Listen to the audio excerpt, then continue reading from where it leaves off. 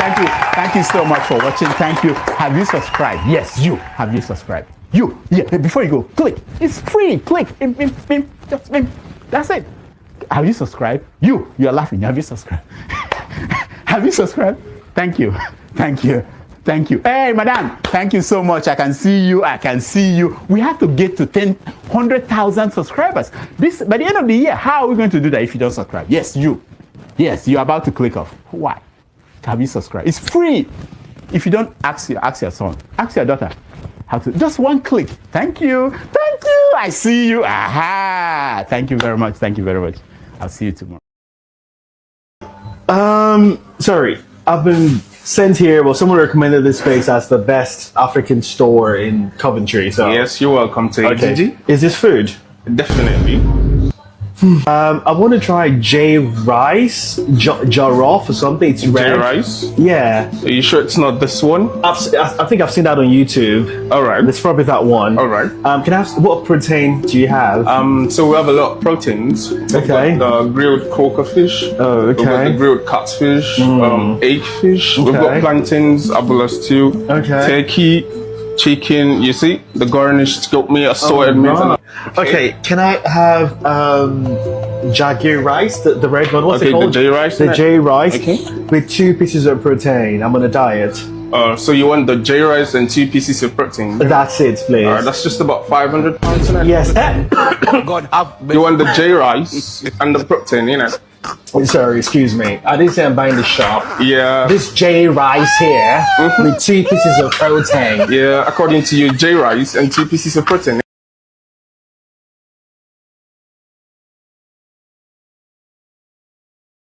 Hello. Hi. Jaggery rice, the red one. What's it called? The J rice. The J rice with 2 pieces of protein. I'm on a diet. So you want the J rice and 2 pieces of protein? That's it, please. That's just about £500. Yes. You want the J rice and the protein, you know? Sorry, excuse me. I didn't say I'm buying the shop. Yeah. This J rice here with 2 pieces of protein. Yeah, according to you, J rice and 2 pieces of protein.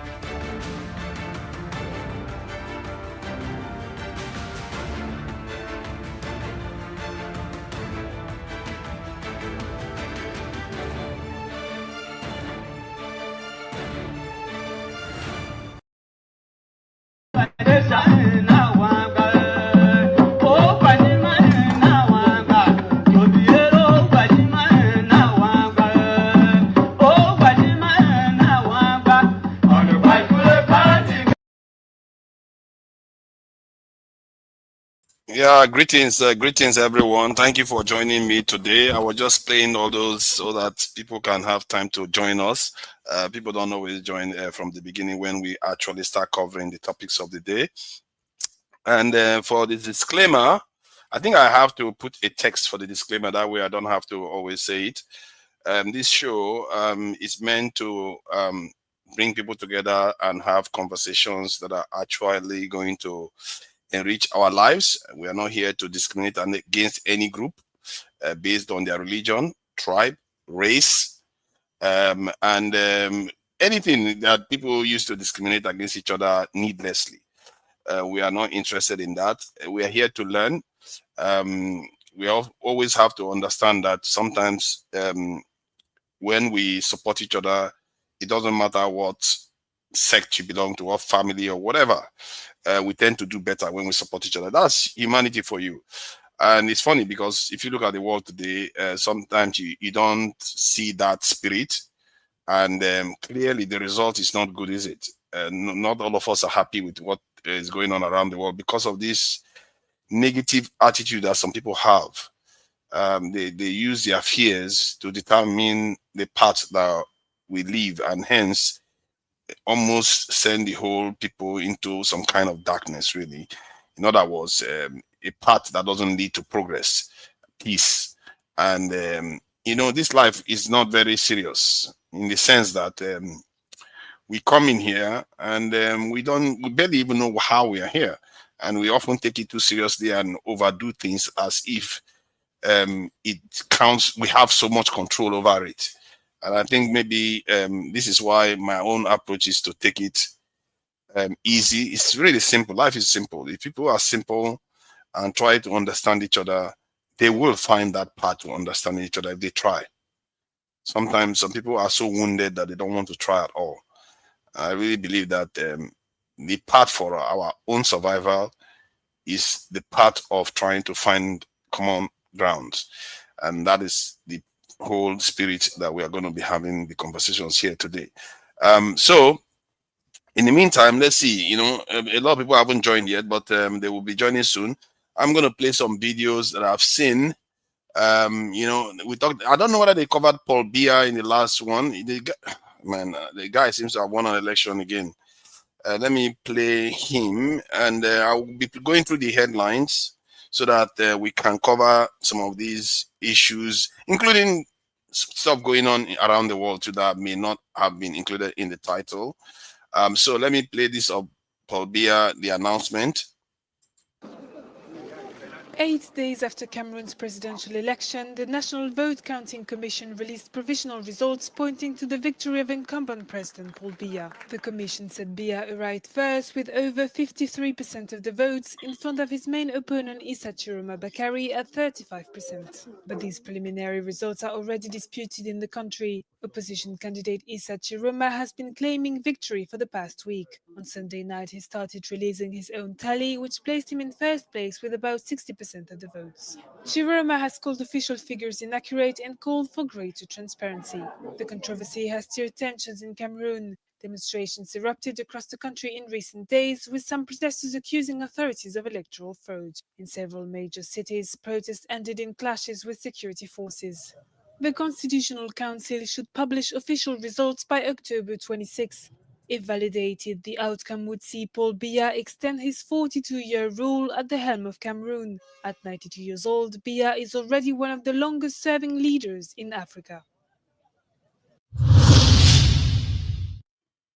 Decisive move to fortify Nigeria's security framework, President Bola Ahmed Tinubu has announced a major reshuffle amongst the nation's service chiefs.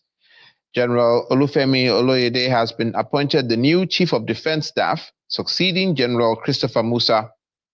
The new Chief of Army Staff is Major General W. Shaibu, while Air Vice Marshal S.K. Aneke now heads the Air Force.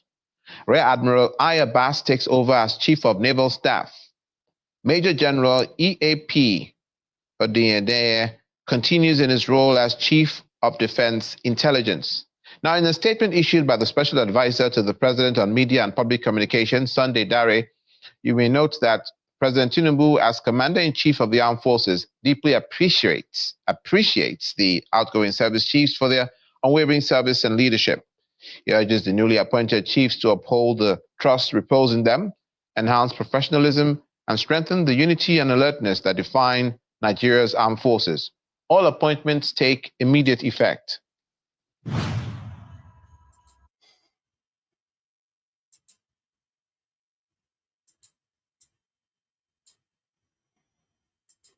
I am now, right now, in Nuhuribadu's hometown. Nuhuribadu. Oh my goodness. It's good to see you. Look at this guy. Your hometown. I am now, right now, in Nuhuribadu's hometown. This used to be my hometown, Yola. This man that put in jail, the general police. You're welcome. He's not the senior officer, his name is there. Wow. We have disrupted everywhere. From Taraba, even on our way here, we disrupted S-Men. We stopped the S-Men. Let's have a discussion about what's your problem. They don't have any problem. The problem is the leadership of the government.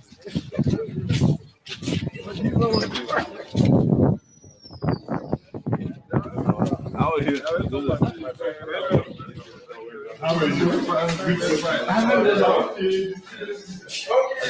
If this particular video is of Peter Obi meeting with the NSA no rebuttal, or anybody in the APC or in the Bola Ahmed Tinubu's government, Sowore will be quick to go to his X account to go and again sell the narrative that everybody, Peter Obi is part of the criminal structure that should be dismantled. He should not be trusted. He is one and the same with them and all of that. But successfully, of course, he is the one.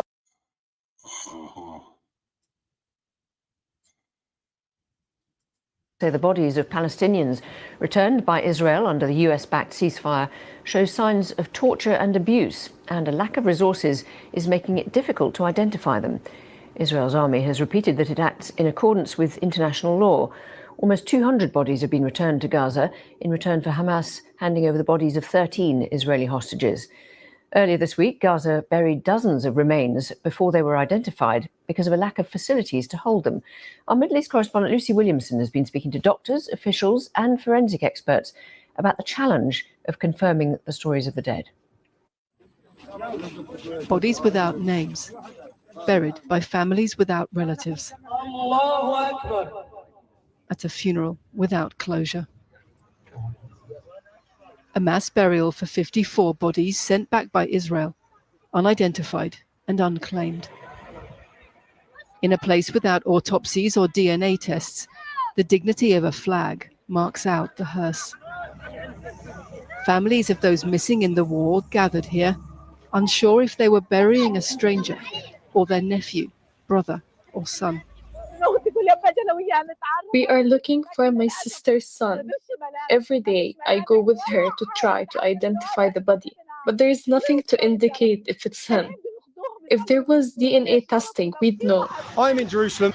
Only some 50 of the almost 200 bodies brought to Gaza's Nasser hospital during the ceasefire have been identified. Unable to carry out postmortems or DNA tests, doctors this week asked families to spot their relatives among the dead, many naked, decomposed, and bearing marks that the forensic unit says are signs of torture. When a person is found naked, with hands tied behind their back, and visible restraint marks on the wrists and ankles, it indicates that they died in that position. Likewise, the multiple injuries, bruises, and marks found across the bodies were blindfolded with bindings around the neck. Some of these photographs show deep indentations and cable ties around the limbs, along with other injuries. But establishing what happened to these bodies before they died and whether injuries are due to combat or abuse isn't always easy. We showed these photographs to several forensic specialists who said they raised questions that were difficult to answer without postmortems. Human rights groups and whistleblowers have told us that detainees held without charge in Israeli jails were heavily restrained, especially at the start of the war. Detainees from Gaza were held when they were restrained and cuffed, and their eyes were covered the whole time. 24 hours, 7 days a week, for months. People developed serious infections on their skin, on their hands, on their legs because of the cuffs. Israel's army told us all the bodies returned to Gaza so far were fighters and denied tying any bodies before release. Israel, of course, adheres to all international law when it comes to any actions inside of the Gaza Strip. These types of reports that come out, it's just more evidence and more efforts to demonize Israel. Gaza's forensic team told us that Israel had provided ID numbers for 6 of the bodies, 5 of which proved to be wrong. The war here may have stopped, but for Gaza's forensic doctors, a new battle for the truth has begun. Lucy.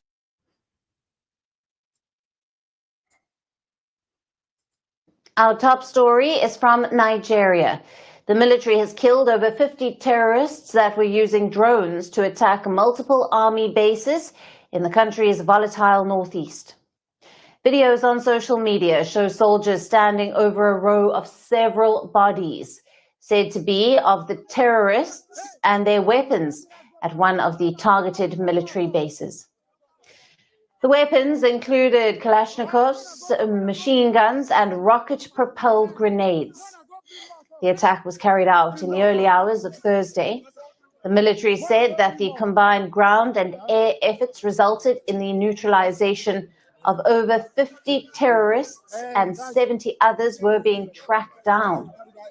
The military said that several soldiers were also wounded in the fighting. Reportedly, the terrorists belong to the Islamic State West Africa province, ISWAP, and they launched coordinated attacks on army bases in the towns of Dikwa, Mafa, Gajibo, and Borno State, as well as in Katarko in neighboring Yobe State. Now, after the terrorists were killed, the military said that some vehicles and buildings were also gutted by fire from drone attacks by terrorists and firing during the battle, especially in Mafa and Dikwa, where a part of the defenses was momentarily breached. Reportedly, the terrorists who attacked the bases in Gajibo and Dikwa had entered from neighboring Cameroon. This shows how northeast Nigeria's conflict has spilled over into neighboring countries. Earlier this month, at least 14 soldiers were killed in 2 attacks in Borno, which were blamed on terrorists. Nigeria is Africa's most populous country. It has been fighting the Boko Haram terrorist group and its splinter, ISWAP, for over 15 years. These terrorists seek to establish a caliphate in the country's northeast, where the conflict has killed more than 35,000 and has displaced around 2 million people so far. Since 2019, soldiers have shut down some smaller army bases and moved into larger fortified garrisons known as super camps in an attempt to better resist terrorist attacks. Critics say the strategy has allowed terrorists more freedom to move around rural areas and left travelers more vulnerable to kidnapping. The use of drone technology by terrorists has further worsened the security situation. In West Africa, terrorists are increasingly using drones, often commercial models, modified to drop bombs or grenades. International efforts are underway to counter terrorism in sub-Saharan Africa. For instance, the US approved a potential $346 million weapons sale to improve security in Nigeria. But despite these attempts, there has been a worrying uptick in terrorist attacks this year. Now, for more on this, we have... Thank you. I think I'll cut it there because it's quite long. It's 11 minutes long.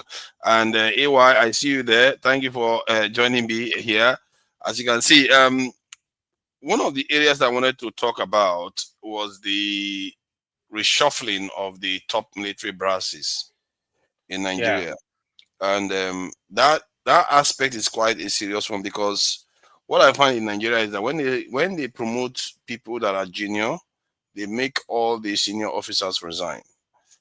And that is not, I find it very, very wasteful, because from what I gather, it costs almost $1 million to train some of these our generals, the training, salary and everything to that general level. And then they just fire them.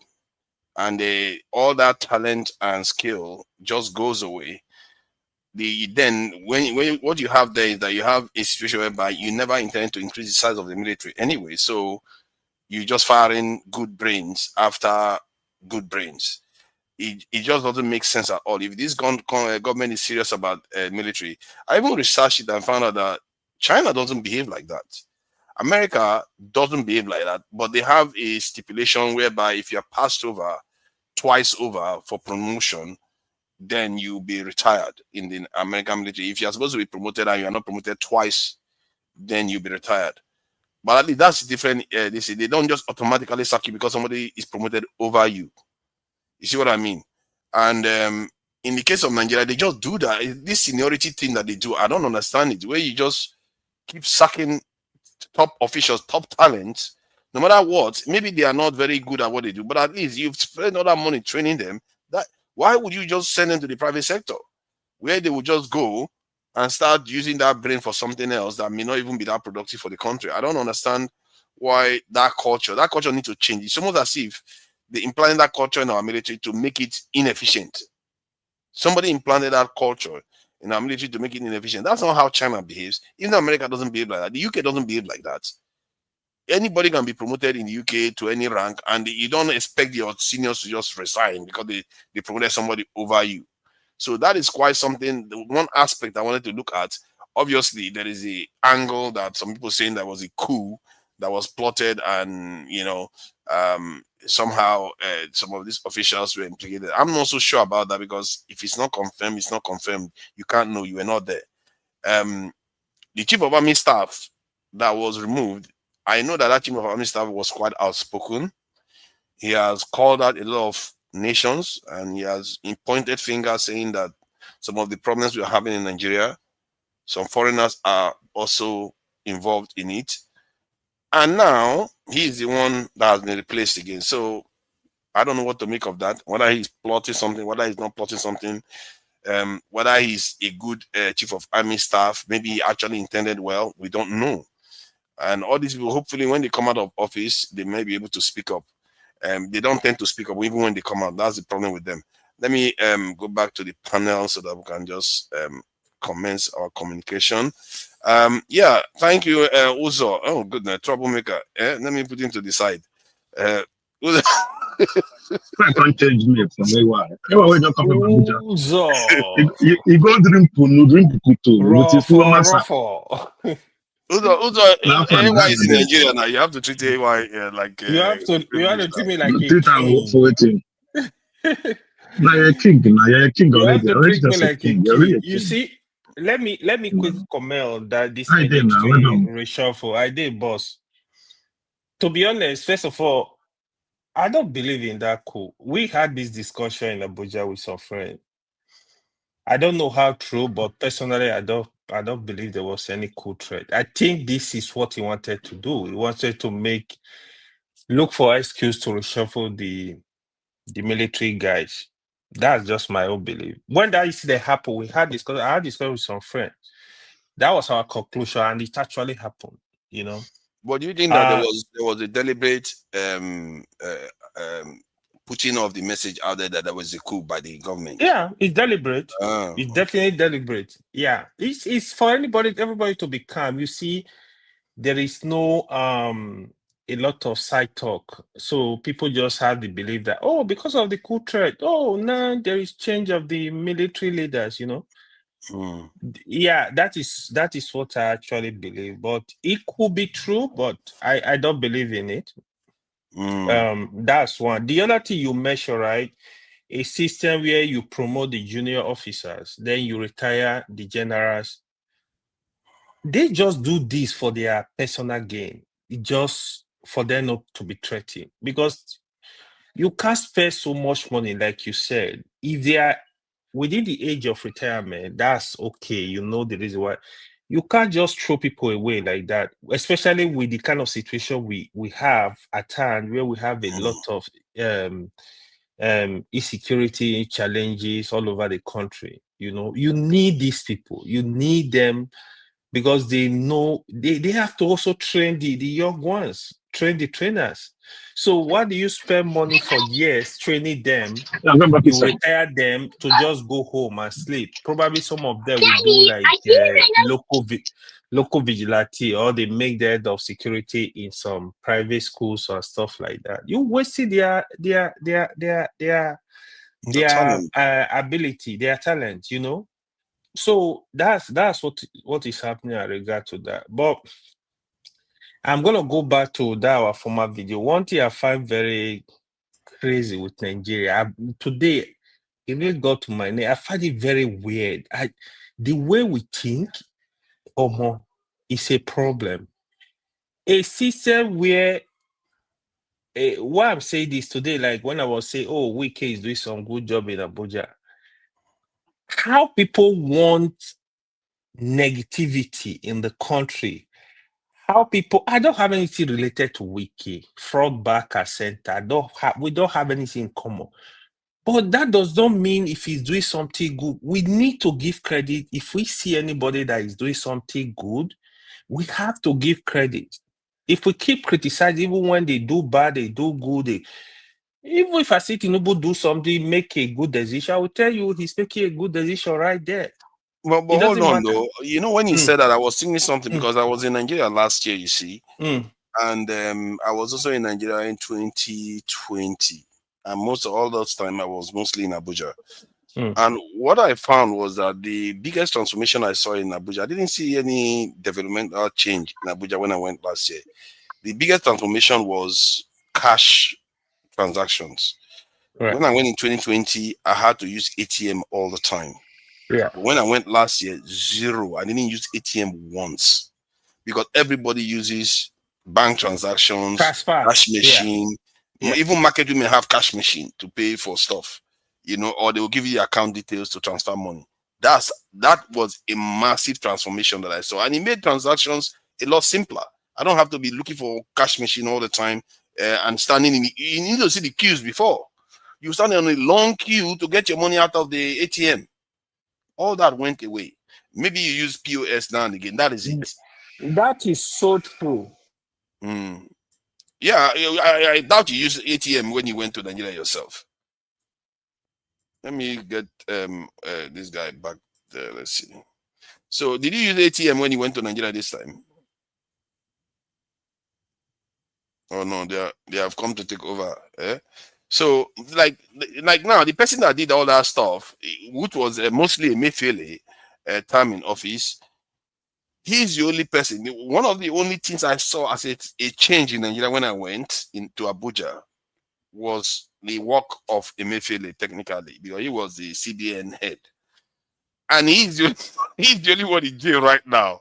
I don't know what the Minister of this aviation did in the previous government, but I'm not sure he's in jail. I'm not sure what the Minister of Roads did in the last government. I'm not sure he's in jail. So, but the guy that transformed the country from what I can see in Abuja alone is the one that is in jail right now. So I know he's probably guilty of something. I can't always say that 100%, but he probably is guilty of something. But he's not the only one that is guilty of something. But somehow Nigeria always find a way to punish the one that actually did some good work. And the point AY is making, I don't know whether it's based on a short-term view, because maybe he went to Abuja 10 years ago and he went now and he saw development. He thought maybe it's attributed to Wike. Because people do that with Tinubu too. They make it look like Tinubu built Lagos. In reality, when I went to Lagos the last time, yes, I noticed that there were a bit more street lights at night in the Abuja area, in the Ikeja area. But I didn't feel like it was totally transformed. Yes, also they look better. So a lot of places look better. But it wasn't like massive transformation. Given the timeline, you should expect that to happen.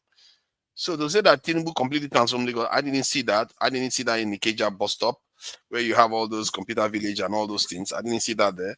So the same thing could be happening. I know it's a place. Look at this one. You think I did not reach a computer village? You know reach Ikeja bus stop. You know reach Ikeja bus stop. Along. How dare you? How dare you? How dare you? If you said what you said now, between airport, Ikeja bus stop to go to Anambra, all this area, and you said this to yourself for 5 p.m. That means you don't reach. No, I reached there. No, I was there. And this in that computer village, that was what year was that? I think that was probably 2016 or so. I was there. I know I was there, and I went to the hotel. Okay, you went there last 2016. You went there last 2016. Yes, when Ambode was in office, and that was the time they voted Ambode out. But that was not Tinubu now. Okay, now it has developed further. Yes, it has developed further now. That's my point. Why do they keep saying that it's Tinubu that did it? I don't like that, because you are giving one person the credit when multiple people contributed to what created Lagos to the way it was. Because even that computer village, when I was in Lagos before I left in 1999 or so, it was already being built. The computer school was already there in that location, and you can see that people were already selling laptops around that area. You sabi something. Now you begin to see that we are natives there. You know, soon I'll start claiming Lagos and they will start crying again. I'll be one of the people that will start claiming Lagos. So we were there when all those things were happening. So I don't understand. You don't go somebody have done. It won't because of somebody have done bad. No, I was there when Tinubu ruled, all right? But when something is bad, it still is bad. Somebody is good, say it's good. It's not very important, all right? You cannot just say somebody is bad or true. No, that's true. Tinubu have bad side, have good side. So let's not very truth. Yeah, so I agree with that. Lagos have a transformation. Lagos have transformation, all right? If not, yeah. Was it under Tinubu? Tinubu started it. No, Tinubu started it. Tinubu started it. But why would you say that? No, but Lagos was already transforming. See, this is what I don't like. It was already transforming. Lagos, when I was in Lagos during that period, I went to computer school. So in the 80s, they didn't have computer school there. But there were computer schools in Lagos, in Ikeja, another area there. So Lagos was always transforming. The idea that he made a remarkable difference, I totally disagree with that, because even when I went to Lagos in 2016, Allen Avenue was even worse than it was the last time I was there. The last time I was at Allen Avenue, I remember during that period when they were burying Abiola, you know, it was during that area that Abiola lives. So I was in those areas. Now I know the area. I was in Ikeja during that period. So Allen Avenue in 2016, that is crazy. Can I blow your mind? Lagos is only transforming in the highways, not on the rural area. So Allen Avenue is rural area now. Yeah, the highways, inside the street, inside where people live, is not transforming. The street is where it is. You may have a point there, like the main roads. No. The main road, like it will say Apapa Express Road, Agege Express Road to Abulegba, to this, to that, transform. But if you pass more than that road, enter inside the main street, they are still the way they are. Yes, they are still the way they are. That's exactly my point. When you want to go to some hotels, there's no light even. Now you have to go through gates to go into the hotel. It's like everywhere is barricaded. It's like, what is that? And that's what it came. Nigeria is barricaded already. Nigeria is barricaded already. So everybody has secured themselves. No, this is why I don't like when people keep saying he was the one that transformed Lagos. No, it's not fair, because a lot of people were transforming Lagos. Even when I was in Lagos, the first time I went to Lagos in the early the 1990s, towards the end, Lagos was being transformed. You can see that. You can see computers started showing up, PlayStations, all those things. We were doing all those things in this. But so far, you let me draw you closer now. You also one of those that condemn set of people. I remember during the time you want you buy a bought a town now. Even now you buy a town now. When that place was not a town, I think some of my friends they bought a house, do everything, but know that place. Today, that place is a town now. Their name is nowhere to be found. All right, they put the street lights, spend millions of naira, make the road, put the street lights, do everything. But today, they changed my way. after developing that place. So Lagos developed because of now you can move from Songo to Lagos mainland in less than an hour. The years back, so Chevron, people that know Chevron bus always leave. We always leave like okay by 4:35. Chevron bus not their home for Songo those area to pick up people. You are getting to Chevron by like 8, 9 in the morning. By 4 again you leave. Before you get home, the kids don't know their fathers. So that's how it was. Don't say sometimes it's gradually converts. No, People that make what it is, not one person. When I was in Nigeria, do you know the biggest transformation that I saw when I was in Nigeria? It was actually in the southeast. Like when I went to Onitsha, when I was going past Onitsha, I was like shocked how transformed that Onitsha road was, because like when you are going from Lagos to Dakot, that area is a dead zone. Like your car, you just be prepared to sleep there sometimes. But completely transformed, and not just transformed. You can, when some area, when you go past some area, you feel the atmosphere. The atmosphere in that area felt like there was kind of energy in the air. There is innovation going on. You get that energy in Lagos. There's this buzz in Lagos, but that Ikeja area, the development I saw there was minimal. I must say, it was minimal. That main Ikeja, see on the southeast zone, that's why some of us are angry, all right? Between let me say before the Abrakata coming of Buhari, all right, Sowore used to be a destination. So they have become a nightlife in Nigeria. People from Lagos come back, they come to the weekend to enjoy their life and go back.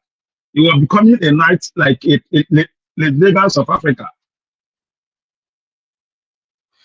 Hotel, people here believe hotels all over the place. All over the place. So that's some of us are still angry and want that thing to come back to the Sowore. People are singing about it. I go to Sowore. No, nothing. It's only hotels. So hotel need to be booked by August every year. All the hotels, the million thousand hotels had already been booked. You won't find a single open in Sowore. All right? By August every year, you will book down. But after Buhari take over, IPOB, everybody start negotiating, things start dying down. That's why most people are also like, okay, let's go back to how it used to be, how everyone used to bubble. Nobody would be scared for anything. Nightlife was no touch. Everything was going smoothly. People were building, development was coming. Thing was like that. That's an interesting point you just made, That's an interesting point you just made, because when I went to that area, I don't think Buhari was just elected. Buhari wasn't in office yet. People from Abuja book hotel Saturday, Sunday. People come from Lagos to book a hotel to spend. So you said something earlier on. So let me put my tongue down. That's why you came. Let me tell you something, all right? I blame Tinubu first, all right? Let me tell you, there's no smoke without fire. No smoke without fire. There's no rumor without truthful about it, all right? Anything rumor have something to do, like something happen. For him, like, you just ask yourself, it just retires chief of family staff, are they qualified to hold that post? That was his answer yourself. These those people, are they qualified to even be a lieutenant in the Nigerian army? They're not. If you watch how the thing goes, by promotion. Most of them only qualified to be a corporal in Nigerian army. But this was someone that this one that he promoted and put them as a chief of staff now. For ranking by the year, by the experience, none of them qualified to be. So you can't even use it to compare China, American. So some of the generals in America, they have fought war. Most of the generals in Nigeria, they only go to Dubai for the training, to stay in the hotel. They don't put their money in their pocket. They don't even train anything. Have you seen a general in Nigeria? They're training. They do get a lot of training. They do get a lot of training. Even medium, middle officers. You need to see the amount they spend on them here. The Nigerian government spend a lot of money on this. No, it's the amount they spend on conferences. This, that, which you can organize and get that conferences. All right, but how many of them have a war training? I'm not talking about this. I know the institution that they go here in the UK, like Cranfield University. They go to Cranfield. They go to some of the best institutions in the UK, like Nigerian military. If they want to, my brother, it's not the same university that my uncle's sons are going. It's into Air Force. It's not the same university studying at the age of 20. Is it? Yeah, Is but it? Is it? you are Is saying so? they are not If qualified. I'm that boy saying come that they are outside, so peaceful here. let me general right now. Yes, No, that's to how they get compare to promotion. people, some people under them, they are not. They are not. No, they don't even got promotion that. I don't like even the paramilitaries, all right? See, I know, I live in Abuja, all right? As I told you, even when Abuja the capital was here, I know all these things, all right? Paramilitaries, you only put your own person there. You don't put somebody who doesn't know. To make a mistake, if we retire all of them and put people that we go to trust, all right? If people go to trust, that's how it works. If somebody else come there, if you're not loyal to him, they're not, those guys are not loyal to the nation. They're loyal to the president. All right. So that's why you can remove them and put another set of people that are loyal to him. They're not loyal to the nation. They're loyal to the president. If one of those guys, Tinubu tell them go and feed the whole village, don't like Udi, about what John did. They'll go and feed the whole village. They're not loyal to the nation. They're loyal to the president. Chief of command, which is the president. That's who they are loyal to. So don't say that even the paramilitary. My sister is supposed to be assistant controller now. What they do? They retire him 2 years before retirement. He's at home collecting salary. You know, it's not my point. They promoted people under him and retire people that supposed to go. So now what happened? Promoted people that is oddly years back. They were promoted to the rank of becoming a controller and retire those that have to that rank. No, they're not even good for retirement. They retire all of them, go down, retire all of them, bam, promoted the new one, so that those new one can climb to be the controller or whatever. That's how it works. So I don't blame Tinubu. If it's me, if I enter the way Nigeria is, Africa is, anything can happen any day. It's not in Western world that it won't happen. It can happen every day. I will people that are loyal to me, I won't put that not loyal to me. What is going on in Africa now can take place. So our people that like to me will not do that. That's the problem. So let's see it that way. Let's see it that way. That's my point. I can agree with you on loyalty. My issue is that we have so many talent, so much talent that we lose at the top. Given that Nigeria don't have the resources, we spend so much money training all these people, and the way they sack them and just relieve them of their duty just because you promote some other person, it's ridiculous. The Chinese don't behave like, as a matter of fact, quite a lot of militaries don't do that. They don't necessarily say automatically because they promote somebody over you, you resign. I don't know why they do that, because these minds, you need them for the nation to be able to serve the country, but instead they just remove them because they feel like, so can I ask you now? Can I ask you now? Can I ask you now? Can I ask you now, right? I'm a wing officer, right? Working on that they promoted you to a let me say a top officer commander, right? And they might be then now they promoted you above me. So they want me to be listening to you. Yes. So the best way for you to go down, let that person you know. said it yourself. But in Nigeria, it work like that. No, it can work like that in Western world. But in Nigeria, it can't work like that. It can't work in Nigeria. Why not? Why not? Have we you know, if we stay, yeah, because they are serving. They are serving individual. We need to break this up. You know, we need to break this up. Yeah, yeah, we got to break it up, man, and move on. Okay. Let me bring Tony in. Tony is next. I think it was AY, but AY has been taken over by family obligations. I thought he was in Nigeria, I guess, but it's all right. He's got family in Nigeria too. Welcome to join us, Tony. I really appreciate you coming in today. We were talking about this shuffling of the service chiefs, and I understand the need of any leader to have people that are loyal to them. You don't want to be, having, especially in the military where people are not loyal to you. But I've always had issue with the way the Nigerian military retires talents. Maybe because of my bias that the Nigerian military should be larger than it is. But instead of retaining talents that can train new people to come in, they are busy firing them. Nigeria right now, the maximum capacity I think we can actually train per annum is about 12,000. And we have this massive security challenge. And you're busy sacking brains that you've taken millions upon millions to train. Is that not very wasteful for a country that is talking about being strapped for cash? Yeah, good evening, forefathers, and good evening, everyone on the panel and those listening. Yeah, you asked a very, very relevant question.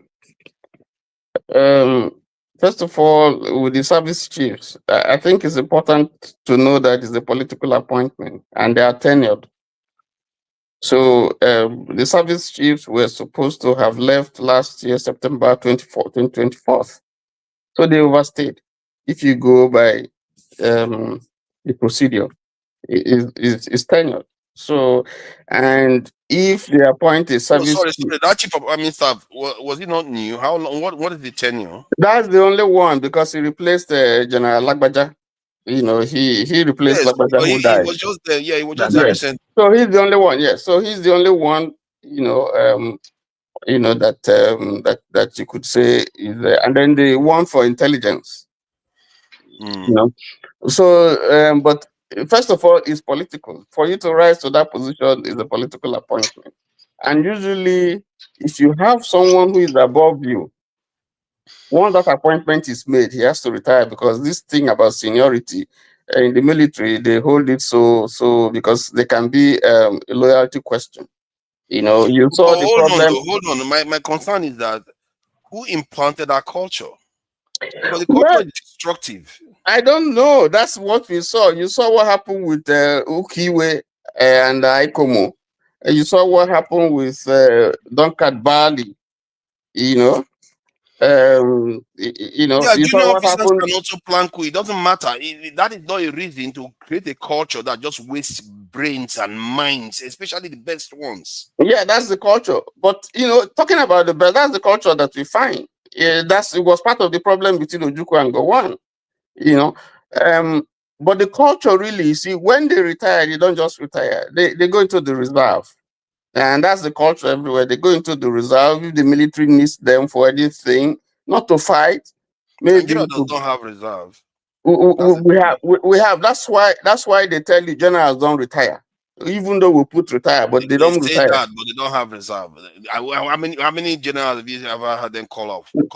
Well, you don't know what they do. You don't know what the army does with them, particularly when there's an emergency in terms of advice, in terms of guidance, and so on. You don't know. Some of them actually go back to training, go back to the training school to lecture. Some of them, become consultants. Training and so is forth. one thing, but reserve is a totally different. The reserve, I'm not sure whether they pay reserves, and they actually call them up for war when the time for war or anything comes. No, not in that sense. Nigerians don't have that. Not in that sense. We don't have them in that sense, but they are still reserved. Not that they don't. It's not the way it is applied. In America, for instance. But they are there. They are not reserved. They are not.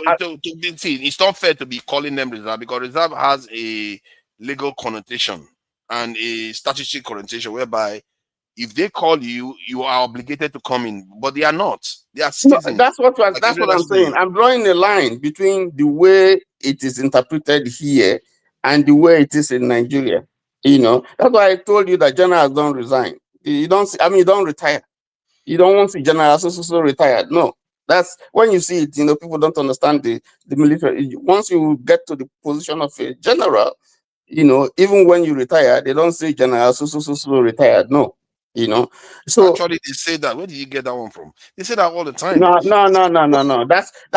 That's a journalistic jargon. You can cross check it. Once you get to a general, General T.Y. Danjuma, and even though he's retired. Yeah, even we have a general our family once he too retired. So they do have retired status. They go into the private sector. So I don't know why you are saying they are not retired. They are. No. That's that title. This thing, General so retired. That retired is not supposed to get there even when you leave the army. That's one. You can ask anybody; they will tell you. But sometimes you have that. It depends on context. It's like president, a former president. They will always call them president, but they are also former president, depending on who is talking about. No. That's a different thing. But that's beside the argument anyway. But you can cross check that. So the problem with the Nigerian military is that there's politics has gone into it. And that's what Obasanjo tried to sanitize.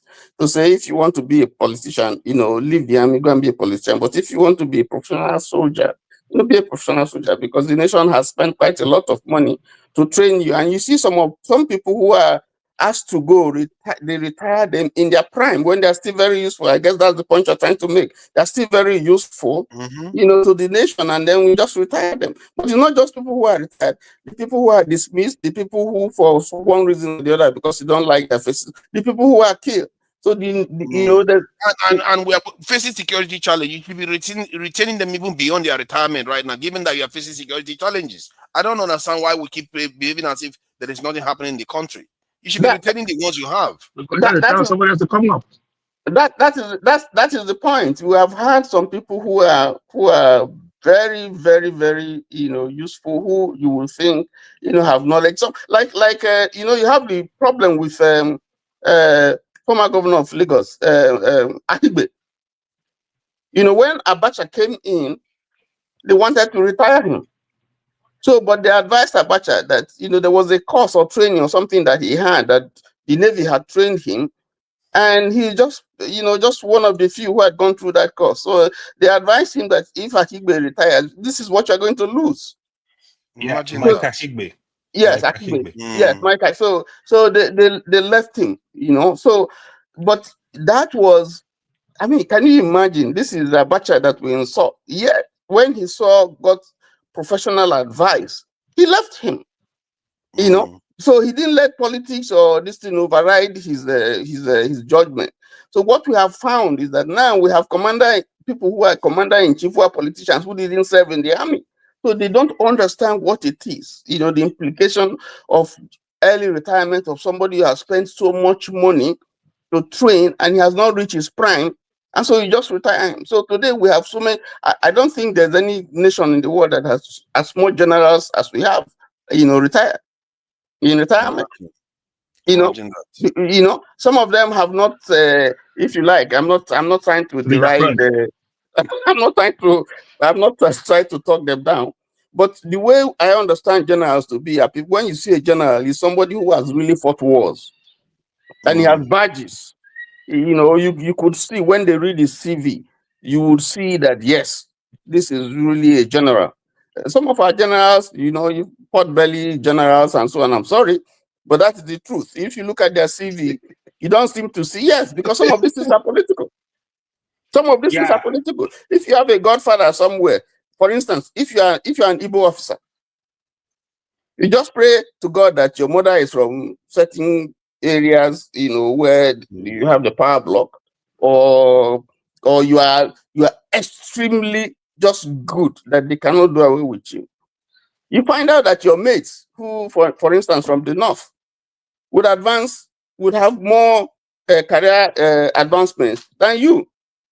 So that you find out that by the time the Igbo man is becoming a commissioner, is due for retirement. But the other guy, who you enlisted together, he probably will be commissioner with you. You are already retiring, he's younger than you. He still has prospects in terms of years of service. So he moves up. So you have to unblock, you have to remove that thing that retards people. And give everybody. But among the service chief, one name sounds like a Southeastern name. Yes, INEC. Yes, that's for Air Force or Navy. Actually, the whole geopolitical zone, there is representation. See that thing about Nigeria. This is the first time.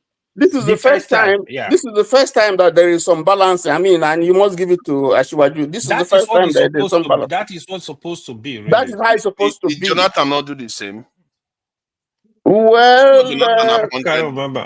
different groups. I think Jonathan, Obasanjo, I can talk about Obasanjo. Obasanjo did the same. Obasanjo was, Obasanjo was always playing. Yes, Obasanjo, you're qualified, you get it. No matter where you came from. Obasanjo didn't play this ethnic politics or whatever that he played. I don't think Yar'Adua did it too.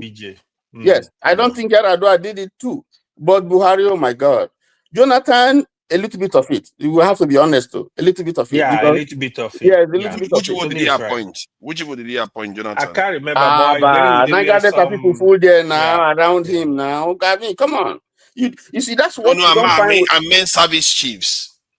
I'm talking generally about this politics. you know, of my people, you know, my people. Yes, I don't know how many South people that were with this. You need to go back. No, see. When I look into his cabinet, they tend to be Southwest, Southeast, and this. You know, he inherited. First of all, he inherited some of the structures of the late president. So some of them stayed on. Yeah. Yes. The Percy I know for sure from 1990 day, you will still give credit to not only the service chiefs, even in terms of ministerial appointment, general appointment, give it to OBJ. Correct. Is government represent true Nigeria? Does it care? Yes. You can accuse him of anything. You can accuse him of anything. You cannot like tribalism. No, if you are discussing election now, we say don't mess up Obasanjo where I am. But when it comes to this issue, I give him a lot of credit. Yes. That is true. But Tony, if he said, let me remember, if he said Jonathan Kanagua, right? I still remember appointment was made on region basis. All right, I still remember to someone like in customs, I think remember like General Buba, not to be the general customs, but he was like the general of the region he came from. Most of them from Nigeria that I did start, they all made appointment by the regions. All right, during the Jonathan Ayaradua time.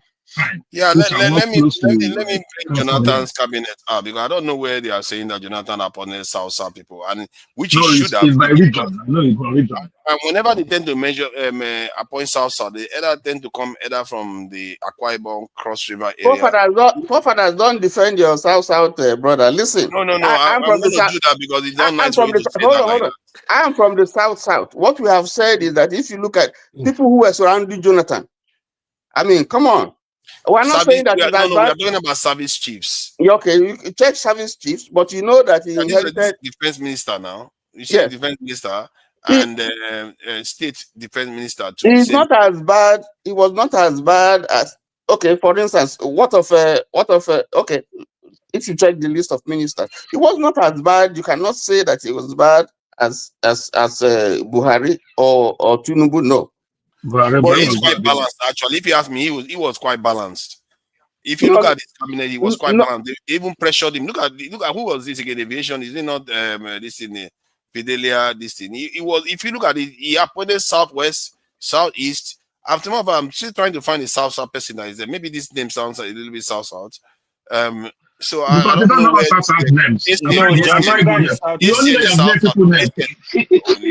at that. He started that. The South. I just found what South there. That's a Calabar name, if I'm not mistaken, or Akwa Ibom name. So yeah, I think he was more balanced than both. Actually, he was more balanced than both. If you ask me. No. He was not more balanced than Obasanjo. He was not more balanced than his most. I don't know about Obasanjo. I don't know when what Obasanjo did. But probably that was he's still primary school there. So in 1999, let me say this. To be honest, give it to him in terms of those appointments. Give it to him.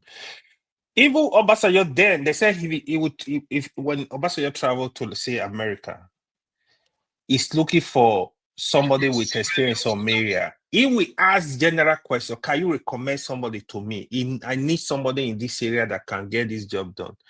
Obasanjo was very open. I don't know where he got it wrong. I know in terms of election, Obasanjo, if he does not let everybody in your state vote for you, he will rig the election. He doesn't care. But when it comes to those appointments, I still give him credit today. In terms of autonomy, I think where he failed was power. If he solved that power problem, I think the rest would. I think that if I was him, I would not have focused on telecommunication. I would have focused on power because he focused on both. That's not only on power. He was high-handed. He was high-handed. So he was high-handed. Yeah, I will say that. Yeah, I will say that. He was high-handed. So at some point, he just makes it. You know, telecommunication is different from power in the sense that telecommunication, he opened it up. He gave people licenses. So for power, he wanted power to stay with the government. You know, Obasanjo, in my estimation, is one president that had all it takes to turn Nigeria around. Absolutely, 100%. You know, but we missed that opportunity with him. Yeah, you know, 100%. we missed that opportunity. Looking back now, I'm sure he would actually be worried that that he didn't do as much as Nigeria supposed to have a turnaround during OBJ. Don't forget, OBJ was also tough. So he has the that military power still with him. Like, he was very tough. If Obasanjo needs something, he's gonna go for it.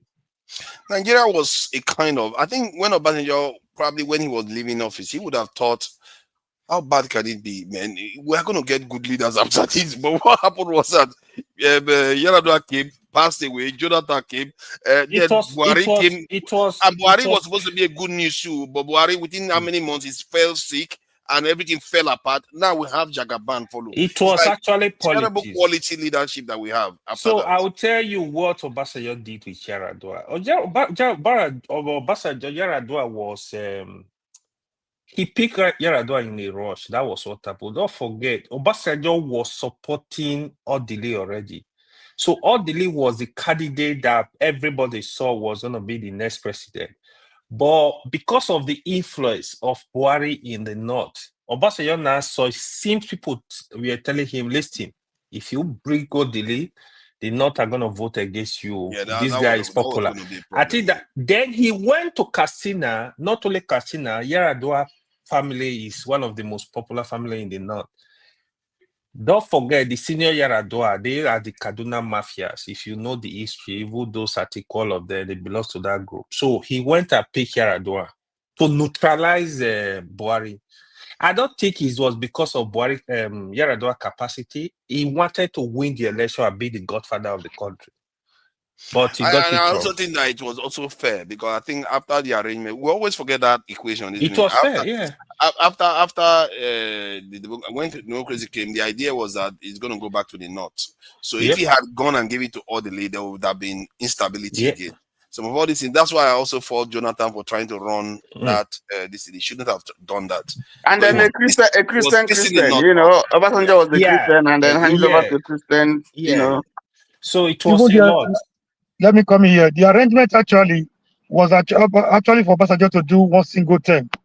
That was the arrangement he had with the military hierarchy and those that brought in. IBB. You know, when he got there, he didn't even stop at second term. He wanted, in fact, a third tenure.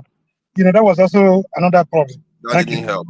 So who is next? You know, AY retired early. You know, he went for family business. He came back. I'm here now. Now he's talking again. All right. So, but I think we've covered the idea of the wasteful nature of, you know, having our top military brass retire. I think Tony wanted to slip in that they were serving as reserve. No, Nigeria doesn't have reserve. Don't even go there. We don't have reserve. Go and check it officially.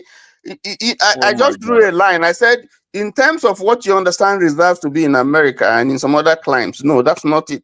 But they are there as a start. You know, they have a Nigerian Army resettlement, something, you know, which is an arm of the military. And these are retired people. So they use them for quite a lot of things. Some of them are working in Defense Industries Corporation. Some of them are professors there lecturing. Some of them are consultants and so on and so forth. So they are reserved sort of, but not in terms of going to war. But not reserved. Now, all militaries have that nature, that thing you're talking about, where you have private citizens that work with the defense ministry and all that. But they are not reserves. Reserves have a legal duty to defend the country when the time comes. Yeah, they are contractors. And I think it's a waste, because we spend so much money training them, because you promote one person, then this egotistical thing that we have in Nigeria, it needs to go. I don't know where we got it from. Where we like, they promote somebody, oh, how dare that small boy? What is that small boy? You are there to serve your country. Your country is a small boy now. Your country is responsible for creating your grandparents, your great-great-grandparents. No, Father, can I correct that impression? He just Tony just told you the genesis of this whole thing. It's naturally so. That was the major tension Ojukwu had with Gowon. The issue, the problem of loyalty. You can't be loyal to your junior officer. You can't be taking command in the military. You know, somebody that was ahead of you because of one thing or the other. Now that you are in charge, they don't see it normal to be taking command from a junior officer. That was the biggest problem between is that not an error of judgment? Because you it's not forget error, that it's you're not not an error. serving yourself. You are not It's their serving yourself. culture. You're serving your nation. Your nation is greater than you. You see, that's why Major General what's it? The Yoruba guy after Bironsi was killed. Me, I cannot do it. You'll be Ogundipe. surprised. That's what happened to Ogundipe because when he gave instruction, you are serving the nation. You're not serving that guy. You remember when you are going to the military, somebody's ordering you. It's not about him. If you think that guy is only about that guy, then you've lost the point of why you are there. How do you come? Most of those guys, Fofana. Let me blow your mind. Let me blow your mind, all right? Some of those guys is not giving their intention to serve the military. I've seen a position, a military officer picked people from his own town, promoted them, sent them to school, promoted them to a rank of a lieutenant, to a rank of even a major before he retired. All right? It's not some of them not intention to be the military. But you say you want that general reserve that every year package will be coming their own side. Because when you put like 5-10 people at the top officer, you got people in there, you can walk into that bar like any day, anytime, and go out as much as you want. So that's what is killing Nigeria mostly. Most of those guys, as I told you, they are not even qualified to be there. But they are there. The pledge that they are taking is to the country, not to their senior officers.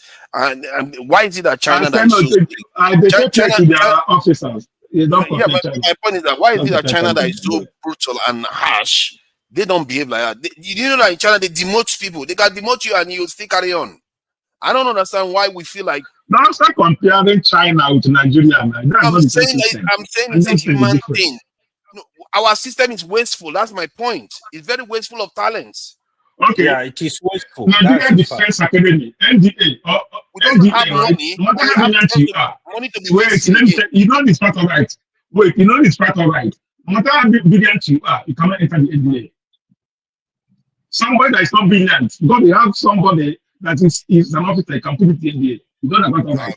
So you can enter NDA if you are brilliant. If you are brilliant, you can. No, after everybody will know that here. Everyone know that here now. Everyone know that here.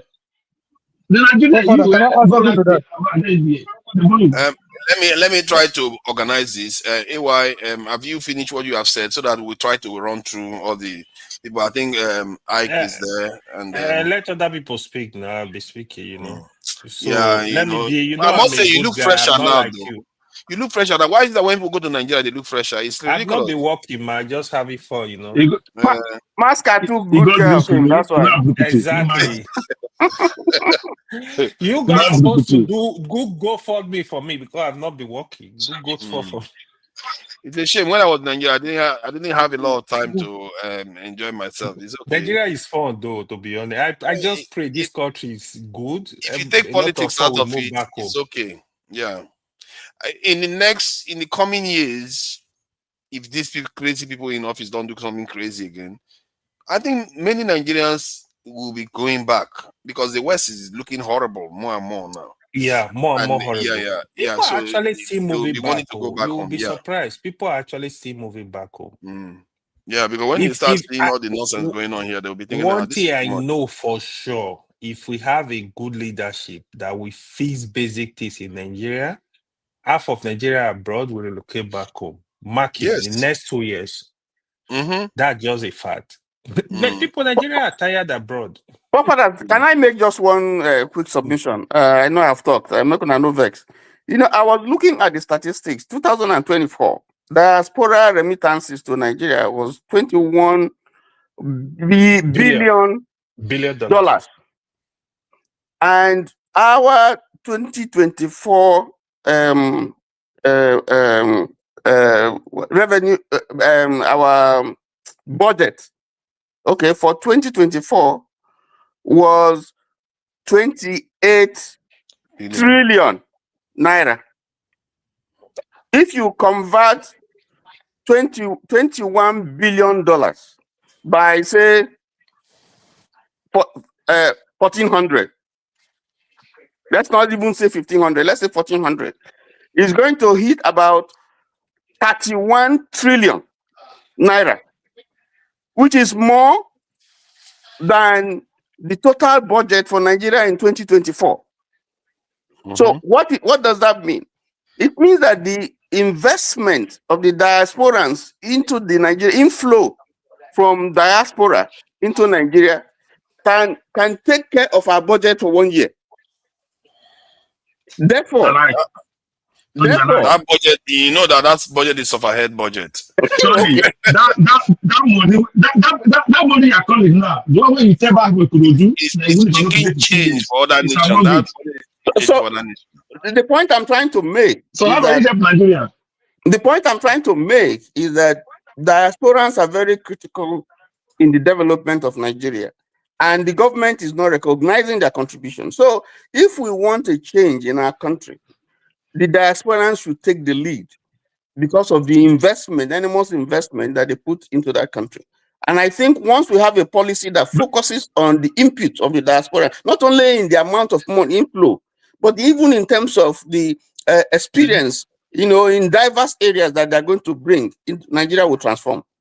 I think part of the problem with that happening is because the politicians are playing a very, very, I don't know what a devious game, whereby they divide the people. Hence, the diaspora tend to be divided already before they even start encountering Nigeria. Because if you go online, some of the most divisive people that talk about Nigeria are the ones overseas. However, we can't even vote. We put in that kind of amount. We can't even vote. No, I agree with you. Now, I was talking about, wasn't it last week we were talking about, if you don't have money, we that are in the diaspora, we keep sending money to family every month, every week, trying to assist with what's going on.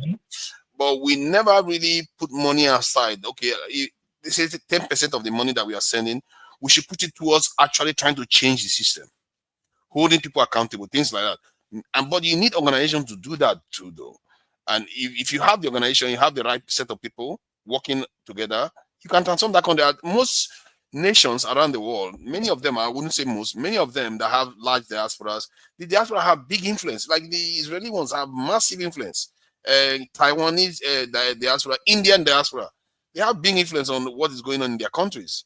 The Chinese one, they used to have influence before, but China has grown beyond them now. If anything, China is sponsoring the diaspora now to buy companies in the West, influence the West, and all kinds of different things that they are doing. So we have not even started. We've not even started at all. Well, I thought you wanted to organize so you can go round. You can't be talking from beginning to the end. This is one problem with your show. You say you wanted to organize so you can go round. You can't be talking from beginning to the end. Yeah, I'm talking now. You see, when Dr. Dame is talking, you don't interrupt him. No, he doesn't behave like this. How do you know that? Make it orderly. Let's wait from. You already asked me where it was done. I thought we were going to the next speaker. I was about to do that, and he spoke, and I want to respond to what he said too. So you can't be responding to everything. Hold on. You can't tell me how to moderate, okay? I understand your frustration. There were people here before you too, so I don't know why you are rushing at the moment. Oga hasn't said much about this. He came early too. Welcome, Ike. You saw the news about the coup and about the way they retired, or it kind of reshuffled the top brass in the military. I consider it quite wasteful. I can understand why somebody wants to have their person be in such sensitive positions, but is it not wasteful with the way they keep retiring all these people that they spend a lot of money to train? Has he fallen out? Where is he? Has he gone out? Okay, let me bring in. I think it's Omori next. Or is it Jide Omori who came first? I'm not so sure. I think. I mean, you can talk to me. You can talk to me after. You can talk after, then I'll speak. Okay, so Omori, the question here, I think he fell off. He probably is going to return. About the military, how they reshuffle them. Do you see any issue with it in terms of the way they retire our top brasses in the military? I've always found that very confusing, why they always retire them because they promoted some other person that was junior. Given that Nigeria needs security seriously, why did they retire them? Why didn't you just reassign them to something else? All right. Greetings to everybody. This is a very good question. Retirement is even an understatement. It's even a good one. If you you can trace this thing back to when politics crept into Nigerian military. So the professionalism in Nigerian military became diluted, highly diluted. And that leads to a lot of lack of trust among them. Retirement is even good. That was if they want you to stay alive. Remember how many people, how many brilliant soldiers they loaded into aircraft and set bomb on it? Have you forgotten? So they would just, if they perceive you as an enemy, as not loyal, either they frame you up by phantom coup, by way of phantom coup for execution, or they find a way to lock you up forever, or they bombard you. You know how many times the number of young military officers that were bombarded on air. So if you're talking about retirement, it's even a good one. That is, if they like you, they love you, they don't want you they want to send you into extinction. So in one word, you can talk of the bringing of politics, or the replacement of the replacement of professionalism with politics in Nigerian military. That was the genesis of what you have today. And that is started. It has been there before, but it got worse under IBB and Abacha. That's all I have to say. So, do you see any positive to the appointment that he has made? Do you see any potentially good officer out there that can make any difference to the Nigerian security situation? No, they don't do it because they want you to be safe. They don't care. See, this is one mistake we make about our leaders every time. We think they care about us. We think they sit down to protect us. We think they are there to take decisions. Their safety, their protection, overrides the national security. They're not doing it because they want the people in Jos, people in Plateau, people in Kwara to be safe. We have to get this point right. So, the first day this issue came up, they were like, I think the news was from Sahara Reporter. Somebody came here to say, even if it's true, so long as it's coming from Sahara Reporters, it's a lie. I'm like, because it's coming from Sowore, so it's a lie. So, you're not surprised that in the first place, the October 1st ceremony was cancelled at the 11th hour. They didn't give you notice, they didn't give you any reason. There were already preparations for everything. So for every rumor you get, there's always some element of truth. So if you might not like the person that is breaking the news because you hate him, but he has more information than you do. He has more contact, he has more sources than you do. You might not like his own style. So when that October 1st was cancelled, arbitrarily without any excuse, people were not asking questions. We don't ask questions in Nigeria. We take everything from our leaders, hook, line, and sinker. Even when they are sick, they tell us they are well. We believe them. They're not accountable to us. So, are you not surprised now with the series of happenings around? The Sahara Reporter wasn't far from the truth. You might not like it. It might be phantom. It might be real. It might be a cook-up story. But there was nothing. There was something going by what happened on October 1st and what we are seeing right now. There's a nexus between what Sahara Reporter was saying, that there was a coup, there was an attempt. In fact, some sources have it that they wanted to eliminate the president and vice and some other persons in power. But whether we believe Sahara Reporters or not, the series of things, of events, that has been happening thereafter, give credence to what Sahara Reporter was trying to say. There's this other analysis, which I also find to an extent quite credible, because I don't see any leader except that leader. The coup plotter is like Buhari Idiabo, whereby to get rid of a southwestern leader at this moment by northern officers in any way would trigger a serious backlash. Secondly, some people suggest that maybe this officer, especially the chief of army staff, quite outspoken, and he appears to be quite charismatic to a point. If they wanted to remove him, this was the way to say, okay, there was a coup, and so we are not sure of anybody. Let's just reshuffle the whole thing. Some people feel like that is what is happening, and if that is true, could that be a plant? That information that they planted with Sahara Reporter, that okay, there's a coup. Could that be a way to excuse the action that you are seeing now? We don't know. This is the problem with all these things. Except we saw the coup was happening and you saw the military were announcing, That's when you truly know. But right now, we don't see anything. Look at what happened in Rivers State. They said Fubara was the one that caused the pipe explosion. It turned out that the pipe explosion was barely nothing. And yet they removed him from office, or at least suspended him from office for about 6 months. So you see what I mean? So you can't, this government, the way they move is like smoke and mirror. You can't always be sure. You know? Yeah, let me come in there. Depending on what they try to achieve. That was why I started by telling you their judgment, the assessment of security is not based on what you see as a national security. If the position of the president, you made mention of the chief of staff. It wasn't the chief of staff. You were trying to refer to the chief of defense staff, talking of Christopher Musa. So, if they were not, that guy was granted too many press interviews too. Maybe the government of the day wasn't comfortable with that. A lot of things he said were not supposed to be coming from him. That's supposed to be the responsibility of the information minister or some other persons within the cabinet of the. So when they feel he was talking too much, he was granting too much interview, and they were not comfortable with that. And don't forget, it's also from a lot of people have the impression that this is a Yoruba, he's trying to Yorubanize the whole thing. If he wasn't comfortable with that, if they couldn't trust him at a point, they can do everything to remove him. Whether Faton coup, whether whatever, they can bring any allegation up just to show him the way out. So it's not about what you think. It's not about national security. It's not about trying to get more security in Plateau, Kwara, whatever. It's about their own protection. That's all I feel about it. They can say anything, to achieve what they want to achieve, depend on what they're trying to achieve. So, I always said that, I would trust you even more than I trust Sowore. It's very ironic, isn't it?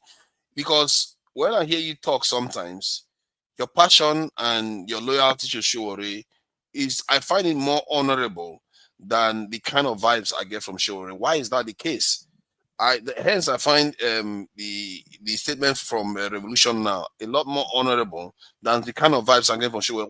Why do you defend Sowore so much when clearly this guy seems to be a little bit shifty in some ways, and the people that he hangs around with?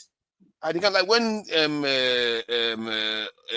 Okpegolo Ovie was telling you about the kind of people that funded him in the early stages. Why do you feel so strongly that this guy, all these people that hang around him?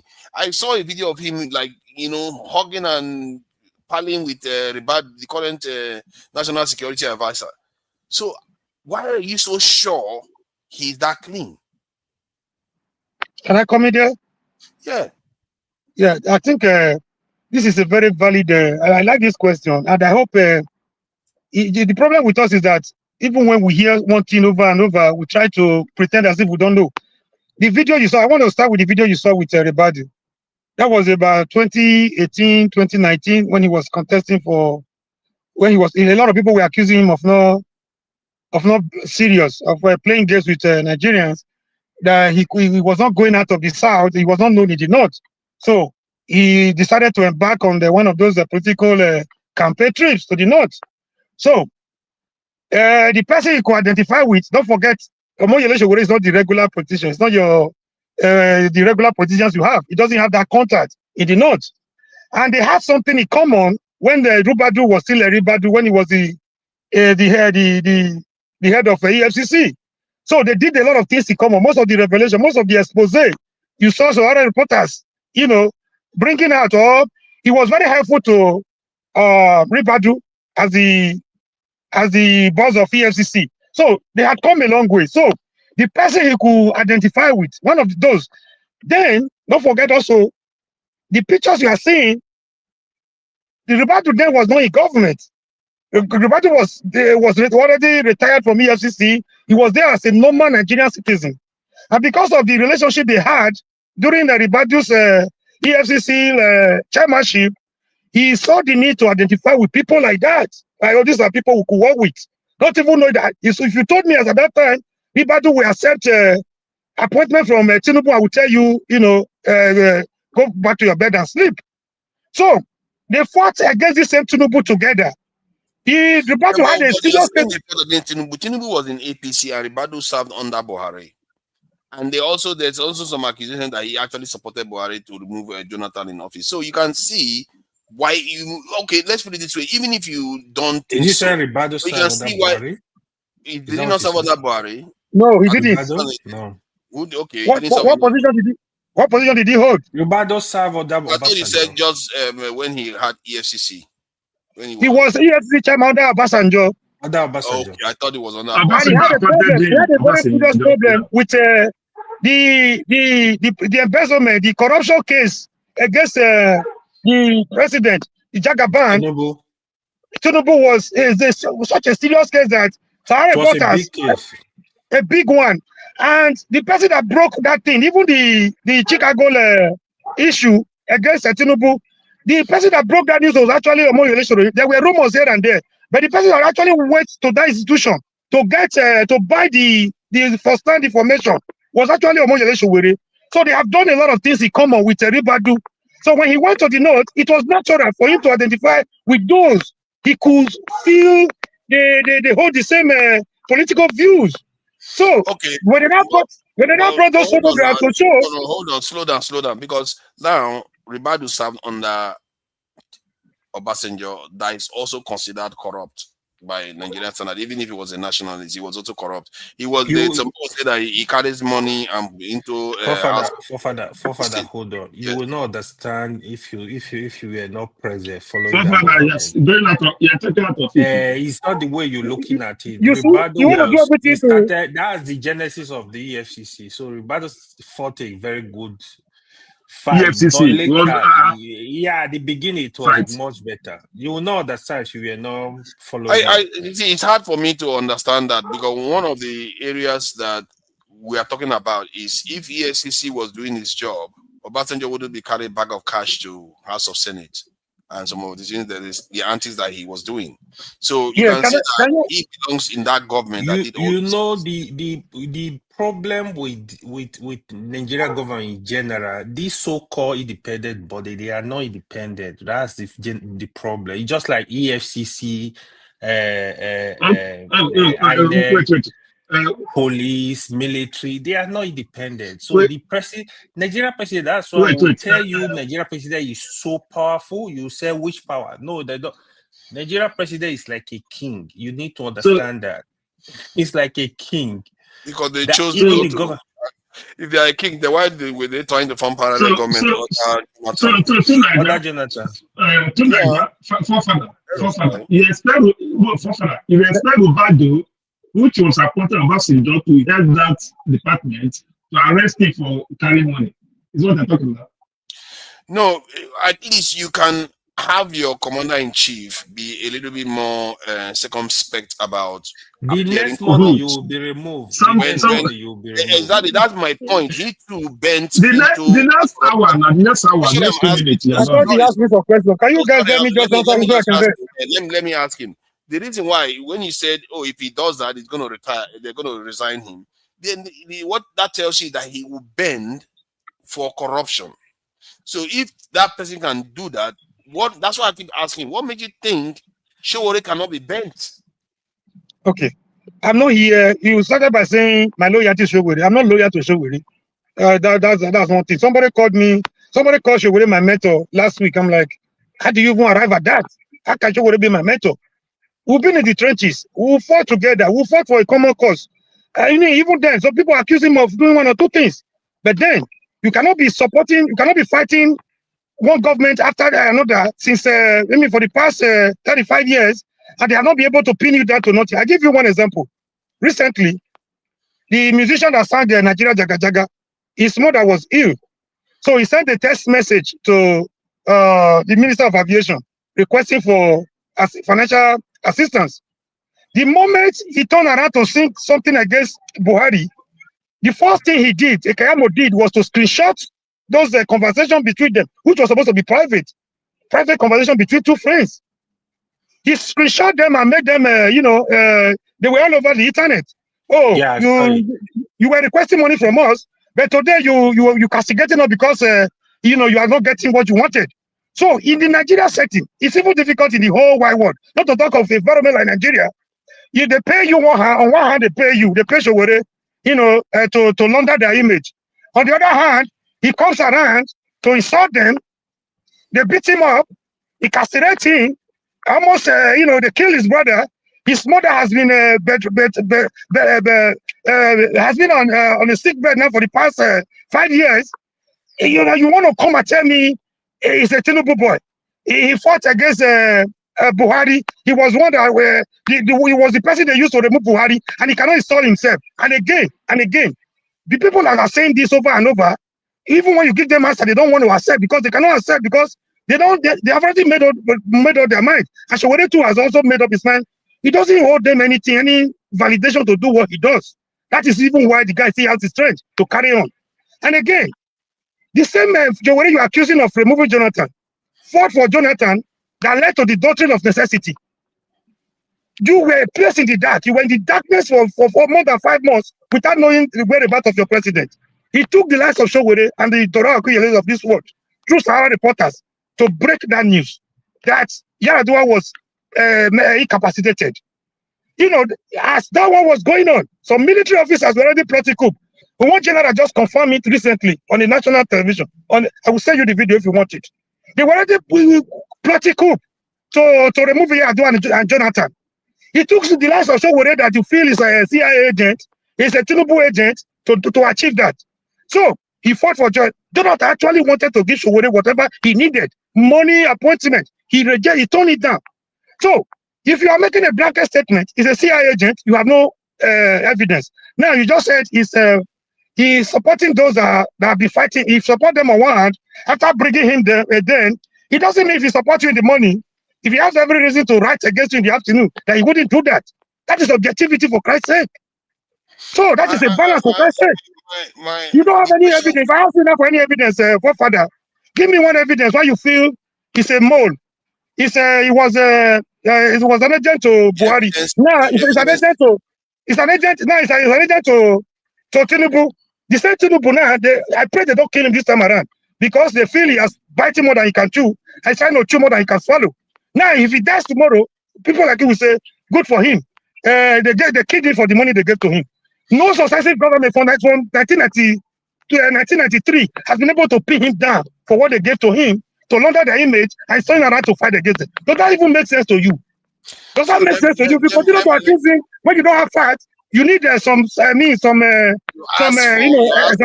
Ask for evidence. If you ask for evidence, then somebody, Ovie did try to present it the last time when he said what Ovie was saying was nonsense. It was nonsense. Let me tell you. I say you are loyal to him. Can I answer you? Ask me a question. I want to answer you now. I'm going to that.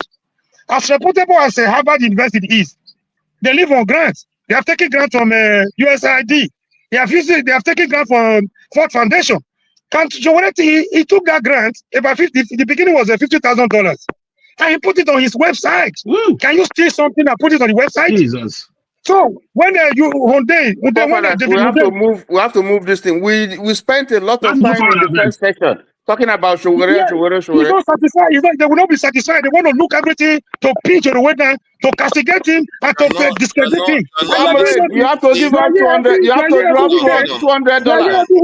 You are here every weekend. Drop talking on social media without making it pertinent. Hold on. See, try to listen to what people are saying to you. That's why you often have disagreements with people. What people are saying to you. See, when we look at Charlie Kirk and when he's funded, it doesn't mean they will hide the funds. Just because they put the fund on the website doesn't mean he's not compromised. Those people that give you money, they give you money for a reason. Is it a crime? Is it a crime to take a grant? No, my point is that they give you for a reason. You are serving a purpose. And what is the reason? What do you think is the reason? The reason is for him to do certain things that he's doing. It's like what? It's like what? Don't make a blanket statement. No. Let me give you an example. Be specific. Be specific. Let me give you an example. Like saying some of the things he's saying, like revealing some of the stuff that happened with Jonathan and were they false? Were they lies? Were they truth or lies? That's my point. It gives them credit and you support it, but it doesn't mean they are showing you everything that you need to see. That's what gatekeepers. So you should have turned the other way. You should have turned the other way when you saw corruption in Jonathan's government after helping him to achieve power.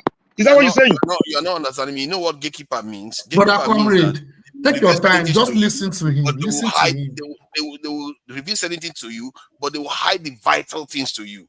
Sowore doesn't reveal to the fact that the Nigerian government has basically kneecapped the Nigerian economy. And there are certain things that he will make it look like he is the best person to oppose the government, but in reality, he's just there blocking other people from showing up. That is what they call gatekeeping. It's a whole concept, and it's well known. So that is why I'm not saying that he's bad. I'm not sure. I'm telling so you why right are you now, saying what you're not sure of? Why are you making allegations why you're not sure? I'm saying that you should understand people when people are saying that. He's not making allegations. You should understand when people are saying that they can't be 100% sure of this guy because the way he moves is not. See, people feel more strongly about P2B that has even been a vice presidential candidate to Atiku of all people than they feel about Sowore. That should tell you something. That there's something there. People are not just mad. There's something there. You tell me the something now. Why you dancing around the something? Open it and see. Open it. Let's discuss it. I've had Sowore talk. All this one you said, it didn't make sense. Let me ahead, I beg. I pay $200 to continue talking. Okay, let's move on. I think I just think that you should give people benefit of the doubt. There's a reason why they feel that way. Because when I hear him talk to, I don't have any issue with the things that leave him alone and let us continue. You are the one propelling this thing. Before I use the mic, do you also believe that Sowore is still Sowore was Buhari's boy after the court adoption, after the cancellation? He was acting a film, right? Even the beating of yesterday was still a part of the film, right? He's acting film. He's chasing crowds. No. See, I don't know fully. And maybe he's a clean guy like you believe. How do people pay you to launder their image? You turn around, they call you, when you're not fighting them, they call you agent of the government of the day. When you're accusing them, they beat you up, they say that is good for you. How do you justify that? Mori, if Sowore was like you, it would be easier for people to believe you. I've been with this guy for over 35 years. You cannot use a fake product for 35 years. You have not been able to prepare. You are dancing here and there. Look at his results for 35 years. Hamas wasn't around barely 35 years. Are you blaming him for that? But people like you that looking for everything to tie him down. Are you blaming him for nothing? For the most of Nigerians? Listen to your argument. Let's leave it. I think some of that day, what I'm going to do, I'm going to make time for Mori so that we can truly flesh this out, because I feel like him and Revolution Now, they have a way of saying things that it's actually valid, but they are, for me, and anyway, from where I stand, maybe they are correct or maybe I'm wrong. From where I stand, their weakness is Sowore. They can't see it. They can't see what other people see. But it's okay. You know, it's not by force. Everybody has things. Yeah, before you come, if you want to engage me on that, free your mind. Zero your mind from all don't make up your mind. Be ready to accept new things so that you can learn. You can learn where we're coming from.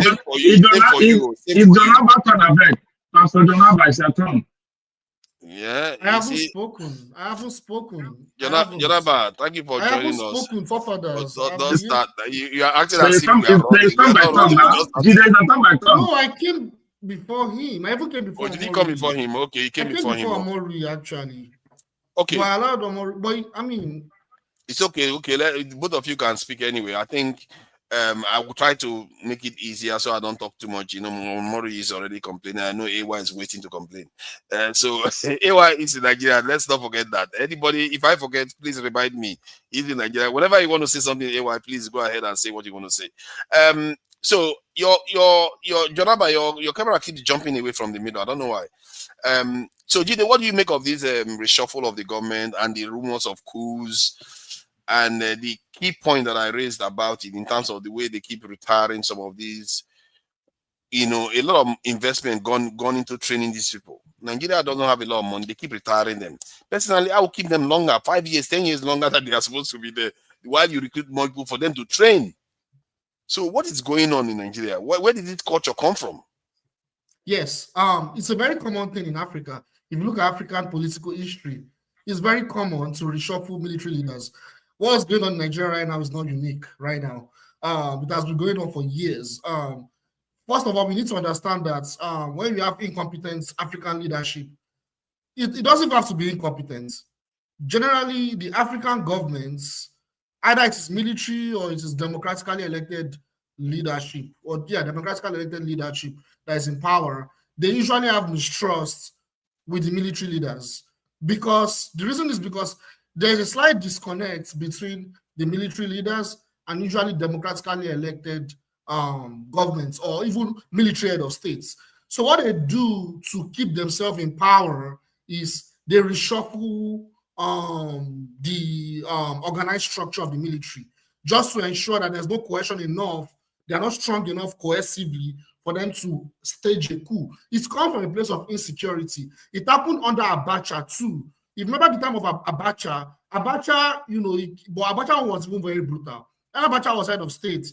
He assassinated a lot of people that were even in his military. So it's not even a thing that is new in Nigeria. It's a thing that evolved after the coups that happened in the 1960s up until the 1990s. So what they've been able to do, even taking the mantle from Abacha, maybe not as brutal, is they reshuffle the military.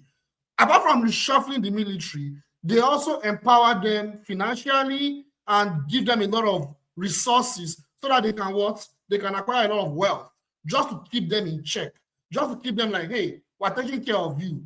Don't come and do any shitty thing. You know, just keep your ass out of our business, you know. So there is always that mistrust, particularly on understanding our history, that we have always had coups, right? So they are aware of that. The current Nigerian but in the Nigerian military itself, they said if they promote somebody from a junior position to a higher position, especially at the top echelon, that they just start retiring all the people that were just skipped. They will just start retiring them. That is, I feel like that is very, very wasteful. So where did that specific one? Because it's one thing not to trust people, but it's another thing to just have. Sometimes they said something almost 100 senior officers just resign. Yes, that is very wasteful, isn't it? Yes, is that they don't trust all of them? Yeah. So the point is, they need to stay in power. They need to stay in power, and for you to stay in power, you have to do everything necessary to exercise every threat that you have. So it's not just about mistrust. It's about doing everything to give assurance that you are still in power. You know, look at what happened with the Sahel, right? In the Sahel, after, you know, the coups in Mali, Niger, Burkina Faso, and I think Guinea, guess what Paul Biya did?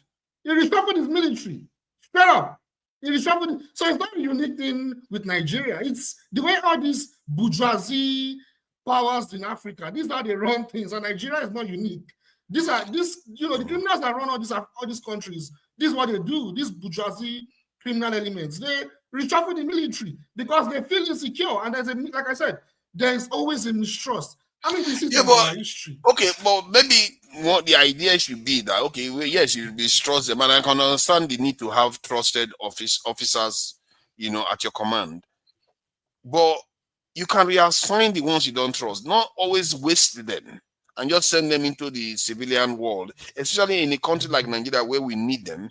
You reassign them. If you like, you know, in America, they have this thing, they use this term, they will send you to a remote island somewhere where you are not going to make any impact on anybody. Find something like that, give them something to do, because Nigeria has a lot of security challenges on so many fronts. We are not even covering all the fronts. Instead, they are just retiring them, wasting them, and I'm sure it's happening in the police too. We have a very wasteful culture when we say we don't have money. You see, that's my own real grievance. I don't have any issue with it. Even if he doesn't like his chief of army staff, he resigns, retires him without even bringing up coup issue. He has the right to retire anybody if he wants to retire them, if he wants to. But this idea of having a whole set of people just retire because they just promoted some other person, I think that culture needs to be changed. Do you even see Nigeria being able to reform their military anymore? Because I'm asking this question. This is quite an important question, because the Nigerian military was reformed by Obasanjo, and somehow it has managed to stay out of coups for 25 years or so. The danger is that trying to meddle with it could trigger events again that you don't want, bad consequences that you don't want. So, but do you think there is a way to be able to reform the military, at least to stop this wasteful behavior of theirs? Yeah, that's a good question. But first of all, you need to understand the geopolitical context. That even if you look at it from an historical context as well, you will see that in the 1960s, like when before the Nigerian coup, there were already coups in some part of West Africa. So there is always that geopolitical pressure when you have coups. I mean, look at what happened. Look at what happened in Madagascar recently, just last week, or was it 2 weeks ago? We had a coup in Madagascar. So these military people, they see what's going on. So the point I'm making is there is always a geopolitical pressure for them to also act that, oh, other people are doing it. Oh, our government is also incompetent. Should we act? Like there's always been a thing. There's been a trend in African history. That's number one. Number two is, could there be some internal, like when I mean internal, there are many factors that can lead to a coup.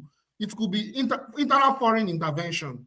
Now, I don't know if that's the case with Nigeria. It's very unlikely. I don't think so.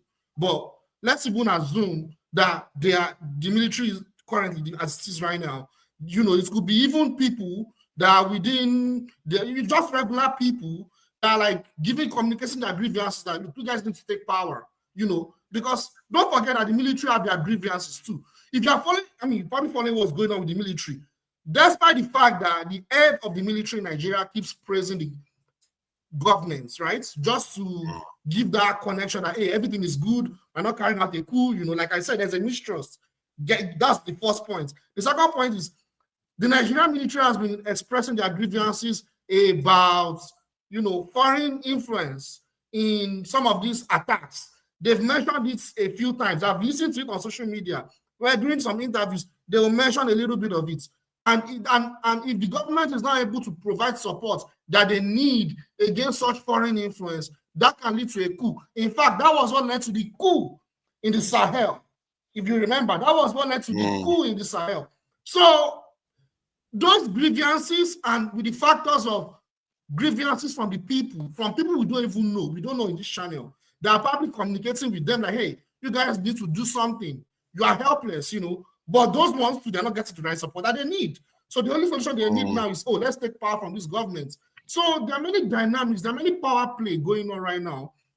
I heard about Madagascar protests. I didn't know that they actually removed the leader. I just saw that they stripped the president of citizenship. How is that even possible? How do you strip a president of a country from being a citizen of that country? Where are you sending him to? Have we seen the face of the coup leader? Yes, now. Is it the front person? Yeah, the current head of state of Madagascar is I can't remember his name. From prison to presidential palace. So this is the coup leader, huh? Let's see. Let me put him up so you guys can see him. He seems to be an interesting looking fella. Why is he removing the citizenship of a former president? That seems to be odd behavior. And I gather that he broke this. Look at what I saw here. I don't know what he represents. He looks like an American soldier, actually, when you look at him there. Let me see what was said here. I think I saw a news. It says, Madagascar coup leader breaks news through AP that he is taking position of president. Through AP, Associated Press is generally associated with Western news media. Yes. So why are they categorically saying he broke the news through them? That is interesting, isn't it? I mean, it's still the former president was accused of being a stooge of France. So now they want to be a stooge of America. Is that it? Okay. We'll see. It depends. I'm not going to begrudge them as long as he gets good results. As time goes on, the powerful nation. I can't say anything. Me, I cannot come and say what I don't know. Honestly, I can easily just make a theory now, and I'm not going to say what I don't know. If I know something, I'm going to say it on this channel. I don't know what's going on with Madagascar. All I know was that there was a coup, and we don't really know what's really going on. There's a lot of murky things going on right now. But as time goes on, once I get more valuable information, I can share it. But yeah. Wow, this one, his name is bringing out female women. I don't know. His name is like bringing women out. It's okay. we can't decide where his name comes from, but we'll find out more about him. But that's an interesting situation to occur. Stripping the president of citizenship, that's the first I've heard. Maybe the guy, although the Madagascar leader looks like he's not black, it looks a little bit mixed, like Yeah, Chinese some of them are Indian. mixed. Madagascar, some of them are mixed. Yeah, because they live in Portuguese. Yeah. Some of them are mixed. Madagascar are not pure. It's like Mauritius. They are not Right. In a way, pure I like Okay. how the channel. I think I've opened up the Right. discussion actually. Yeah, They so have Indian when is my turn influence. again? What? Yeah, They right. have Indian influence. Right. Yeah, Right. that's fact. Yeah, that's true. When is my turn again? We need to talk about Venezuela. What's going on in Venezuela right now? I have a lot to say. But when is my turn again? I don't take people's time. Thank you. I think who is next? I'm next. is now one It's my Africa. turn. It's my turn. Jonaba, look at that. You want to take somebody? Ode is now one Africa. Hey, wonder shall never end. Janaba, thank you for joining us today. You know, Janaba has been sitting patiently, and I must say I've been enjoying. Patient also. Look at that, you just came in. So Janaba has been patient and he's been very calm listening to us, and I've been enjoying a lot of his submissions lately. So, what do you make of these events going on in Nigeria, this in Janaba, regarding this coup plot and then reshuffling of the government? Do you believe in the coup? And what do you make of this wasteful resignation of senior officers in Nigeria?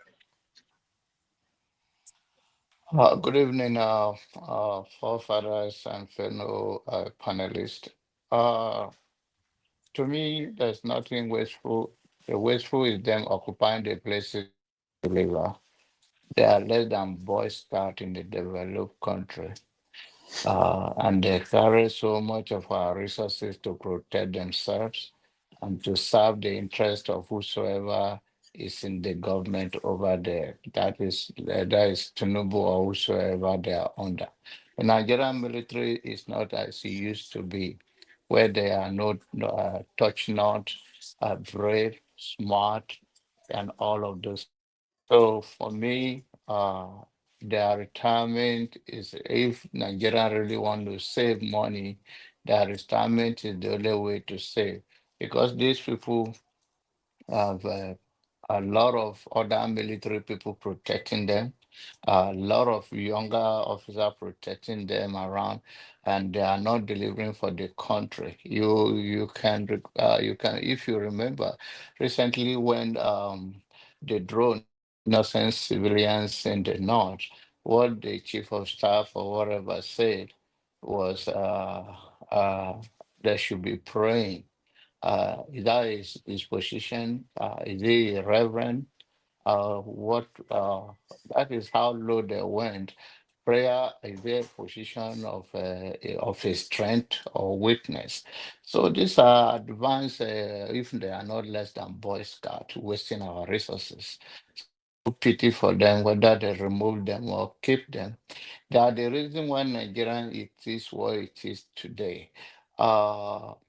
The beginning of bringing Nigeria to democracy was a failure of the military, and it's still a failure that continued today. In those days when Nigerian military is really touch not, it dare not behave the way the so-called civilian or democratic elected president is behaving, because you'll be afraid Nigerian, even a sergeant can come after you. But these are compromised ones who are chasing Yahoo boys around, taking bribe on the street right now. So it makes no difference to me. We need a better way forward. It's either there's a true reformation or broken down of the system. Let there be a civil all over, and then we can start all over again.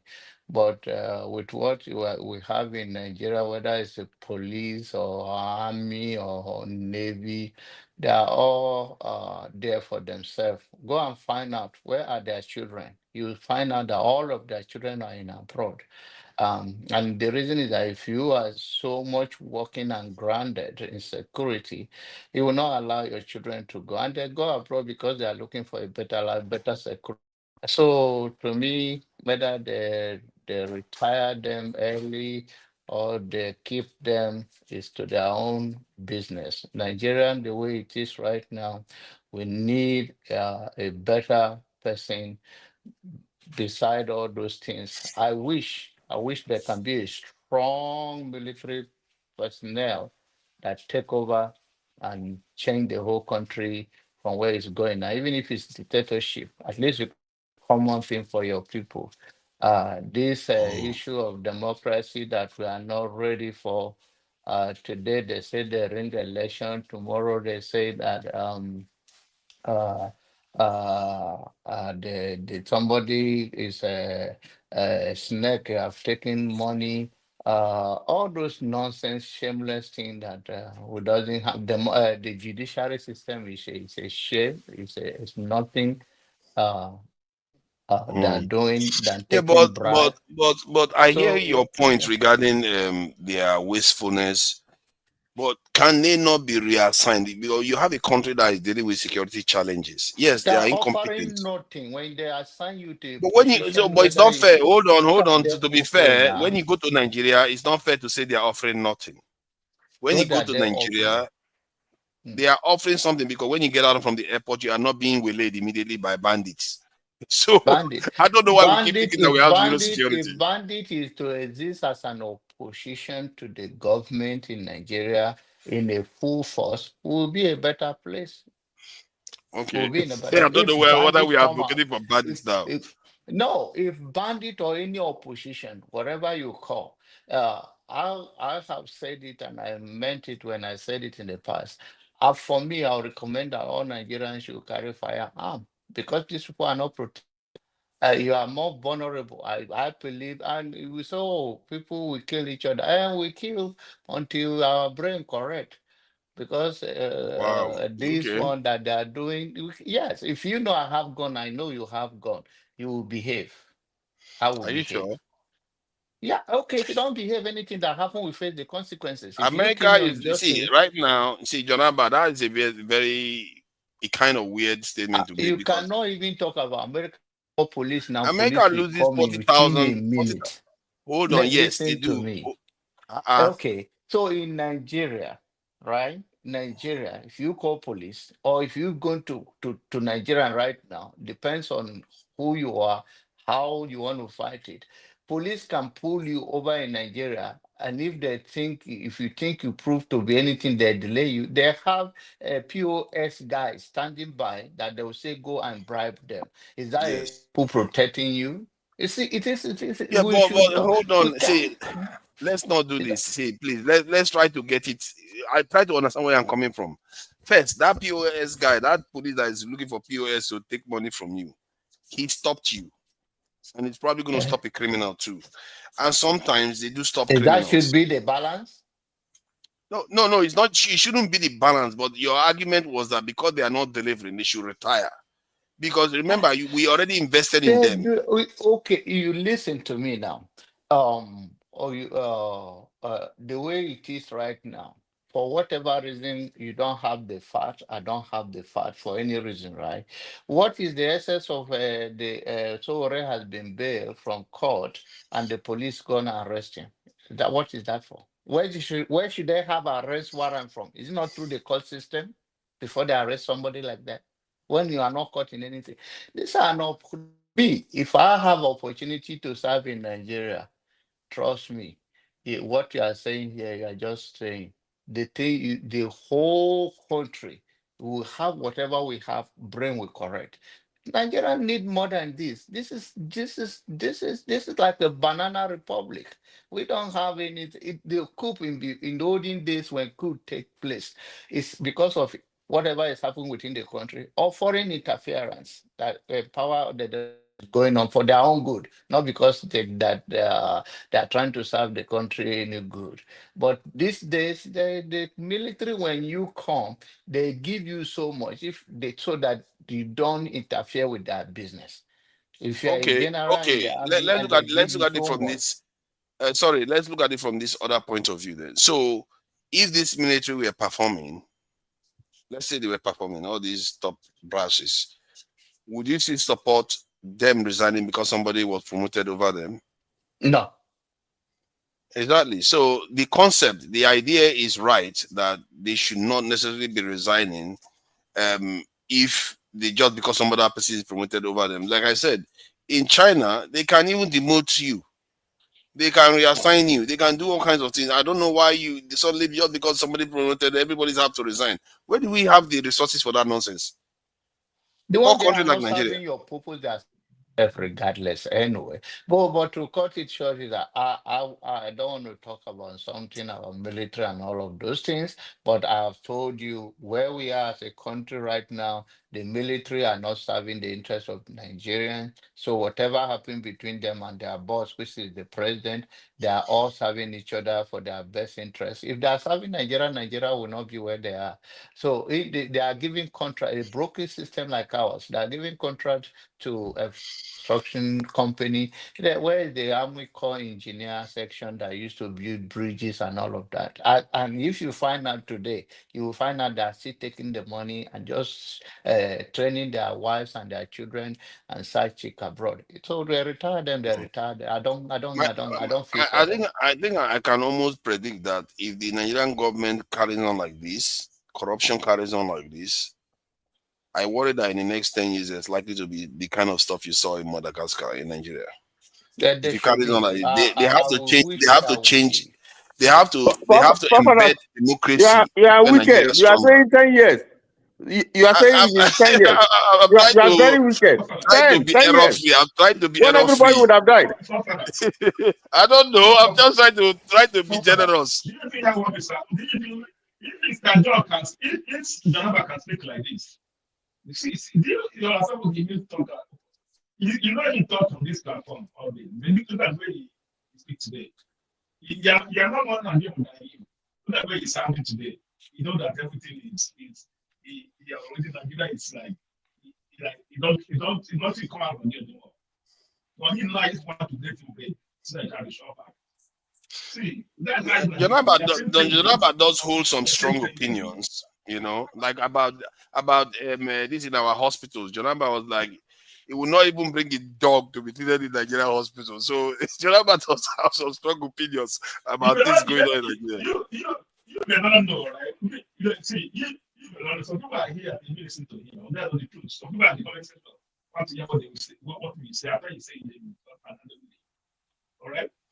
That's how it is. I'm not going to talk that. They don't okay, let me talk. What happened to your audio? Your audio seems a little bit. Your audio is going up and down today. What's happened to it, Uzo?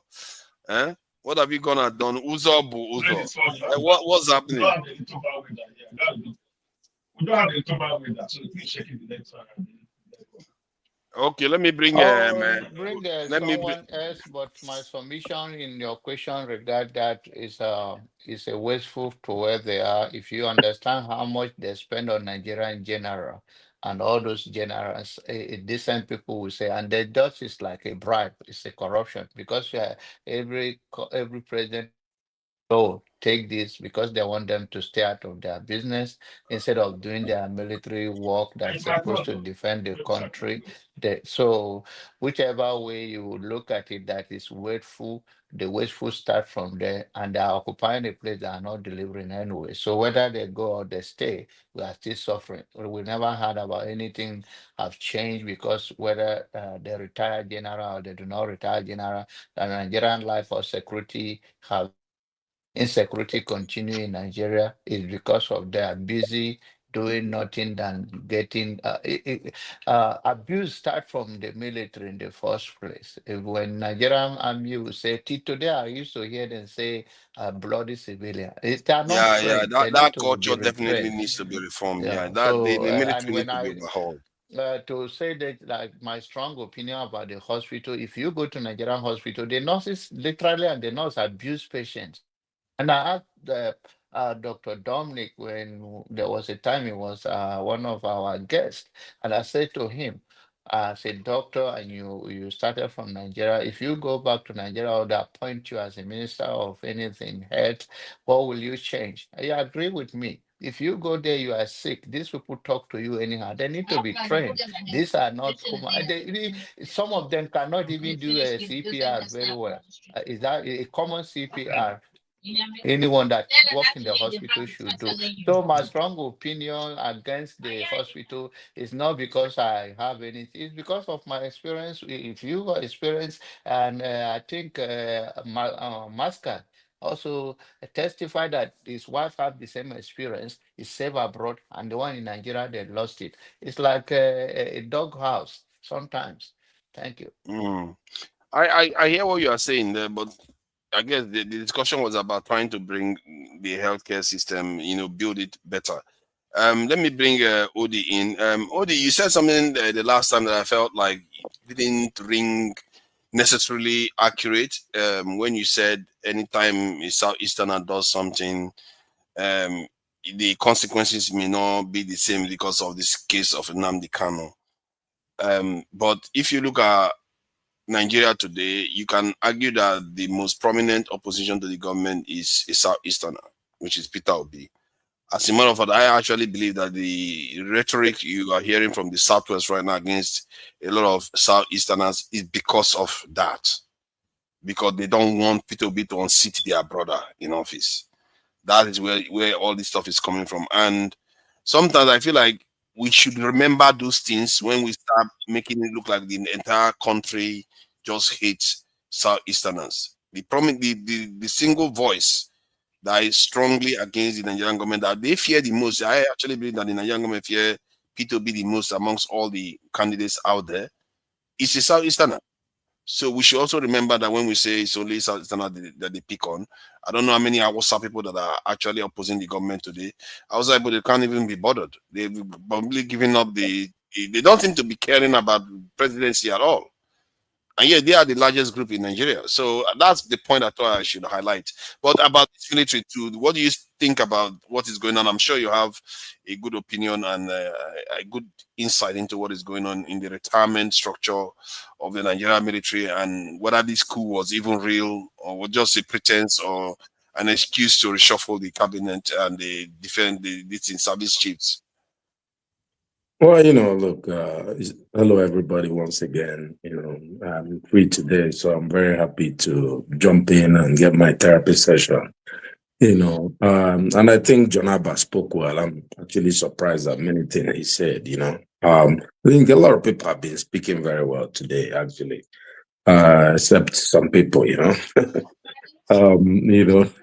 The facts. I don't want to really go about the tribe issue again, but see you not trapping me in, and look, Nigerians want good leadership. Nigerians, everybody wants something good.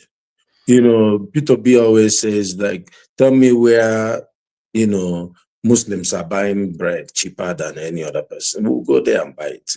Isn't the idea that, that I never ever meant that Nigerians, want to like do something bad to Igbo. I'm talking about the government, the leadership of Nigeria. That's what I addressed. Nigerians like themselves. Nigerians marry themselves. We're friends with each other.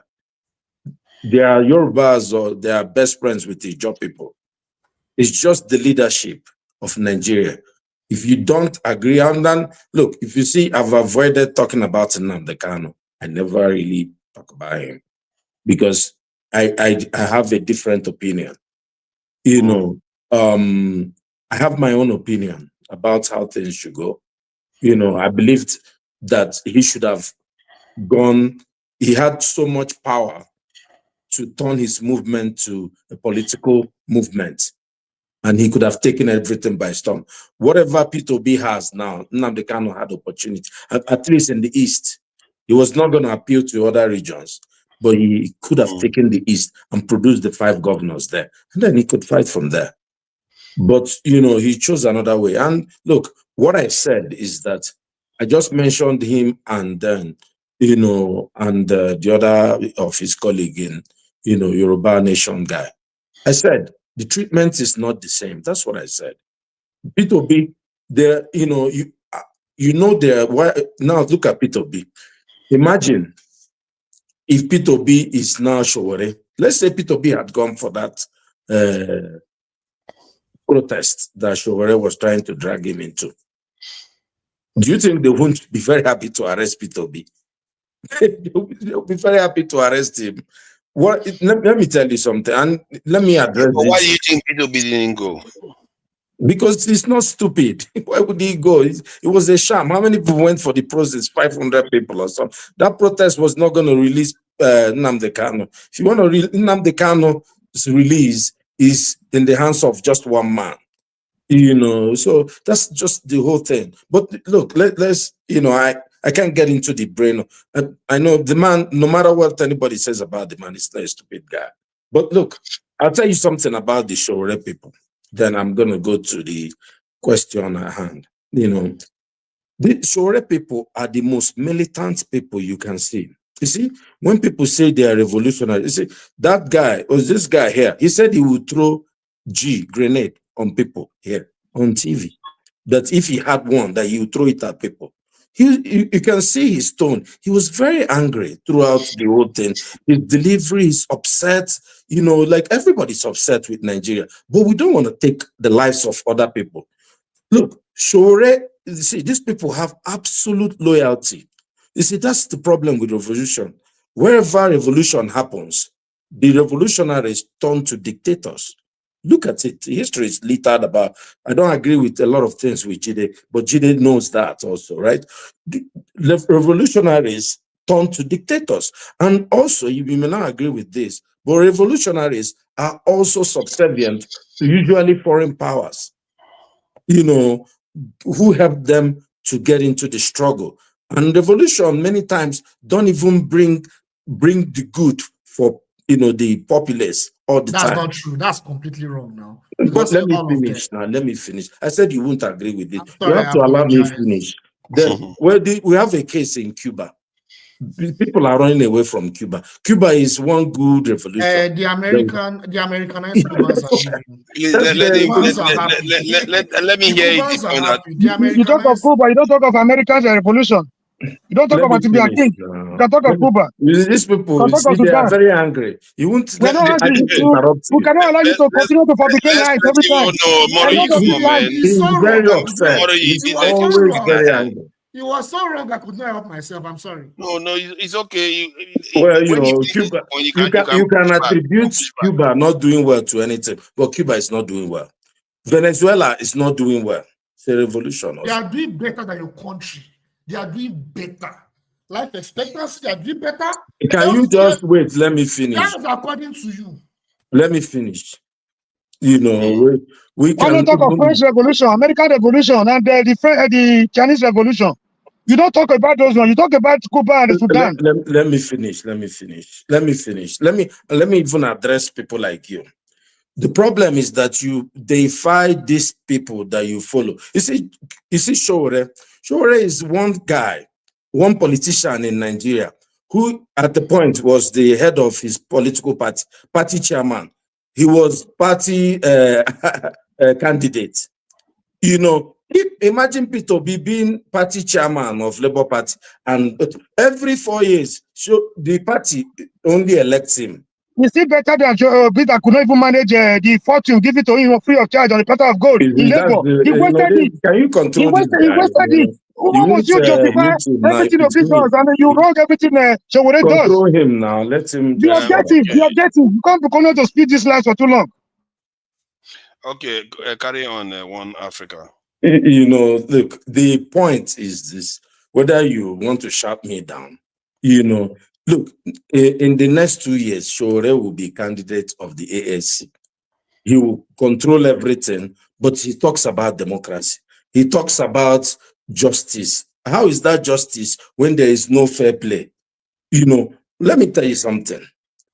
All these people, if you ever give them opportunity to take over Nigeria, I think Nigerians are wise. You know, good at thing. Sowore in 2019, he had, was it 30,000 votes?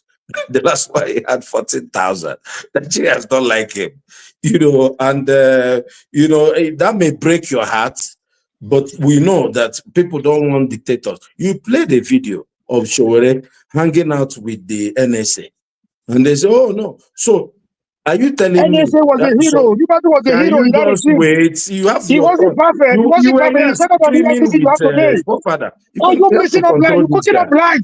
He was talking with you here for hours, for a long time. Just let us talk now. What is the problem with this guy? You know, this man, are you telling me that Sowore does not have the cell phone number of the NSA? You know, these guys are friends. They are running. What is wrong there? What is wrong there? What is wrong there? Well, you know, what is your problem with that? Go and ask him what is wrong with other people being friends to other people. He's the one that is criticizing. He says that why would you be in bed with other politicians? You know. So what has the Ribadu done wrong? In other years, as the chairman of EFCC, Ribadu is a saint. What's the problem? Are you a saint? Number one problem. Are you a saint? Are you a saint yourself? Well, you know, I'm not contesting for election. You're not looking for a saint. No saint in Nigeria. No saint anywhere in the world. We're all humans. He has his own flaws. Don't come and lie against him just to bring him down. At every opportunity you have. You don't have any evidence. Upset these people are. Just, you are the one that is upset. You too much of lies. I said, give me evidence. Nobody's giving me evidence. Give me one evidence. Ribadu was very useful. You gotta control this guy. Sowore was very useful to Ribadu as the chairman of PLCC. Unless you don't want to have a conversation. You're bringing up a whole photograph. All photographs they have together. Just to bring him down. This guy, you gotta take him out of. If this is the Passat, you remove him from the show. They didn't provide evidence that this is this funding, this is the way the people he has associated himself with. So, but your thing is that you feel like that is not strong enough. So take a picture with Ribadu is an evidence of corruption. If this is Passat, you would have removed Passat. No, don't justify it. Take a picture with Ribadu is an evidence of corruption. You remove him. You won't even mute this guy. No, it's you are not the moderator. I'm not the moderator. Don't use that pattern here. Omoru is not only just taking pictures. It's about exchanging information, having connections with these people, and the people that funded him from the start. That's what, and generally the way he approaches politics. So, like Omoru, this is one Nigeria said, which is a fair one Africa. I mean, which is a fair point to say. How is it that you are controlling in the entire, aspect of your party? Okay, let him go and be the chairman of AC. Will he offer himself to be the party chairman? Let him come. Look at how loyal you are. Why is he not making you party chairman? I don't want to be. If I offer myself, I could get it. I don't want to be the party chairman. So that's not a problem. That's not a problem. The moment he left party for one Igbo guy. His name is what's his name again? Barely has he taken border his plane that guy was taking over his party, wanted to send it to federal government. He collected money. You don't know what these people are. They collected money. They wanted to take AAC from him. After laboring to register his party. Within 2 hours, that guy was fighting to take over AAC for him. He took you should wait another 4 years to regain his party. Why are you so upset? I'm not upset, but the one that is lying. Don't come here and lie every time. Too much of this lies. Too much of this propaganda. You don't give them any result. Come with that. Don't lie. Don't lie every time. All these guys are expired. He didn't. Yes, please. Yeah. It is become insensitive. Whatever Sowore is could be at this point, since we are not 100% sure of his activity and who is behind it, and since for now is where he is, if anything we are talking regarding him will not be, he shouldn't be where he is, it's injustice. Based on the nature of whatever as a journalist and where he is today, it will be insensitive to us to say anything about it. This is how I look at it. If at all, since we are not sure, if at all the Nigerian space look at us and the power behind see us like that, how will someone come tomorrow to protest for the citizens just like the way he's doing? Now, every Nigerian have a reason to doubt anything. The man in power today, he was also an activist, and for the past few years or just a year plus that I've been in power, we have seen how he has cracked down on even the freedom of speech and all those things. So people have right to say the fact that you're an activist does not mean you translate to be a good leader. But then as to pay respect and to just, since we are not 100% sure it's in where he is today, we should have this fine line to leave that case about Sowore and no Sowore. I really disagree with you. This is a person who wants to be our leader. This guy has put himself up to be president. He's not a private citizen. I say if We're we going are to talking discuss him. about, it's not to criticize him, but to Well, talk we about will You are criticize talking him. out of shame You know, because he has done what you could not do I'm for going to your have fellow to leave man. this show, man. Your If fear you can't is let that this someone is guy going to take the control credit. this guy, You're talking out of shame. he doesn't You're want talking out any of shame before you criticism feel for his Sowore is leader. See, Omori, try to be civil about this now. He's not like being like maligning of it. I don't think anything what you said here is really that bad. They are talking out of shame because they are surprised that Sowore is fighting the fight they could not fight. It's not just starting today. The Walisho of this world fought for Biafra. The man, Agüero, was killed in the house of the government. He If you decided want to to try go with it. that way, I'll tell you. Let me tell you. Let me drag you. Let me drag you to the Father. You want to spoil the show? Let's spoil the show now. Let me drag the man to the Biafra talk that he wants to talk now. Is it the man that has corn in his mouth that you're talking about fighting for Biafra? What are you He talking went to about? jail because of Biafra. You know, he's not like you. So he's not a driver back on like you. You know, just because he don't see, hold I on, don't understand. So you know that people can turn. You know, Just this because guy he's so wrong because he did support to be, so it's not to be a bad man. What's my business with him supporting who he wants to support? Why was he can support anybody he wants to support. Show me that I'm not supporting Agüero was in the house of Faju in the West. He preferred to die. He preferred to die. Why this tribal? You don't come here. You don't come here. Nobody's a kid here. I like he keep quiet. Let's move on. You know what kind of make noise here. Let's was now. Shouting. You guys been shouting since morning. Let's move on. You have been shouting since morning. What's wrong with you? You are not shouting, but you are lying. You are lying. You telling lies every day, every day. You lie from one point to the other. Enough of these lies. You couldn't do it. Somebody is doing it. To judge him. Omori, you are shouting. You're not even defending. You're shouting. You're not shouting. You don't have to lie to discredit somebody. You don't have to lie. Big evidence you don't have. They have evidence. You just ignore the evidence. I keep telling you that they have evidence. Let me tell something. If you begin, let me tell something. The mask of blocking. The two we can't for back. You know it. You know tell. You know I cannot tell people. What did you do? All right, you say they're like so. You don't know what he's doing. Let me tell you the truth. The kid 2 years old. Take her to go market. All he tries to do is to blackmail, talk about Biafra and all that. You know, like once you're an Igbo man and you speak up, the next thing is that you're Biafra.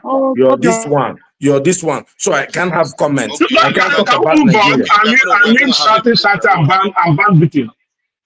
Just let me comment on the retention of senior officers. You know, after. Please go ahead. You know, because I'm always happy when I can ruffle their feathers like this. So, you know, like just throw it in, you know, a little bit. So they can you never ruffle anyone on the neck ones. No matter you never ruffle anyone. Because they're gone. You know, well, anyway, I don't think he said anything controversial. I don't know what, you know, Osborne, if you want to come for me, we'll go for it. But, you know, you don't come for you now. I don't know if I'm a band leader. You know, they sound make noise. You never know anything. I tell you. So anyway, let me talk about the retention. You know, see, look, you have your own beliefs, and you have your say. You've been talking for all the time with forefathers here. Nobody has, but I have a different opinion. You're gonna let me say my opinion. So look, the idea that you think that the federal government or the president should retain senior officers after they do the reshuffling is with the belief that they want the good of the people. No, that's not the idea, right? The leaders in Africa or in Nigeria, what they want is self-preservation. That's number one thing. And if you look at, you see, if Tinubu wanted to do anything about security in Nigeria, the first people to fire should be the ministers of defense. I think there are two of them, and at least one of them is a little complicit. Or one of the governors in the north has said that the guy is associated with the insecurity in the north. Am I not correct? So if you want the soft target to get rid of, that will be the guy. You start from because the Minister of Defense should be the president, mini president for defense. Because they should be the one recommending to the president or about what happens about our defense. But those people are on. You should be removing the National Security Advisor. If you're concerned about defense or coup or anything, right? That means they don't have, you get rid of those guys, reshuffle your cabinet. But that's not the issue. So that tells you right away that there's a different agenda. So the idea that they are going to retain, senior officers, someone said there are up to 150 officers were, retired today or yesterday, So this is something, it's the clicker, right? This is what they do. This is from their playbook. And, I'm not surprised if it's related to the Christian genocide brouhaha that is going around in Nigeria right now. Or someone from outside said, hey, you got to do something, reshuffle something, remove your security chiefs, and they decided to do that. That's my, my first say here, but you guys go ahead. And how about he didn't address the wastefulness of actually retiring people that took years to train? They pay them salaries, pay them benefits, pay them transportation to go, some of them to Western countries to go and train, gain experience, expertise, especially, classified expertise. Many of them have gained, and you just all go away and you start all over again. Is that not very wasteful? Oh, it is very wasteful. That shouldn't be happening. The whole idea is these people don't have our common good at heart. This is not their problem. These are people who are trying to tax folks that they are paying 70,000 naira per month. Why they try to increase the salary of the politicians? Can't you understand the irony? This. So you understand, this is about insensitivity. All they care about is themselves. How do we, everything from the first minute Tinubu walked in, what he's been doing is how do I preserve myself and get a second term? Yeah, but it's not about being governed. Why is it that we go on to describe these people as not being very competent? But when the I didn't say anything about competence.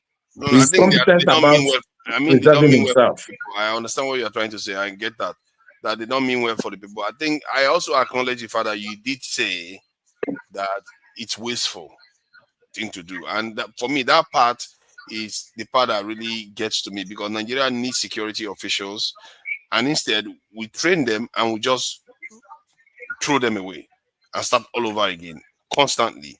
And then you also have the situation whereby instead of it to be maintaining them, to use them to train new officers, as they claim they want to increase the size of our security forces. But clearly, when you are busy retiring them, clearly you never want to change anything. That's what it's signaling. Because if you want to keep people, all those people can train new upcoming recruits and people that are junior to them. They can train them along, in other words, scale things up. But instead, they are busy firing them. If you are busy firing, this president, I can assure you that he doesn't want to increase the size of the Nigerian military throughout his presidency if he's doing this now. And and that's one thing that most of us thought Tinubu would do, right? Look, once we have a leader, however they got in there, you wish that they succeed, right? Because if they succeed, it's for all our common good.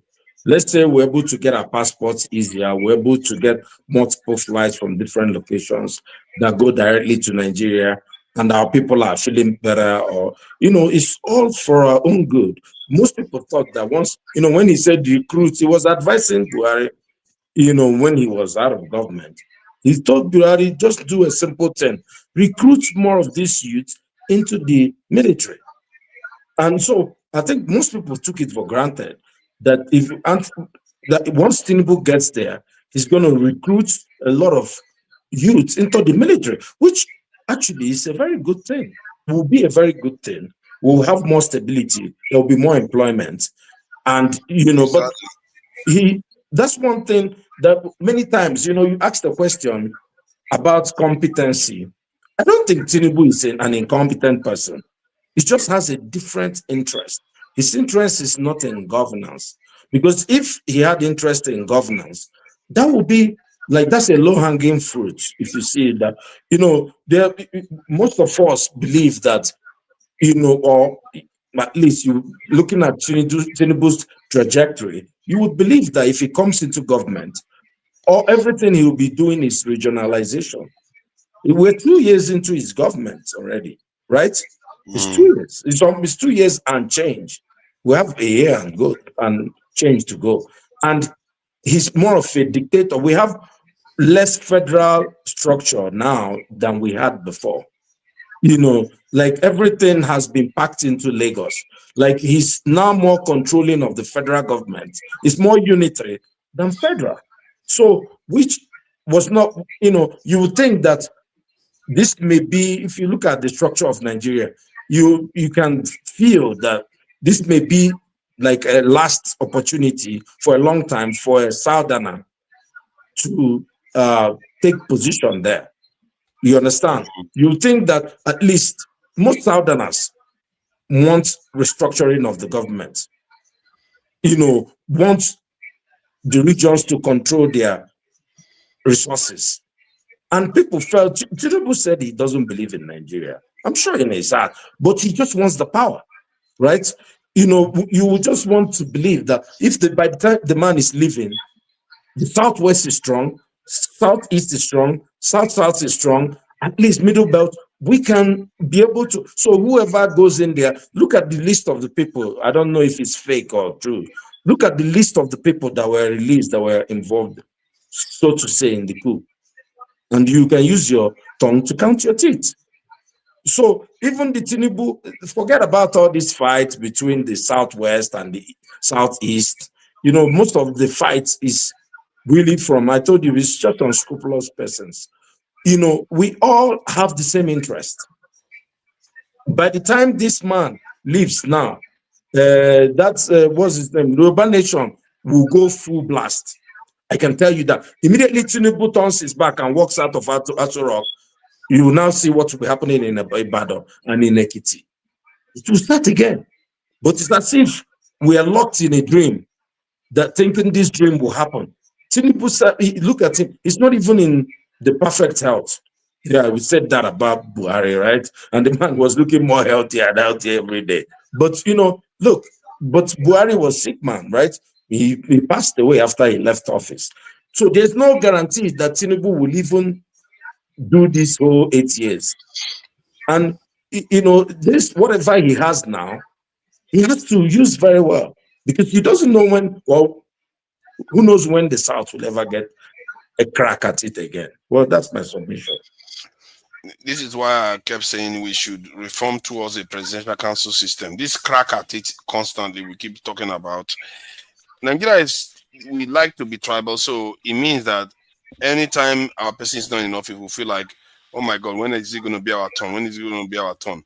That needs to go away. People really need to be advocating this presidential council system, so that, because they keep talking about state police. Well, if you have a council system where we already have 6 regions, I think that will solve all these. I personally, I don't like it. I don't like the idea of every time an election is coming, we are worrying about whose side the person is going to, the leader is going to come from. It's just distracting. Trust me, nobody likes it. And this is why they hate. If you go online now on TikTok, so many groups, they keep attacking Southeasterners. And Yoruba, the Southwest, they've never been known, at least in my own lifetime anyway. I've not seen them emerge like very, very nationalistic, ethno-nationalistic. Now they are becoming like that. This is why what you said, that after Tinubu leaves office, they are going to go full blast.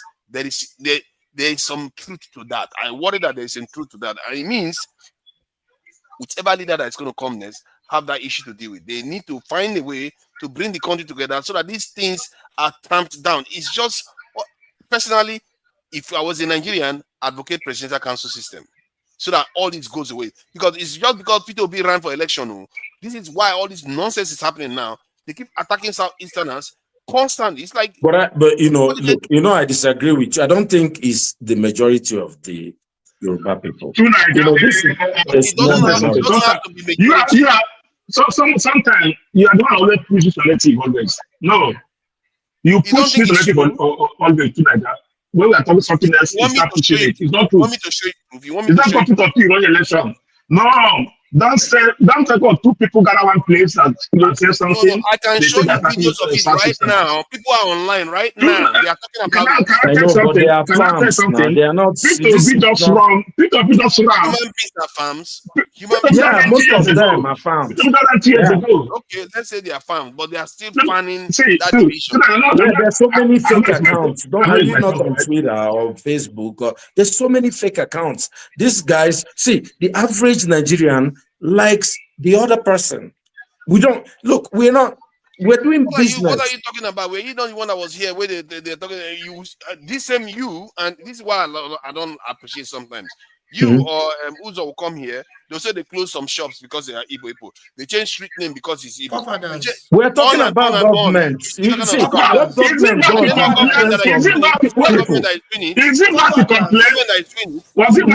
hold on. Let me just say this, and then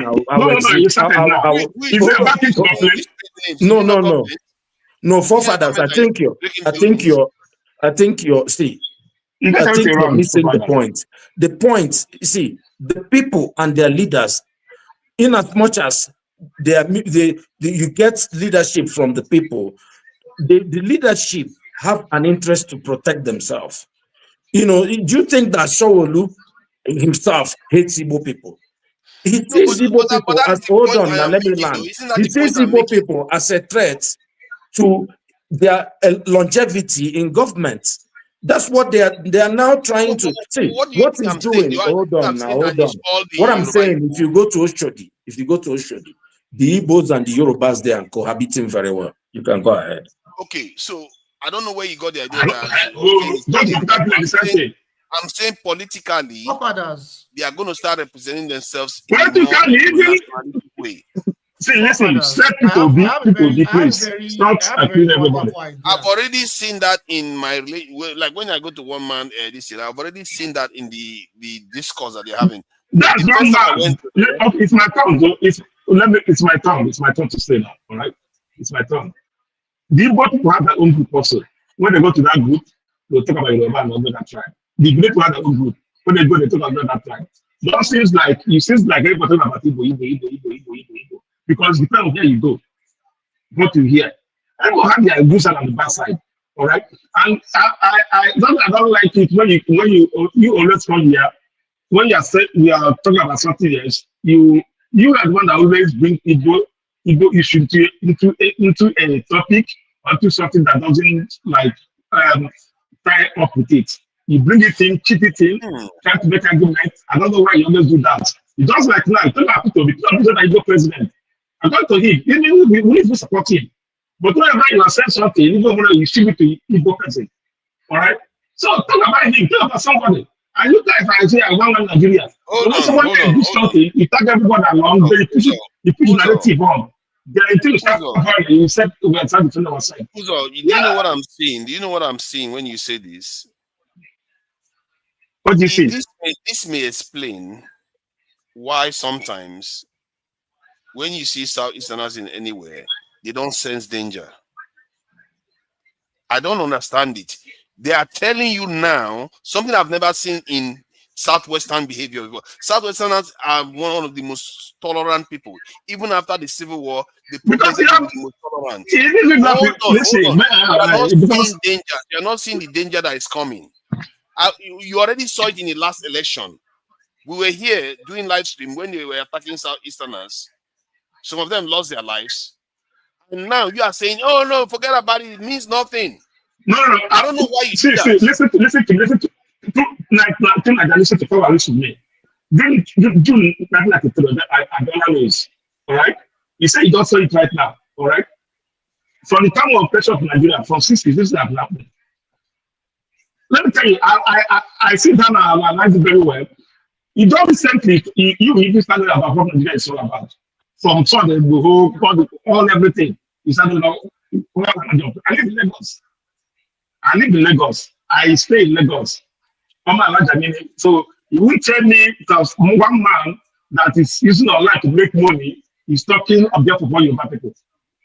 Or somebody No, I'm not that saying is it's all my people. I'm not yeah, saying it's speaking that's for the all of example them. you gave. You get the After all, it's example. not No, only for you get the Didi now. example. It's for All right. Didi. You get the For sure. example. You got the example. I don't tell you this. Everybody have their real job. They do online this. You go to where you go to late. They also tell about Yoruba outside they do that. You go to where about they talk about every other tribe. All right. So it won't be coming every time and be if you like try to put it on your mouth over the place that you don't sense danger. Who did that sense it? Who danger have sense it? The only you do I know you.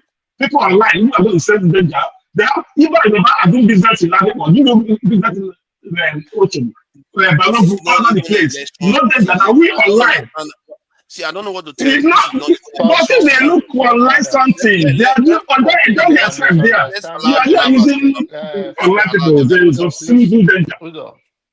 I think you that would be a better position to talk about it before we let the Professor Jide talk again because he's been silent for some time, right?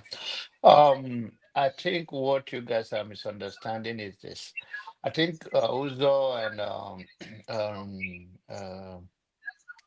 oh, okay, One Africa now. Don't change to One Africa. Things change there so quick. Oh, they have changed to One Africa. Okay, One African said, um, this is normal when in politics where the people use people against each other, like the tactics of divide and control. And since the presence of Igbo is much in Lagos, the Yorubas, especially the politicians, and those that speak for them, when you go to one man, mainly is he is a pure, he have taken his own side. This is what is my gonna be my news. It's like any other news, whether it's false news that decided no matter what is going on the other side, this is what we choose, and this is the people we want to talk to.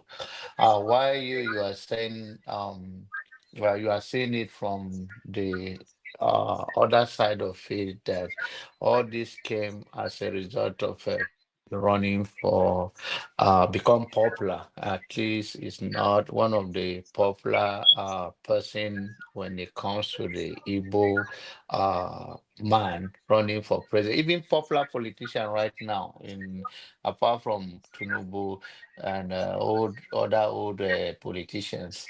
The new household name is Peter Obi. I don't support him. I will not support him. But then that is the reality.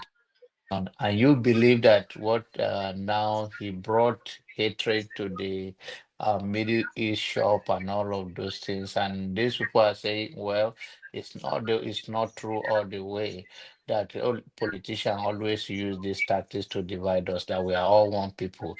And I think that is the lesson, and that is the a fine line we have to communicate and make it stronger. But you cannot change. There are people you can't change being a tribalistic individual who whatever you say they'll stick or who they want to stick with, but they're saying that the totality we are one people. It's only politicians are dividing us, that it's not just the coming of Peter Obi, that they can use it against any other person, even if it's not Peter Obi. And this has been a Nigerian politician at his best. And everywhere in the world, the only thing that has become more of that is because our people form, and instead of focusing on what promote a healthy leadership and how to detect the pace of leadership of for the leader, the followers is like they're working like a chicken without head. So the politician can always use them. But where people are well informed, such things do not happen. Yeah, So I but think what that doesn't happen in Nigeria now, does it? The leaders control them. The leader will tell them what to do. Look at what they did to yes, the governor yes, that was yes, running for Labour. They completely used tribalism to knock him sideways. And this is not yes. even election season yet. And it's going to Mm-hmm. get worse. Yes. And when you tell some people, they'll tell you that, oh, you are raising it too much. You are waiting for something bad to happen, and then you'll be the first to say, "Oh, everybody hates us." No, they are trying to tell you now that we need leadership to start stemming these things now. Before, look at what Dabiri went and retweeted. What else do you need? What more signs do you need that these people are sharing their what do you want to do? What do you want to do to leave Lagos or to be there? You should be telling your leaders that they need to be having proper conversations with each other. If they don't like it, where do you want them to do with you? Is it with you or with one man that has their own mindset of people about people? But you don't even know me. You don't even know where I am. Is it with you that don't know where I am? You have decided to give birth. You say, well, Papa say. That's a directive now. Is it that they know you don't know where from? Is it that only people that live in Lagos? No, everything, when we are talking something else, you bring Igbo in a topic and bring over the topic, want to put everyone here together and start boiling. That's what you normally do. No. You see that? What makes you? No, you do that a lot. What concern Igbo this topic you are saying now? What about the chance? Let me bring Igbo or this and connect. Let me say this. Forefathers. It should not concern them. What is wrong with you? Stop. Where you are going is no. You know what I think you want? You know what I think you want? No, hold on. Because this is annoying me. I'm beginning to think that this is what I mean by people being false. You know what I think people like Uzo want? They want Southeasterners to be attacked so that Nigeria implodes. This is what they want. Because if you really want solution, how can Southeasterners be attacked and you are against it? You want them to attack Southeasterners. You want them. Stop lying. They promote attack. No, you want it to happen. Who want attack them? Who want attack you? I'm saying, you see, I'm saying that. Let's move to who want attack? Now call the name. Call the name. Who want to attack? Call the name. What is something else? You should make no sense. For political reasons, the people in the like in Lagos now. I'm not politician to do political things. Stop beginning inside. Stop saying that, man. Who's your wife is a Yoruba, so if you are going that way, you're not gonna win. It's not gonna win. So my wife is not Yoruba. My son is actually the Yoruba. So you don't know what you're saying. He will be the first to come here. He will be the first to come here and say, "Oh, Nigeria hates them. Nigeria hates them. Everybody is planning against them." He will be the first to come and do that. No, forefather. Have you heard me say that before? Let's move on.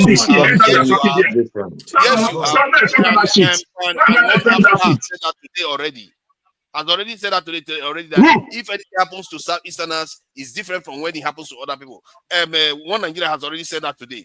This is what they would rather see that prevent it from happening. My brother, I'll tell you. Let me tell you. Hold on, Uzo. Forefathers, let me tell you. How about they be fighting your back after between themselves? No, it's nothing. Hold on. If you are about the body asking that it's not, it's not more than they cry for themselves. Let them carry on. You can't fight for your own self. Fight for yourself. Don't fight for yourself. See, forefathers, I just say, if you come here in the near future, come and complain about anything like this, I'll be the first to shut you down because I will remember this day.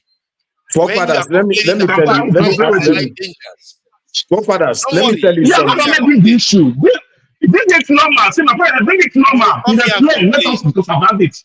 Okay. Don't just stay one place. You have to follow the anything. Then you start preparing. When that day come here and complain. When that day comes, come here and complain. Let's see. Forefathers, let me tell you something. Let me say this. You know how you look now. If you're in Surulere, when that day arises, they'll probably beat you before they beat me. I'm just gonna leave it at that. How do you know that? You didn't say you don't be on Moibo. Look at this man. So wait. When you go to sleep, you don't know that Nigeria sees you as an Igbo man. You're online. When you're on the ground, when they catch you in Ajegunle, I can do some Yoruba and I will go. They will first hammer you. You don't know. So you don't have your voice. Yeah, be your voice. preparing too. They will not beat you, boy with tire. I go kill you. Boy with tire first. How can you be happy to be saying that they're going to be hammering you? You are waiting for that to happen. No, I'm saying that no, because you keep saying you people. You concern everybody. You people, you concern everybody. Not people that live in Lagos. This is an issue. I don't understand. I don't understand the psyche that allows danger to come to you constantly. I don't understand it. When you see danger coming, you want to do something about it before the time comes because it's going to get hot. But Jide, please go ahead because this one tire me. It's extremely disturbing. It's extremely disturbing that I don't even call us Nigerians or I will label us based on our tribe, but it's extremely disturbing to see that our reaction, our emotional reaction towards who should be in power, who should not be in power is based on our ethnic alliance. Or the problems of Nigeria should be alluded to just the problems of our ethnic groups and blaming other ethnic groups. You see, there are so many fault lines that our political class have used to divide us, and they are still using to divide us. And what pains me about all of us, Nigerians generally, is we seem to, when there is a problem and when we seem to want to select candidates, despite the fact that we're not class conscious, we don't understand the entire political class, the entire wealthy political class, the bourgeoisie, these criminals, Peter Obi, Atiku, Tinubu, all these guys, they are the same oppressors. We still don't see it because of our ethnic bias. We have a very long way to go. In fact, I don't even think we've started the walk to freedom at all. We've not. 2 weeks ago, just 2 weeks ago, some Oyibo, because our vice president went to go and condemn the imperialists for what they are doing in Palestine and Israel. The Oyibo that destroyed our life, they came to come and claim Christian genocide. We don't understand that we're testing the waters. And we are here making ourselves vulnerable to these fault lines based on Igbo Yoruba. I've talked about this one before. And Jide, they bought Twitter now. They bought TikTok now. And yes. Maybe that's why they are, you know what one Nigeria said that they are farms. If there are farms, these farms are ravaging TikTok. They are everywhere. They are fun. They are the kind of thing they are saying. Incendiary, yes. The kind of stuff you hear before a genocide. The kind of stuff you hear when you like the Rwanda genocide. Those are kind of language that they are using. Yes. These are poisoning our discourse. And when politics starts now, mixed with that, I fear what could result. Honestly, and I feel like we need to start stemming it now. You see, I've said this before. The fact that we have an opposition like Peter Obi, that the opposition in Nigeria is Peter Obi, it shows that we the people, we have failed. That's number one. Number two, of all the opposition, it's only Peter Obi that is the opposition in Nigeria. That's the product. Usually people have failed. Number two, there are many fault lines they can use among ourselves to continue to foster division. Ordinarily, just poverty should be able to unite the entire Nigerians. Yoruba, Igbo, Hausa, just poverty alone. Here in America, if there's any form of insecurity, despite the fact that if there's any form of insecurity or anything, you see how people unite. People unite. When there's security threats. Look at other developed countries too. When there's security, everyone unites. Security threats has been in Nigeria for over 10 years. For a very long time. And we are still dividing ourselves based on ethnic lines. Oh, because someone is Yoruba, then it's assumed, because I'm Yoruba, I'm from the Yoruba ethnic group or whatever. It's assumed that I support Sowore or I am against Peter because I'm Yoruba. This petty argument. We have a long way to go. And the many lines your prayers can use to divide us and destabilize us. They've not had our time. You see, some of us, I'm not talking about this point, I'm talking about the big picture. Some of us can easily be used and manipulated based on these sentiments to cause complete disaster in Nigeria. I mean, complete disaster, complete obliteration. They don't even need to use Tinubu. Even among ourselves, the way we talk about politics based on ethnic sentiments, You see, and one thing we don't understand among ourselves is that historically, genetically, we still have a lot in common. We have a lot more in common than even someone that is a non-black person. Just in Nigeria alone, all those ethnic groups, we have more genetically in common. Forget all those nonsense tribes and ethnic groups that the Europeans gave us or that we gave ourselves.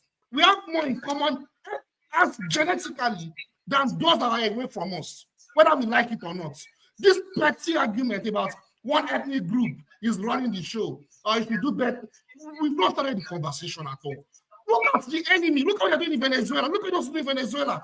Look at the way the entire people of Venezuela are uniting with their leader to fight the enemy, to fight the evil empire. We are here talking about who is a saint, which tribe is a traitor, which ethnic group is causing problem. Look at what's going on in Venezuela. They have multiple tribes like us. Don't they have multiple tribes? They have multiple tribes like us. A lot of them are even more diverse than us. You think they are blaming the Spanish people? They are blaming the Amerindians. They are blaming the Latinos, the Hispanics. No, they are united against, they are united with their leader to fight the evil empire that is destroying us, that we can't even see. It's a shame. I'll just stop there. Thank you. Thank you. I really appreciate that. I really, that context, some people always like to think that you're talking nonsense, but you can see that America is very quickly saying that there's a genocide going on in Nigeria against Christians. Like somehow they are experts of Nigeria now. So we have to always be watching our back, because and it's true, we have so much in common. Almost all of us have multiple tribes in our family. All of us here. Look at African Americans. They go to their DNA. They say they're from Nigeria. They say they're from Nigeria. Someone don't say they're from Nigeria. Our genetics are the same. Our genetics are the same. We are basically the same. E1B1A. We have a lot in common than those. E1B1A gene. That's all we all carry. L1 and L2 maternal haplogroup. That's all we all carry. One gene. We are act as if we are different from other people. We are the ones that are different from the world. Please, I think let me bring Constance in there now. Omori, this is next. Constance, thank you for joining us today. I don't know whether you are upset or you are very happy. I don't know which one you are today, but thank you for coming in. Thank you, forefathers, and thank you all the panelists. Well, forefather. Actually, I don't normally like to join when you're moderating. I just joined this night. Honestly, I don't like to when you're moderating. Why I joined this night is because I'm glad that you joined us. Wait, why I joined this night because since I see that you have been hammering Sowore is that. Sowore did not do anybody anything because Sowore supported the protest, carried on the protest. That's why you're against Sowore today. My brother, what you cannot do, another person is doing it. Hear the person. My brother, you see, Sowore paper have been criticizing this government. Not only this government, criticizing all the people that have been doing bad. All the papers in Nigeria are not been doing that. Sowore brings good every information, every information that help Nigeria. No other paper does that. Almost all the whole journalists and papers in Nigeria are compromised, but only that Sahara paper is doing the right thing. So people always come here to Sowore is Tinubu's boy. How is Sowore Tinubu's boy? He's never. I don't believe he's Tinubu's boy. If he's Tinubu's boy, then it's his own problem. It's only God that you judge everybody. I'm not the one to judge him. But if he's doing the right, him now. I saw you the other time. You said why not the Kanu should not renounce Nigeria. This renouncing Nigeria, we have been in Nigeria for more than 60 years, since we got independence, more than 60 years. This one Nigeria is what is causing problem today. This one Nigeria. You want to Nnamdi Kanu to renounce it. To renounce one Nigeria under what condition? That a whole southeast we don't have even seaport. South, their seaport, they don't want it to run like the Apapa. Tinubu is investing all the whole money of Nigeria into Lagos. He has even made another seaport in a grand seaport in Lagos. Why can't he help Southeast and others, even the North, so that he can decentralize the government, so that every region will be working, so that the country can be productive and progressive. Why can't you do that? If it's that much, if you see, even this Jide, you are the most hypocrite I see here. You first this night you came, the corrupt people this night first you call Obi. Obi is your problem. Now your people said no protest. When they want to protest last year, your people stopped saying nobody can protest in Lagos. But forgetting that when Jonathan was ruling, when Jonathan was ruling, it was your people who carried on the protest. But today nobody can protest in Lagos anymore. If they want to protest, people will bring your omo and nonsense and bring it there. Nobody can protest.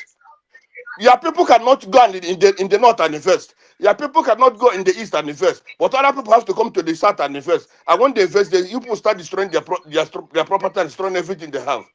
In this one Nigeria we are now today, this one Nigeria is what made the Fulanis to come to east to kill people in the east, to come to the west to kill people in the west. Is this one Nigeria? This one Nigeria is what made us today. We don't have pipe-borne water anywhere in Nigeria. It's because of this one Nigeria. We had to this evening. I was watching some big families in Nigeria, richest families in Nigeria. I see their names. All of them got money. None of them work hard for that money.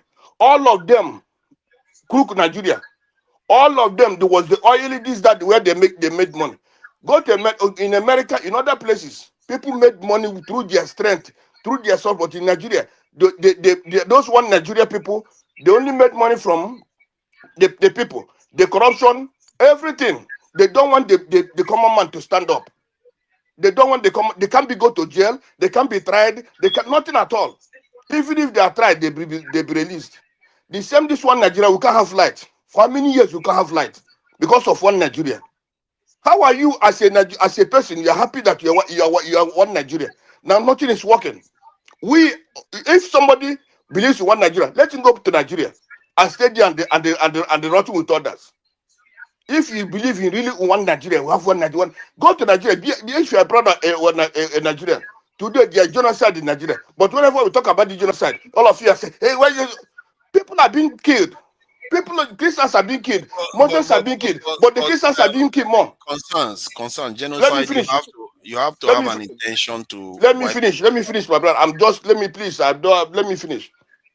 This was one Nigeria. Is it not a shame that we today our judiciary is collapsed, the justice system is collapsed, completely collapsed, dead? Is it not a shame? Is it not a shame that the police are the criminals in Nigeria today? Is it not a shame that the military are the most criminals in Nigeria today? The most people killing people in Nigeria are the military and the police. Is it not a shame? This one Nigeria, one Nigeria, one Nigeria. If, for example, we have a southwest country, you think it can be like that? It can't be like that. At least if something the president is doing bad, the southwestern people will come together and they protest. Today, the South cannot protest with the North cannot protest with the East. They have different agendas. They have different distance to go guide them. So that's the problem. The schools are bastardized. Why in a country that the people are going abroad to go to school? When we went to school in Nigeria, everybody was going to during the 70s, we are going to school, the same school, and things were working fine. But today, they open private schools. Even the private schools, they can't even put their children there in the private schools. Are you happy that to be a Nigerian? You are happy that why not go to Nigeria and stay? You're in abroad, every time you put on nonsense in the ear, you think that you have come here to talk nonsense. Let me tell you, all these hypocrites, the people who think that they're clever, hypocrites are sacrificed. Let me tell you, one day, what you people are doing to yourself, what you think you are doing to others, you are doing to yourself. Because your children, which you are born in abroad, training them in abroad, they'll be useless.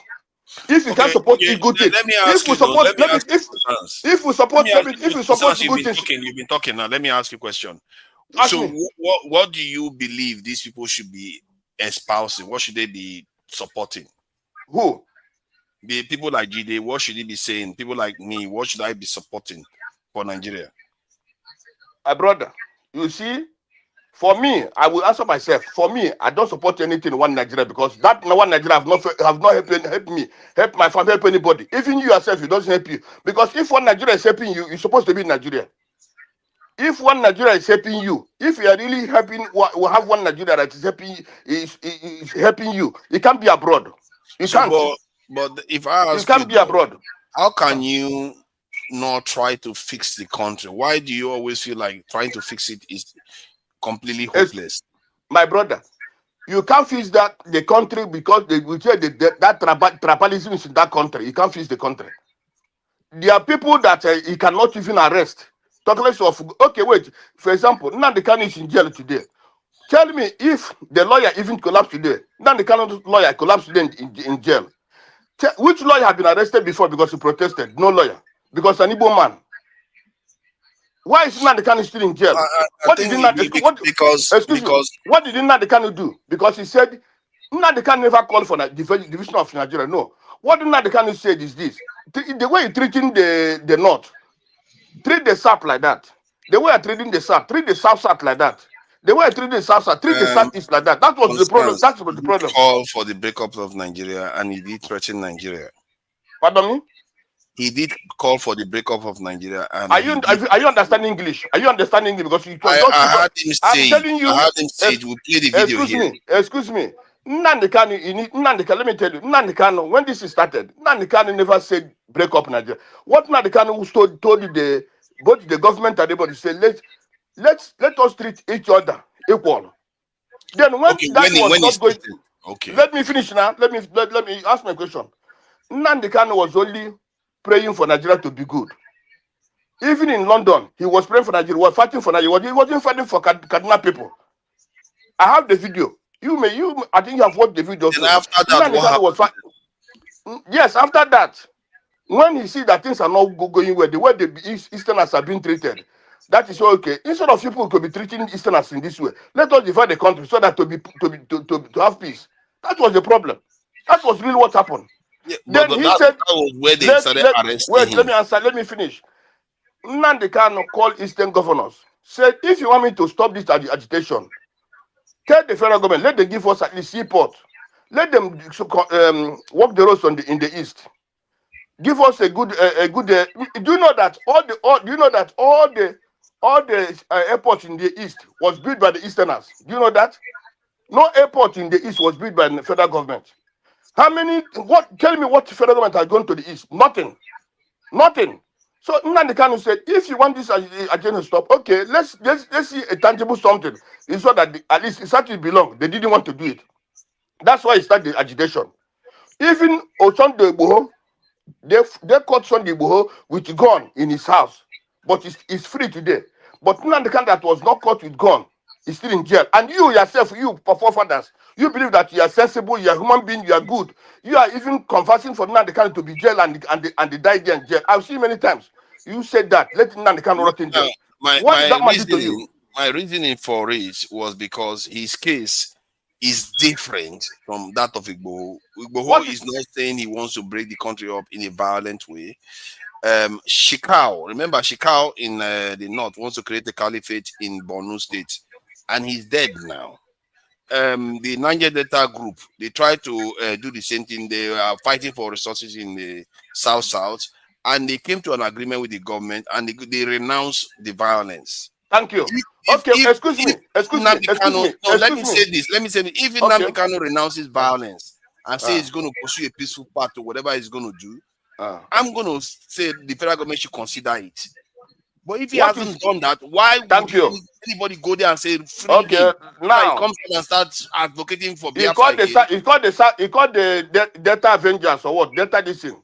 When they were protesting, when they were carrying out their this thing, it was the federal government went and met them, and that problem was settled. They reached an agreement.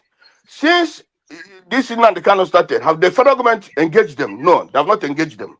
They have not engaged. You just told me just now that Nnamdi Kanu told the South leaders, that the Southeastern leaders, that for him to stop, they have to do so and so and so. So the negotiation. No, excuse me. Let me give you a breakdown. Let me give you a breakdown of this. The federal got what they call it, vice president then, Goodluck Jonathan, was sent to the Delta people to talk to them. The federal government have never sent anybody to talk to the Easterners. Now the people of Nnamdi Kanu only spoke with the Igbo governors. That time, that you see, if you want me to stop this agitation, go and meet the federal government. Let them do if you want 1 or 2 things for the Easterners, because we have suffered. That was what Nnamdi Kanu told the Easterners and the Southeastern governors. And they went and told the government, but nothing happened. The government have not one day, the federal government have not one day come and they talk to the Southeasterners. They believe that they are useless. If you not hear I don't think they believe they are useless. But what I don't know for sure. Hold on. Let me say this. Let me say this. One thing I will grant you is that after that talk that Nnamdi Kanu had with the Southeastern governors, and after all this trouble, and even after they've arrested him, I don't know whether the federal government have tried to talk to him. They have not. They have not. They have not. Okay, wait. If they have not, I think that's a mistake. Maybe they should think about find a way to talk to him and say, okay, if you renounce all the violent things and you want to go into normal politics to try to win support formally, we are going to consider amnesty. If they did that, Nnamdi Kanu, excuse me. Nnamdi Kanu don't deserve any amnesty. Nnamdi Kanu is not asking for any amnesty. IPOB is not asking for any amnesty. Look at the Buhari was. Now you see the problem. You are saying you don't want amnesty. Let me finish. Let me tell you. Let me talk. Can we go on to something else? We have said this thing before. Buhari was now. What am I going to do? Shut him up. Buhari was in charge now. I'm controlling this thing now. We have said this thing before. We all know this already. We have seen it. Let's give it 2 minutes. Move on. 2 minutes. Buhari was quick to say the IPOB are terrorists. But up to today, Buhari never said Boko Haram that are killing people, even killing your family. He never said they are terrorists. He said they were his brothers. Yes, he said they were brothers. You see, today, even the Sultan of Sokoto, all of them, even the fight, they said, even Buhari said, if you kill Boko Haram, you have killed the North. But no Igbo have said, if you kill IPOB, you're killing the people of the East. No Igbo. Now, people say, Igbo this, that. Let me tell you, Igbo people go to Lagos, they build houses. They go to North, they build houses. Which Yoruba man have come to the East and build houses for them? They don't. So if people talking about this, if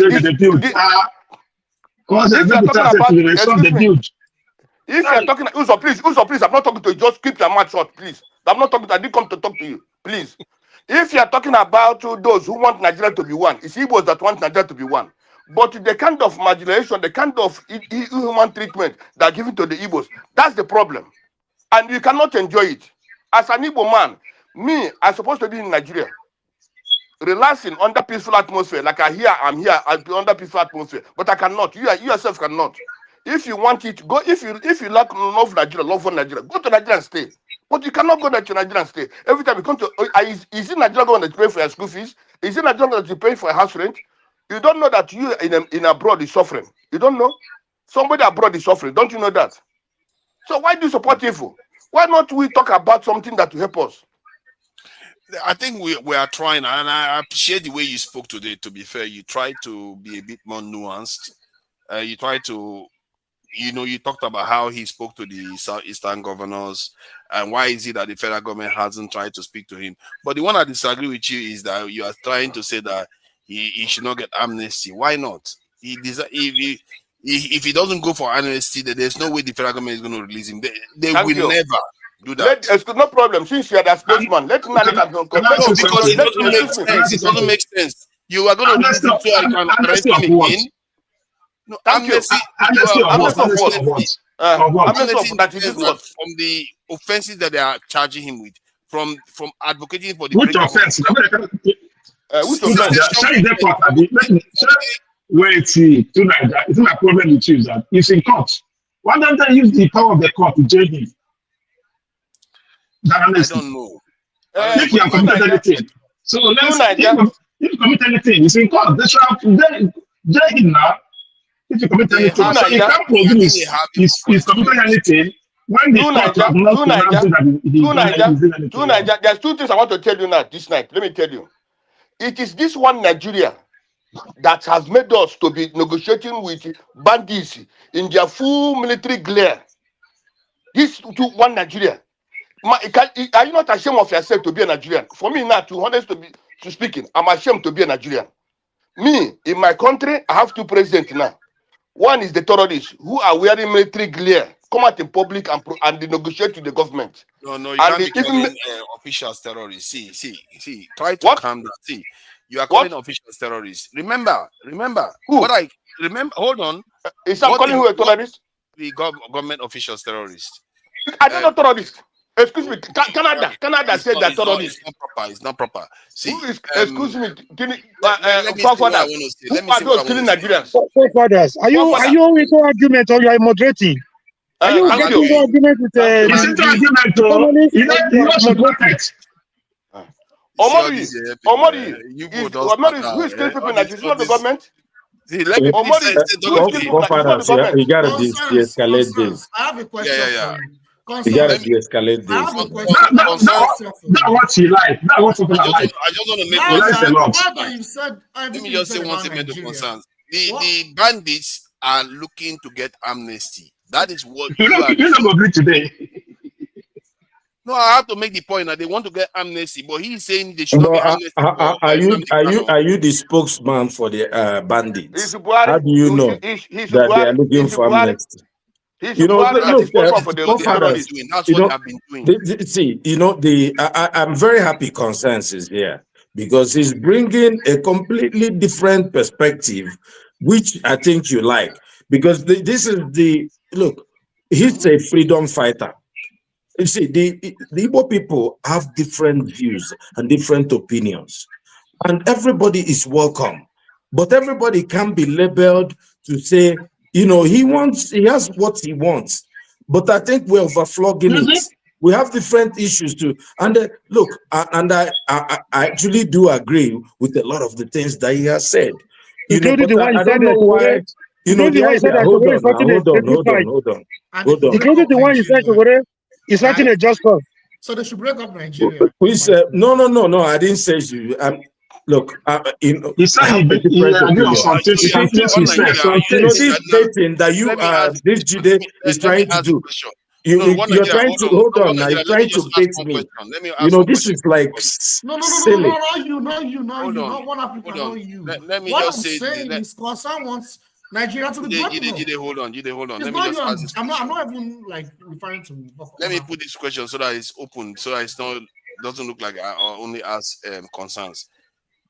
Do you support amnesty for Nnamdi Kanu if you renounce? That's for Nnamdi Kanu to be released based on amnesty, whereby he renounces seeking Biafra and seeking violent ways to do things. Do you support? Is he a crime to seek Biafra? Is he a crime to seek self-determination? In a threatening way, yes, it's illegal. You can't do that. Who did he threaten? Nigeria. He never threatened Nigeria. Nigeria killed Igbos. Nigeria killed the IPOB before he wanted to bring the video. Do you want me to bring the video? No, please don't.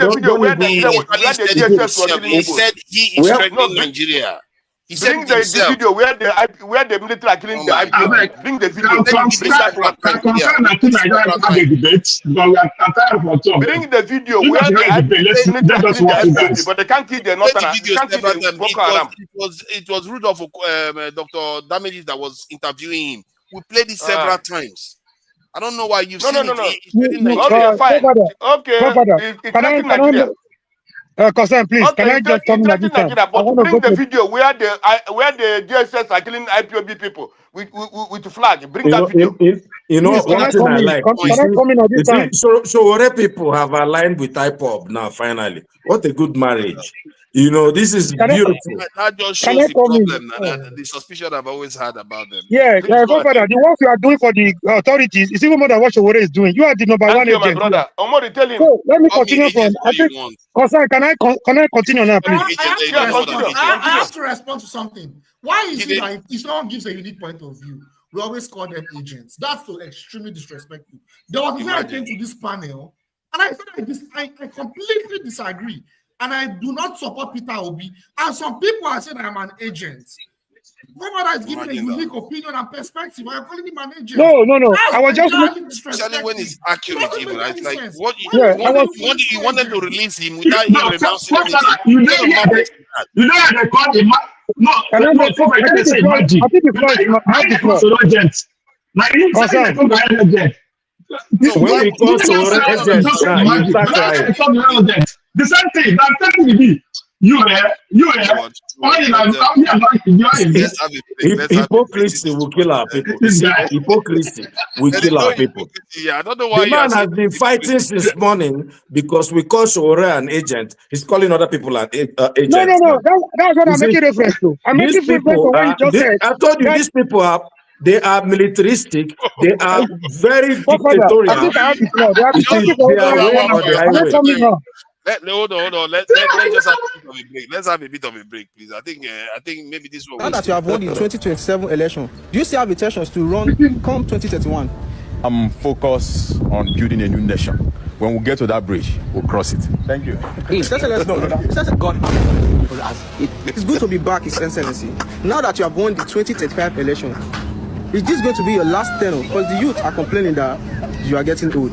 It's democracy, right? It is democracy. Let them come and run. Compete with us. And as for 2039, if I'm going to run again, when we get to that bridge, we'll cross it. His Excellency. Delete that part. His Excellency, you know that you promised me that you will step down after this tenure. His Excellency. Yes. You're from TBN. Yes, sir. Where is the other friend that used to interview me? Well, he retired 5 years ago and passed on last year. Oh, Pastor. Yes, sir. We are still here. Rest in peace to my good friend. Oh, Your Excellency, now you have won the 2043 election. Are you going to also run for the forthcoming 2047? If I'm what? Are you going to run for the forthcoming 2047 election? Oh. Well, running is not by physical ability. Of course, some of us might not be able to stand, but it is here. So that's what most of you don't know. But when we get to that break, we'll cross it. I mean, somebody will push me across. Thank you. Oh my God. Now that he's gone, I will run for this position and nobody else will take it from me. No, now, Chief, isn't this a repetition of old people ruling this country? I mean, I am young and I'm the right person to run for this position. Come 2051. Chiroma, what are you saying? Do you know how long I have voted for this? There is no other person that is capable to run this 2051 election except Jesus! Call the doctor.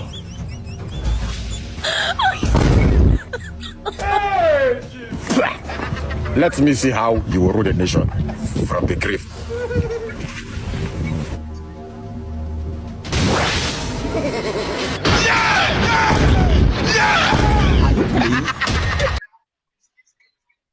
Of 100,000 naira monthly for your upkeep. Break up with them. You don't need a liability. You talk rubbish. You talk rubbish. You know, you don't get bad hair. You never reach 30 years, don't they get bad hair. Now because of rubbish went through your head. And how much do your account? And more. Every time, women leader. So me where the copper now. A month, how much is my salary? This guy, he need. How much is my salary? Why would they give me 100,000? Okay, whoever me, whoever. I'll see you here again next time. Anyway, now but they make this country difficult for men. Anyway, when they give you another me where the copper, how much federal government they pay me? Okay, this they pay me. They pay on the UTM beer. All these rubbish motivational speakers. Now but they make this country go they hard for person. Anyway, when they give you another.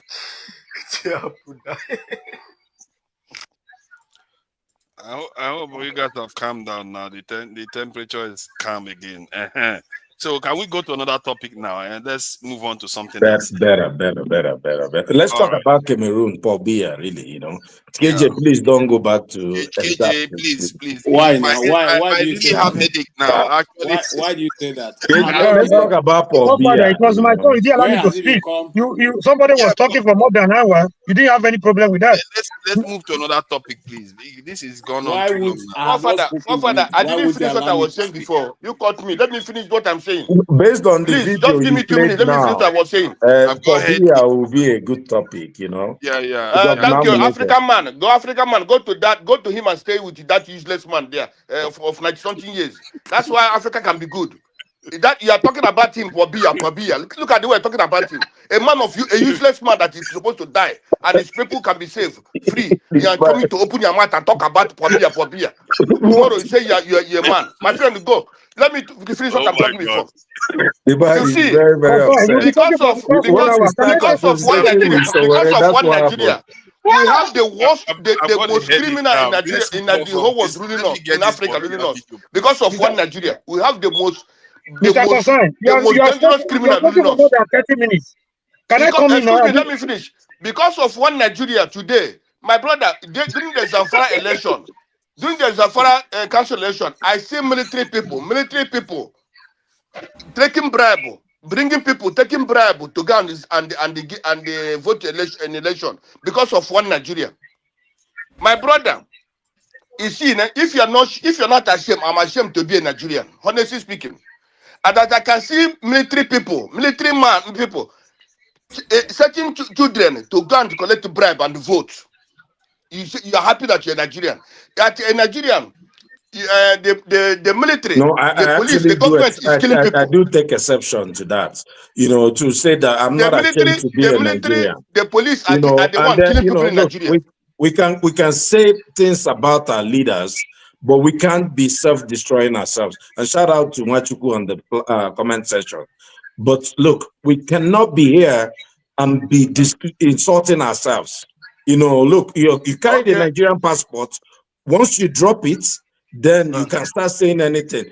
Rigging, there's rigging all over everywhere. There's rigging. Military, bringing people, Oh, are you kidding me? Hanging people to go and vote. We're not saying, look, my brother, look. You're happy talking about it. If you want to concern, you know, we've been listening to you. We're not going to let you just continue on and on and on. If you want to go and fight for freedom, go to Abuja. Nigerians are hard to tell what to do. They don't. Go to Abuja and see Tinubu and get rid of him. I think we've really been damaged internally, anyways. And some of these fallout is actually too much. Yeah, we gotta talk about Paul Biya and how we can stop Nigeria from becoming Cameroon. Can you moderate, please? Can you moderate? Well, let's get some sanity. National Vote Counting Commission released provisional results pointing to the victory of incumbent President Paul Biya. The commission said Biya arrived first with over 53% of the votes in front of his main opponent Tchiroma Bakary at 35%. But he can't even stand. The disputes in the country. He can stand though. If I saw you, fill out the wheelchair. Started releasing his own tally, which placed him in first place with about 60%. Tchiroma has called official figures inaccurate and called for greater transparency. The controversy has stirred tensions in Cameroon. Demonstrations erupted across the country in recent days, with some protesters accusing authorities of electoral fraud. In several major cities, protests ended in clashes with security forces. The Constitutional Council should publish official results by October 26. If validated, the outcome would see Paul Biya extend his 42-year rule at the helm of Cameroon. At 92 years old, Biya is already one of the longest-serving leaders in Africa. My God. That is old. You mean Nigeria doesn't have any say in this leadership that is going on next door? I don't know. I guess Nigeria has old leadership too. Let me bring KJ in since he hasn't said anything at all. I was supposed to talk before concern. You allow concern in. Now you. All right, KJ, go on, sir. You don't talk Sorry, gentlemen. I've been trying to listen to you guys, but somehow, we are being a bit rowdy, and it's not going to help anybody. But my major concern, though I have followed the Cameroonian election, but I'm going to jump it. The reason I'm going to jump that because we have similar situation we could not handle in our own country.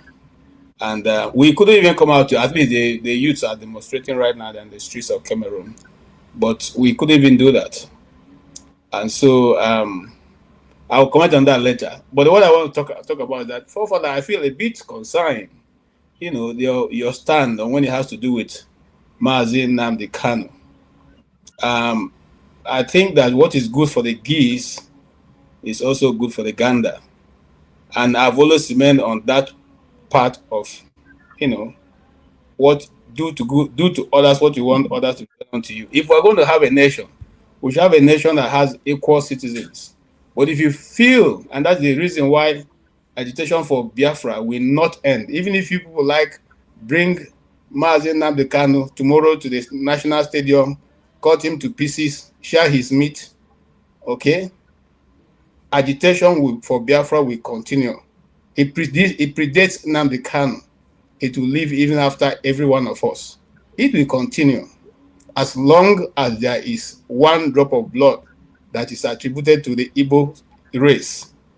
That agitation will continue. It is not a crime to agitate to be self-governing. It is one of the charters of UN, even though I hate to talk about the UN because there are so many things in it. But that's one of the charters that is deemed fit to say that anybody, in fact, right now, I want to let you know, there are individuals who are nationless. They are nationless. They belong to the world. And it is acceptable. You can start to say, I don't want to belong to any nation. And you are a citizen of the United Nations. And it is allowed. So, in this context, the struggle for the realization of the indigenous people of Biafra will continue. It doesn't matter whether you decide to treat Nnamdi Kanu right or wrong. It doesn't matter whether you decide to give him justice or not. The problem that Nigeria will create for itself is to even make that man, that man buy, it will be more of a disaster for every one of us. Before, when Boko Haram started, it wasn't this until somebody said to think that he can shut Mohammed Yusuf down. And that was the beginning of every other confusion that has come to us today. So what I'm saying, in a country where people are looking for how to build a nation, a majority of your populace, a particular tribe that's over 70 million people, okay, so that for people like some people who don't believe in the agitation, so in that 70 million people, 40 million of them are saying, we don't want to be part of your nation. If you have nothing to hide, why don't you hold a referendum? If you have nothing to hide and there's no referendum in your constitution, you say, okay, this is not constitutional provision. Why don't you have an agreement, some sort of discussion with them? You will not discuss with those who do not have arms. You will not discuss those people who have not taken any part of Nigerian territory and they are collecting taxes from people. You will not discuss those who have not gone to anybody's community to go and invade them, take over their community. You will not discuss those who have not taken over anybody's farmland and made it their own. You will not discuss with those people who are not going to forests everywhere around Nigeria and waging war against the indigenous community. But I mean, you will discuss those ones, but you will not discuss with the people who have no single arm, who you have sent your military to shoot down, who you have gone to their communities and raised hell in those communities, who you have raised false flag in the names of so many different groups, unknown gunmen, the awkward and all that, or whatever. I don't want to go into those names, but you know that what people are doing, and then you will not discuss those people. Instead, you will bring mayhem, calamity, and then people who live in a developed world where things are done will come and support it. I don't understand how that is done. If you say you are building a nation, if those people are not important to you, why don't you let them go? If you think that particular portion of your community, of your populace, don't matter to you, and they are saying they want to go, what is bad in letting them go? If you think that, okay, you don't want them to go, or you think that half of them don't want to go, why don't you organize a referendum? Nnamdi Kanu said, if you do a referendum tomorrow and I lose, I'll give up, I'll leave Nigeria, and you never see me again. Nnamdi Kanu gave another this thing. He said, if Buhari goes to court today, if he can subject himself to a DNA test, okay, and it proved to be Buhari, the real Buhari, he will stop the agitation, give himself up, and let them do anything they want to do to him. If that ever happened. Look, is there anything that Nnamdi Kanu have said since that this is broadcasted today in Nigeria that have not happened? Which one, apart from the realization of Biafra? Is there any other thing he said? Why do we not measure on those ones? Is it every scientific discovery that was made it to become public knowledge? Why am I digressing? So that we think that, let's not think that, okay, yes, you didn't like his language, but his language never killed anybody. Okay?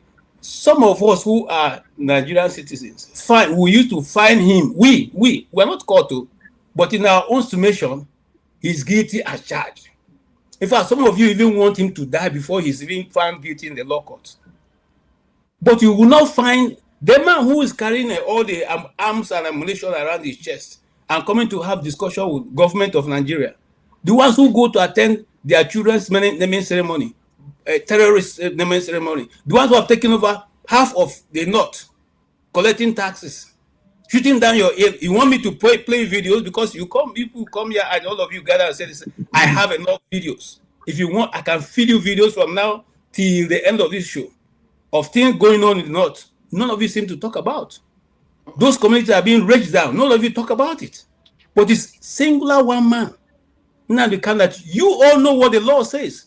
It's not the law of Nigeria. It is an international treaty that if you go to any country and remove somebody from that country illegally, you can't try the person anywhere in the world. It is in your constitution. It is in the charters of the UN, and every other person obeys that. Why is it difficult for you and I who have gone to school, read some form of book, cannot stand by that and say, based on this, you can't even do that. But to find a way to justify whatever the government is doing, and they will come back and come here and begin to discuss. No, let the nation, go on the roller coaster. Let it be, all for all, one for all. Dog eat dog, whatever you can get. We should go that way. Okay, but if you guys are thinking that it's going to come the time when the Igbos will shy back, it's not going to happen. Let's round up. See, you don't speak for the Igbos for one, and you didn't even address the point that I made. You can speak for the Igbos. Let's go back. Dr. KJ, God bless you so much. Forefather, he's speaking for the Igbos. He's speaking for the minds of the Igbos. No one person can speak. And he didn't even address the point that I made at all. He just went on. Speaking for the minds of the Igbos. So, okay, forefather, I didn't address your point. What is your point? Make your point. The point I made it very clear that if he sought this in amnesty, then he will be. I will be in.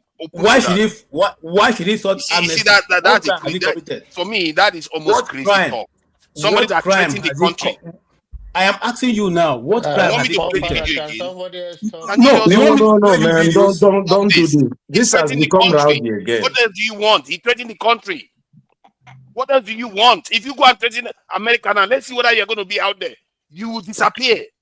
My friend, you guys, you just sit there. You sit there. You sit there. You think you are the only person. You say you are strong now. Threaten America right now. Let me tell you. Threaten America right now.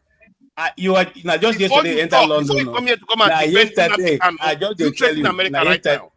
Now yesterday you enter London. If you want that, excuse me. There used to be a guy in Freedom Square in London there. Look at that. Okay. You are setting a different standard for America than you said for this. I'm telling you, no, this is not long term. Because we wanted to talk about Paul Biya. You brought this issue back. I said, threaten America if you have the gall. Threaten America. Yeah, we gotta move on. Look, I thank God that you just not even try. You will disappear. I thank God that forefather is not the leader of Nigeria. Look at that one. No. What do you mean by look at that one? The point is that no. Look, we are talking. We had a very nice topic in Paul Biya. See, we can never agree on this topic. Most people that see you see the bias you have regarding Nnamdi Kanu. I'm not an IPOP member. I don't do pro Biafra, but the truth is, fair has to be fair. There has to be no. There were agitators in the country. They all have. You know how biased? If somebody is biased, you see, you muted me now. You didn't mean the government. Hold on. Forefather, your government agent. Honestly, if somebody is biased, it means that rule that he's applying doesn't apply anywhere else. That's what bias means. It means they are making a special case to be mean to one specific case. If I am biased, then threaten America right now. Do that and see whether you will be free. You see, I don't know why you people run from the truth. Father, you are government agent. You are government agent. You are government agent. Forefather, let me tell you something. There are people in America. I don't have any reason to threaten America, but there are people in America here who don't like the government of America, and they speak out every day. I'm not the only person living in America. Hold on. Let me talk now. You don't talk. Let me talk. But they don't threaten America with violence. Let me talk. Let me talk. Address the point I'm making. Wait, they live for London. Let me talk. There are people in America. I'm not just going to allow you just to be raining on and on. You have to address the point. They don't threaten America with violence. Address that. They don't threaten America with violence. Address that point. Wahala. Someone said Wahala be like bicycle. Waffling around. I'm not going to have waffling around. We gotta move on, man. This is time for facts. This is time for facts. They don't threaten America with violence. Address the point. KJ, I told you not to go back there, but what is the no. You see, let me tell you something. You can't keep pretending here. Father's opinion will not change anything. Let me tell you something. Father, can I talk now? Sorry about that. Let me bring you guys in. KJ, Jonaba, please go ahead. Thank you so much. Back to Jonaba again. Yes. Jonaba hasn't spoken for a long time. I've never said nothing for how many. Even since he spoke the last time, I've not spoken. Okay. Leave for Mori to speak. Go ahead, Jonaba. Go ahead, sir. Okay. After Jonaba, that was when the concern came in. I was supposed to talk. You said we should give a concern a chance. I have to. My voice is back. People don't like my voice. It's your mama who's supposed to talk. It's your mother. Forefather is talking. Go ahead, he wants his friend to talk. Thank you. Forefathers, I don't want to deviate, but one of the things everybody have the right to be biased. My friend KJ, I can say anything about the bias, no bias, or all those lecture. He knows the truth. But one thing that I think is smarter than that, you grab, distance yourself from Buhari issue. That is a shame. To say that Nnamdi say that they should do DNA test of Buhari, and that is not that this is not the Buhari. I think that is when I think that one is you don't want to wrap yourself around that. The way it works, if it is not Buhari, remember Buhari have come to America. This is not first time he was a president. The clearance of a diplomat clearance is different from ordinary citizens, and even in London. And I don't think all the country have traveled to cover him if it's not the So, one. Jonaba, I want to ask you, when he died, how many world leaders came to Nigeria? How many world leaders sent condolence? How many leaders came to Nigeria? How many sent condolence? Listen. Distance yourself from this controversial thing. If you want to, you are a journalist. I will not. A journalist. Okay. I will not. Continue, but it's a lie, and that is going to... No, you know it's a lie. Is there any world leader who has passed? Who other world leaders did you send in condolence? Let me talk. When you are talking, I do not interject you. Buhari is somebody's father. Buhari is somebody's wife, uncle, and relatives, just like you are. Being the president of Nigeria, whether you like him or not, is a different thing. You can talk about his wrongdoing and bad leadership, but this kind of thing, you are wrapping yourself. Nnamdi can say it and get away with it. You may not get away with it easily, especially in your own career, except just like you. My brother, leave that in. Leave that in. All you right, see, because you limit yourself to what tomorrow may have. Don't worry about that again. But I think I'm disappointed in you saying that. You can say you have a right to justice, to hearing, and all of that. Whatever he did is any other person have done. You can compare all those scenarios. It's not the worst person. Even if it's worse, he should face the justice. It's okay. You have the right to say that. But going there, fine with you. If it is fine with you, you're gonna find it difficult to have a history behind you. Issue of Paul Biya. Have Cameroonian friends, and I look at them, anytime I look at them, I wonder what is going on in their mind. And I look at them like I don't want them to say much around me. It's like to tell them, don't say nothing. Whatever is going on, just shut up. Whether you are for Paul Biya or not for Paul Biya, you are bearing the flag of Cameroon for 92 years old. Not because it's 92. The whole issue of Paul Biya is France, because they always like the worst of us to lead us, and they are still succeeding. And Cameroon have never find their way. Hopefully, I think that video you play, even from his grave, you still become their president. Trust me, because the way they are going, they are going about But their. do you think actually he is actually, when they cast the vote, he's actually winning, No. or the opposition is winning? I've lived in Cameroon for when I was a little younger. Cameroonians are very loyal, and I want to give that to my fellow Cameroonians, that they are very loyal, and I respect their loyalty. But I don't think so. I don't think it's really winning. It's just out of fear. But I don't think many of them come out to vote anyway. I think most of them, the other English part of them, they always fight and crack them down and all of that. But then, even if they say he win or do not win, what is he going to, what have Paul Biya offer Cameroon for the past 40 something years that has been a president? And if we are talking about part of the world that, if you go to Ghana, have made some significant progress. Go to Cameroon. There's nothing there. I don't think Paul Biya even lived there. He visited there during the election and he stay in one nursing home somewhere in the Europe and go once in a while. So, and I think it's a fair, I don't know, Paul Biya own is a shame. That the whole thing is a shame. That's the whole thing I can say. And they say that he barely spends time in the country, he goes overseas. Yes. Comrade Omori. So, what do you make of this? We say Nigeria is bad, but that guy is old. He's barely around. And some part of his country is even agitating too. I don't know. Does he actually win? Because they say the election is 53% versus 37%. That seems like a big gap. Does he actually get that much vote in Cameroon? Is that for me? Yes.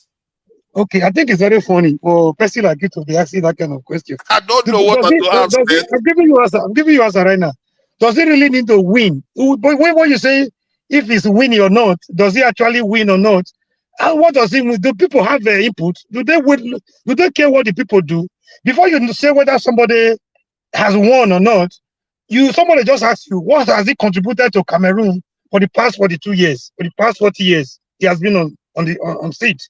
So even if he was even the best president in the world, considering his age at 92, do you think he can really win the interest of his people at that age? Is it not the same Biya that went for a UN conference? We didn't know. They packaged him. They wanted to make him look like a young guy. But he got there. He didn't know where he was asking them, where am I? Where am I?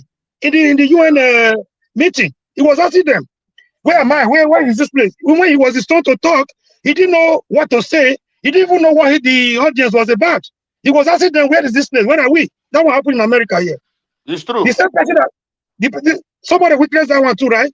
It's true. It's true. What you say is true.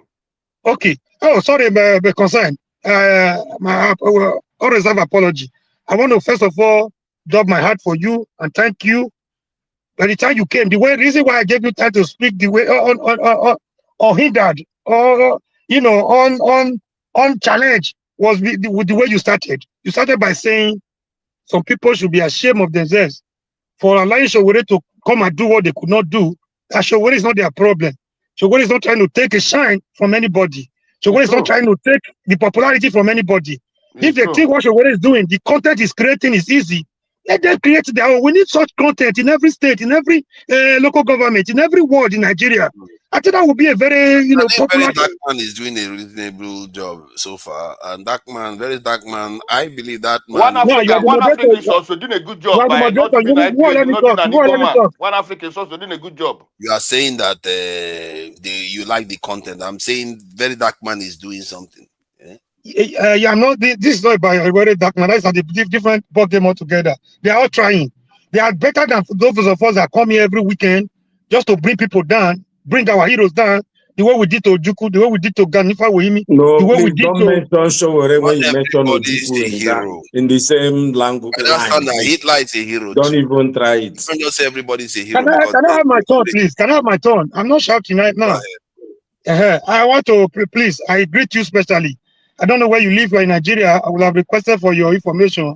We have something to say in common. Please, I need your contact, your number, everything. I need to, at least, if you are streaming from Nigeria, I have something for you. Please. I thank you. There is no amount of words that will be enough to say thank you. I thank you. And I know you're an Igbo man. So this is why sometimes when people come here to streaming from Nigeria, he's in Austria. He's an Igbo man. Okay, but he's an Igbo man. No matter he's not in Austria, he's not in Nigeria. Yeah, he has the Igbo blood. That are the genuine Igbo people, not the ones that talk with both sides of their mouth. The man is in exile. He should go and fight in Abuja. These are the real Igbo people we know. They are known for the truth. They stand for the truth and they're ready to die for the truth. Just like the late General Juku. Not the ones that talk for let Sowore get out of line. They will destroy it very soon. Can you let me talk, sir? No, you're telling me. I thought we were talking about Paul Biya. We have ended up with coming there. I'm coming there. I can't say anything without Sowore. If you see the truth, you acknowledge it. So it's very dangerous to generalize that certain people are bad. Everybody cannot be bad. Nobody has a monopoly of being bad. I know tribe has a angelic monopoly too. So we have them here and there. Thank you very much. Paul Biya, I was already on Paul Biya before I remember I didn't acknowledge the truth of concern. Please, I need your contact one more time. No problem. I will do that. Thank you, sir. We need people like you across Nigeria to have a strong and formidable opposition to these monsters called those in power. Like forefather. Not to those forefather is one of them. He's agent of why are you so negative? Why are you so negative? The agent of APC. People are trying to be positive. You are always negative. He said they have evidence. He is not an agent. For those that they cannot even pinpoint anything, that one is he is an agent of the government. He's fighting. You can't give evidence. That's what I'm saying. He's agent of APC. They send him to prison. They beat him up every day. They incarcerate him. They deal with him squarely. They brutalize him. Yet is their agent. Please, one more time. This is the final question I will have on that. I'm talking about forefather. Forefather is APC. I understand. For forefather, we have overwhelming evidence to show that he's an agent. But for somebody that is overwhelming evidence. Yeah, overwhelming. Wow, so if somebody that is protecting, somebody that is defending the oppressors, if somebody that is defending the oppressors every weekend is not an agent, I wonder why somebody that is fighting the authority is an agent. You are yet to prove that to me. If you give me evidence, I can criticize you with it. By age, I don't think Sowore is senior to me. We are about the same age. So Sowore is not my mentor. Sowore, I don't worship Sowore. I don't idolize Sowore. Sowore is not my demigod. But this is somebody I've monitored. There were accusations against him while we were back in the struggle in the trenches. This is about 35 years ago. Today, he has been consistently fighting the same thing. Nobody has given me cogent reasons or evidence to show that he has taken money from the authorities. And if he has taken money, I don't think he will have the God to fight them. That is enough for Sowore. Today, I think we've done justice to Sowore matter. If anybody does not have evidence against Sowore, nobody should come up and make you say you're done. You continue with Sowore again. This man. You have evidence already. Okay. Is it my turn? Oh, okay. Yeah. It's an agent to. He collected money. He collected financial aid. Nobody said he collected money from the government. He collected grant. He's not denying that. Go ahead and talk. Obi or Obey. Okay. You guys will not let me to talk. They don't allow me to flow. Anybody, if you are here, some people have a Sowore phobia. Just the way Nigeria have a Igbo phobia. Anywhere they hear Sowore, they want to. Some people want to commit suicide because they are not. You are highly dumb. Domo, sir. Yes. Well, Papa Father, I have not said anything anyway, but I just think the Sowore issue, we are looking at it from one angle. I actually voted for Sowore in the first election when he contested, based on my own judgment of personality or what I know as a then, but time and season changes and everything, and we had to be dynamic in our own kind of approach to this issue, because Nigeria problem it's not affecting us. That look at the way we talk to each other, we almost can't stand each other because of the diversification and our diverse views and ideas, which is actually good, but we need to marry it up to be able to live as one. My problem is that we are all trying to fight this war individually, and we are losing it every day. While the thieves are synchronizing themselves and they keep widening the level of oppression and suppression of the good government. I was shocked to hear AY coming here this afternoon to verbalize a Wike's performance because he saw road and he saw quota on the road. I was just saying, what is wrong with us? What is going on? Government in a city called Abuja, a capital city, you just validate somebody's performance based on what you saw that you cannot compare to where you're coming from. Government not just about road, it's not just about infrastructures. There are so many other things that are involved. Thank God you didn't fall sick. Let me see whether there will be an ambulance that will come and carry you from where you are, or you're involved in an accident. Those are the small things like that we can't put in place. We don't have there was something that Obaseki was doing in Edo. He was setting up a call center, a response center. This guy came now and closed the place up. Instead of you to make it robust more and have more fire stations and have more infrastructures, the tap should run, the system should be working from what from where you're coming from. But you're supporting people because you saw quota on the road and you had the voice to say that this man is doing wonderful. So those kind of mindset that we are putting up here is killing us every day because we're not ready to even grow. Back to Sowore issue. My only issue with Sowore is that the fight is good.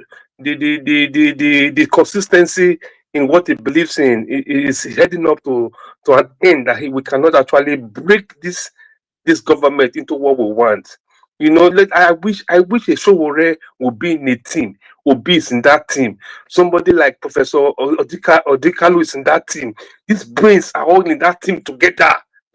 Approve this ideology. Hold on, what I mean? Obi, you're not hearing. See, he doesn't want to be in any team. He chooses. This is one of the issues. This is we're not going to grow. He keeps attacking P2B, and his approach is he goes full in a direction, knowing full well he's not going to succeed in what he's doing. He didn't prepare anything. He didn't prepare a legal way to do this in a proper way.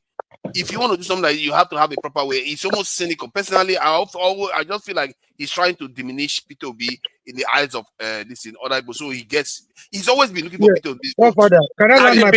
Father, let me conclude. At the beginning, about the Cameroonian leader. Yes, at the beginning, Sowore's regret was that they allowed the so-called the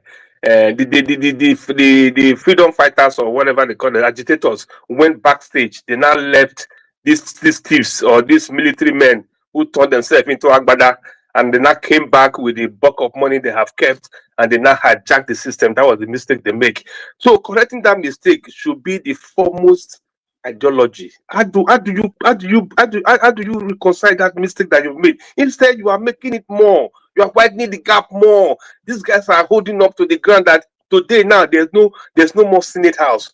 No House of Assembly. There's nothing like you are scrutinizing each other, even up to local government. It doesn't exist. Everybody is just, the government is an emperor of his own. The president is an emperor. The judiciary is stolen. Nothing is working. And you expect a government that will change the people. It's not going to happen. But these people are not fighting. Everybody is going on individual battle. You're trying to run your. You will continue to fail. And these people who have hijacked the system will continue to enlarge their cause and continue to oppress the people, and will continue to be crying every day. And that is where we are here, where we are today. We are not happy being in this country. Look at me, I'm on night duty. I'm here, I can't even have weekend. Weekend is when I work, you know, and that is not life I want to live, you know. And remember when I was in Nigeria, after on Friday banking till Monday, I don't even open, I don't see my ID card. You know, that is how we were brought up. But today we're in a different set of life, set of situation, and then of the day we can't even see how we process You say ourselves. when you were in Nigeria, you don't see your ID card over the weekend, but that way you're overseas, you're walking through The ID card is always in my neck. Oh my God. Sometimes you know, it's the dynamic of life that we find ourselves. So my take is that Sowore has a good vision, he has an ideology, he's working, but for him to fight this singular battle, it's not a pathway to making him a leader of the country at all. That is the point that needs to be corrected at this time.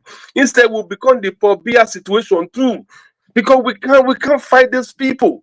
You know, look at the way they have attacked the Senate House. They have attacked the House of Rep. Then they cannot even pass a bill to correct themselves because they are all thieves there. They are all just in there. They can't even pass any bill that will affect them because they think that if they do it like this, they're going to be cheated. They look at the way they were talking to each other. When someone got up and was trying to say that we should stop buying guns for them, did we forget what happened in the state election? Was that an election? And he had guts to get up and the Senate had to say that they should stop buying guns for them, as if he was not the masterminder of that ringing of that election. Then you could come and be playing God. Don't allow View to hear you. Who is that? Don't allow View to hear. I better leave that one alone. That one is just coming to appear on people's mind. They knows what he's doing. You know, just leave those people alone. Yeah, my take is that forefather, they come to pretend in an attempt to speak in the house and speak English, whereas the real thing, they are all behind the corner doing the wrong thing.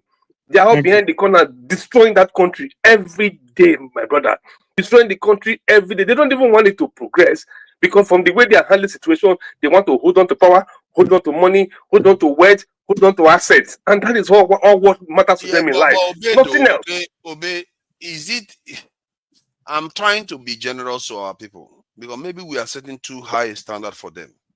Because if you look at America now, a lot of people complain that Trump is not even controlling America. It's Netanyahu that is controlling America. Institution. And no, Netanyahu of Israel is controlling the US. People complain that the Congress. What do you mean by that? That okay, like the House of Congress members. My brother, don't go there. Don't go. I don't know where you get all these things from. Don't do that. Don't tell me not to go there. Otherwise, I'll all the way from London. They're trying to protect their relationship. It doesn't mean they are controlling America. They have some ties with them, you know. Hold on. My point is that the people in America themselves are saying that, and I know the leaders, they are saying themselves that their leaders are not acting normal. How can your leaders, each of your leaders in House of Congress, have APAC member handlers? How is that normal? They have APAC handlers, and they are all of them are complicit with many of them are complicit with the Epstein files. And you see that they will go. That guy that was assassinated, he said, at least Candice Owen said 3 people confirmed to her that he said the day before he was assassinated, he was afraid for his life from these people. Charlie Kirk knows that they were going to kill him now. He knows. But my point, okay, if people like him can be controlled, if Pakistan, the leader that should be in Pakistan right now is in jail. If they can bring him down, what chance has our leaders got? Maybe that's why they are scared. That's the question you have to ask yourself. Why do you think every time you elect leaders, they go there and they just change? Maybe there's a force behind that they cannot withstand. That's why they go there and they just fold. You mean they are all cowards, right? Really? Coward, whatever you call it, still, if you're not coward, you are not going to be there. That's the point. So, Father, can I bring my submission home? Because before my brother jumped in, when I hear Domo, I have to allow him in because I know that is my brother. That was my brother talking. So, now that we are aware, everybody seems to understand that the greatest advantage they have over us is is the division among the people. The divide and rule that the British brought to Nigeria to colonize us.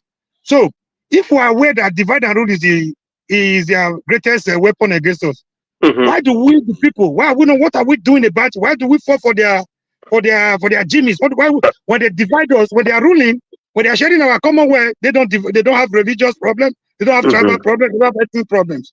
Why can't we come together as a people and form a formidable force against them? Because they're not up to 1% of the people that are operating. Poverty. And tribalism. Yeah, long throat. Support a presidential council system is going to reduce the divisions significantly. So back to Biya, I was talking to somebody from Cameroon. I was like, how you guys are not this nonsense? You know what she told me? What he told me? He said we should not bring our Nigeria problem to Cameroon, that they are okay. So long as they have peace. They don't care who rule over them. On that note, I rest my case. So I cannot be more Catholic than the Pope. Omori, don't go yet. You see, what you said there is why I asked the question. Could it be that he actually wins this election? Because maybe there's he didn't win. He has never won. He has never won. But he just had a friend tell you that. Okay, Father, if you don't mind, let me talk about the Cameroon election. He said that we should not bring our problem, Nigeria problem to their problem. They have peace. They don't care about who rule over them. So I cannot be more Catholic than the Pope, and I cannot care more than believe. On that note, I rest my case. If they have peace, that might mean that they are voting for him. Let me say this: the Tchiroma guy won that election, but what they did is exactly what happened in Nigeria. They switched the vote for the Tchiroma guy to Paul Biya and gave Paul Biya the Tchiroma vote. Now, why do I say that? I followed the election closely, and the part that is the English-speaking part of Cameroon that has been fighting this government of Paul Biya for the last 10 years. And they have a larger population, the largest part of population and the voting power. Now, they went to the polls, they voted, they refused to go away, they gathered their vote, counted it, took snapshots of the results, for which Tchiroma was winning or had won. And that result was collected, remaining only 2 areas that have less population than the other bigger cities, and could, even if Paul Biya won every vote there, he would not have been able to win. But what happened now at the end of the day was that it was delayed for a while, and then eventually they published the first batch saying that Paul Biya was leading, for which the Tchiroma guy published his own, which is they delayed for 2 weeks. Yes, the authentic result from the locations of the voting. So now, the Paul Biya's group sent an emissary to him to negotiate and to offer him to be the prime minister, offering the position of the prime minister. He refused. Can you imagine?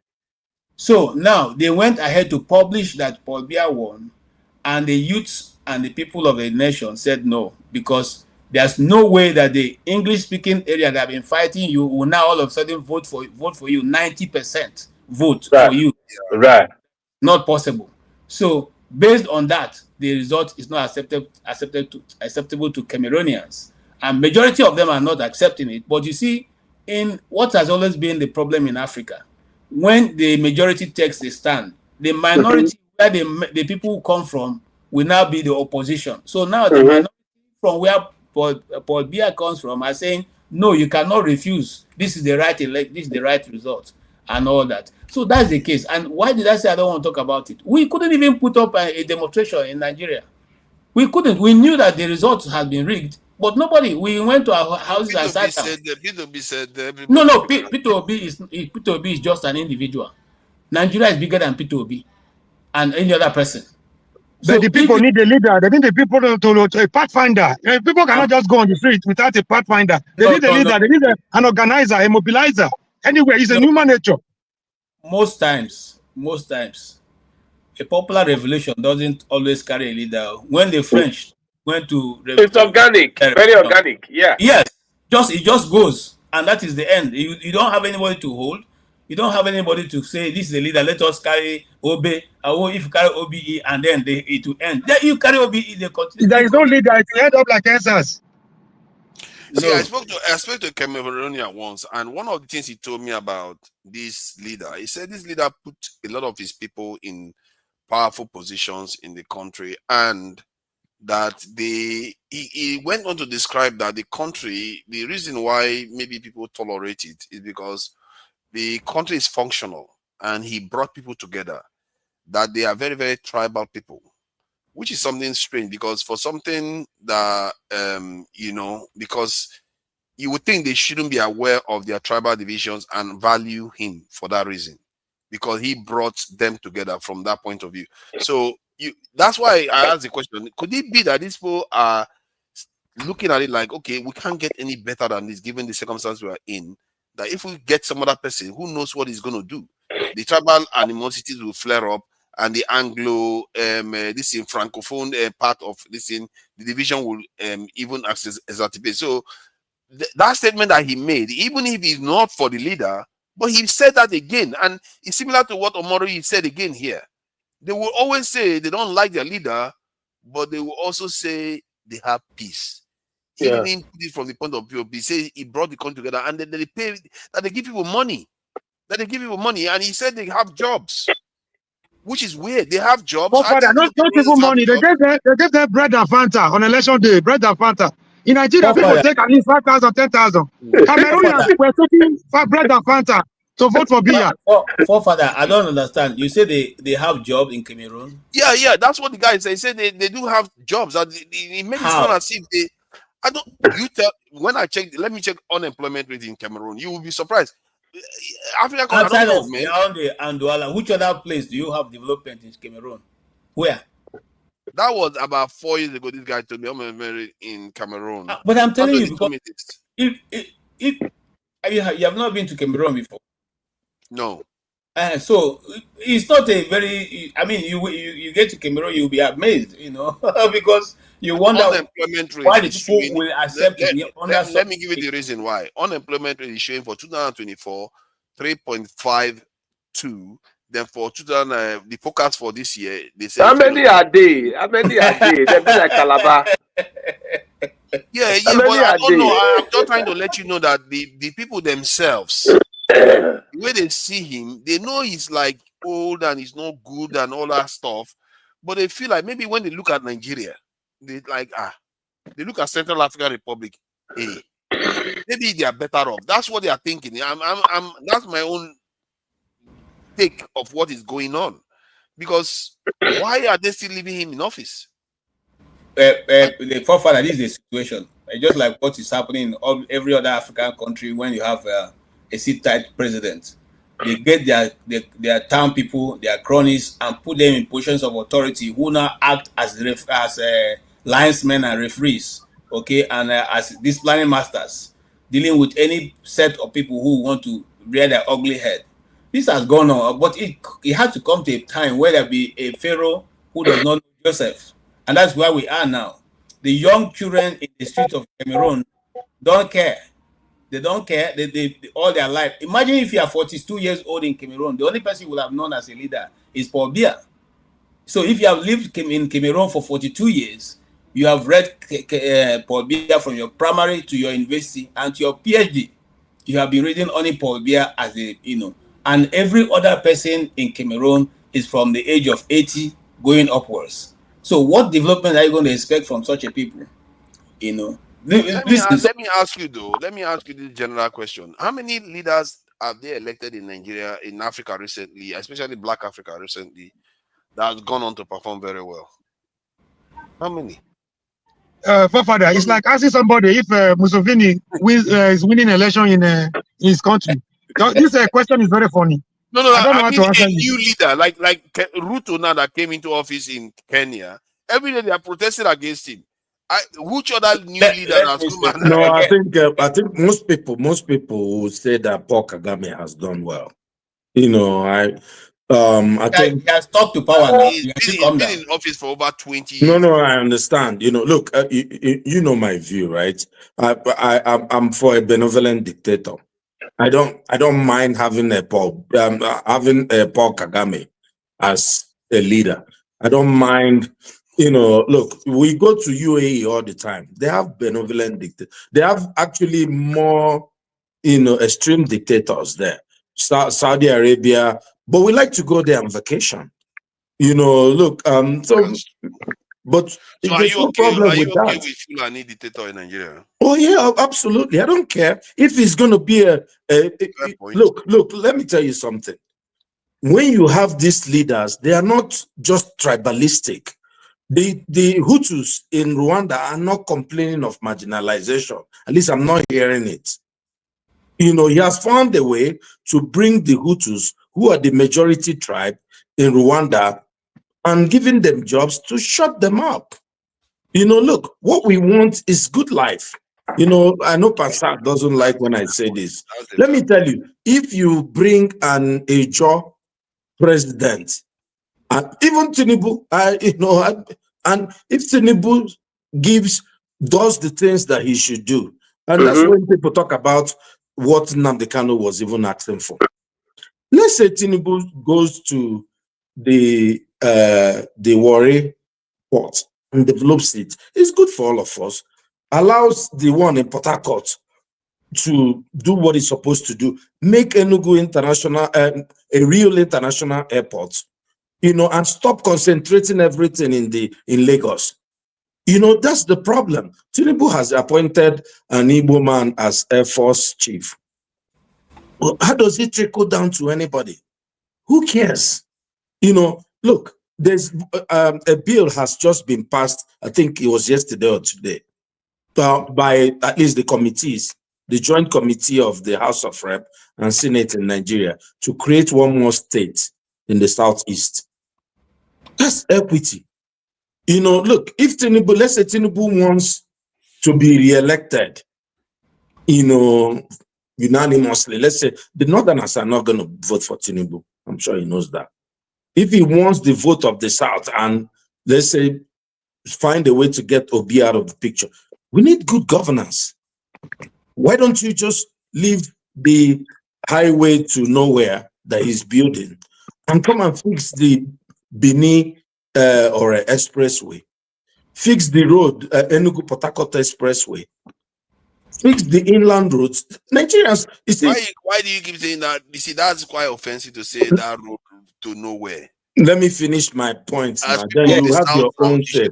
Let me finish my own. Even your friend, your best friend, AY. Don't say that. Hold on now. Your best friend, AY, he said that what is needed is to build. He was raving about this man, Wike, because Wike did the most basic things that leaders should do. Just put quota on the road, and road that people have built before. And he just put quota, and you know, AY is now the new lover of Wike. So look, imagine if Tinubu can do simple things like that.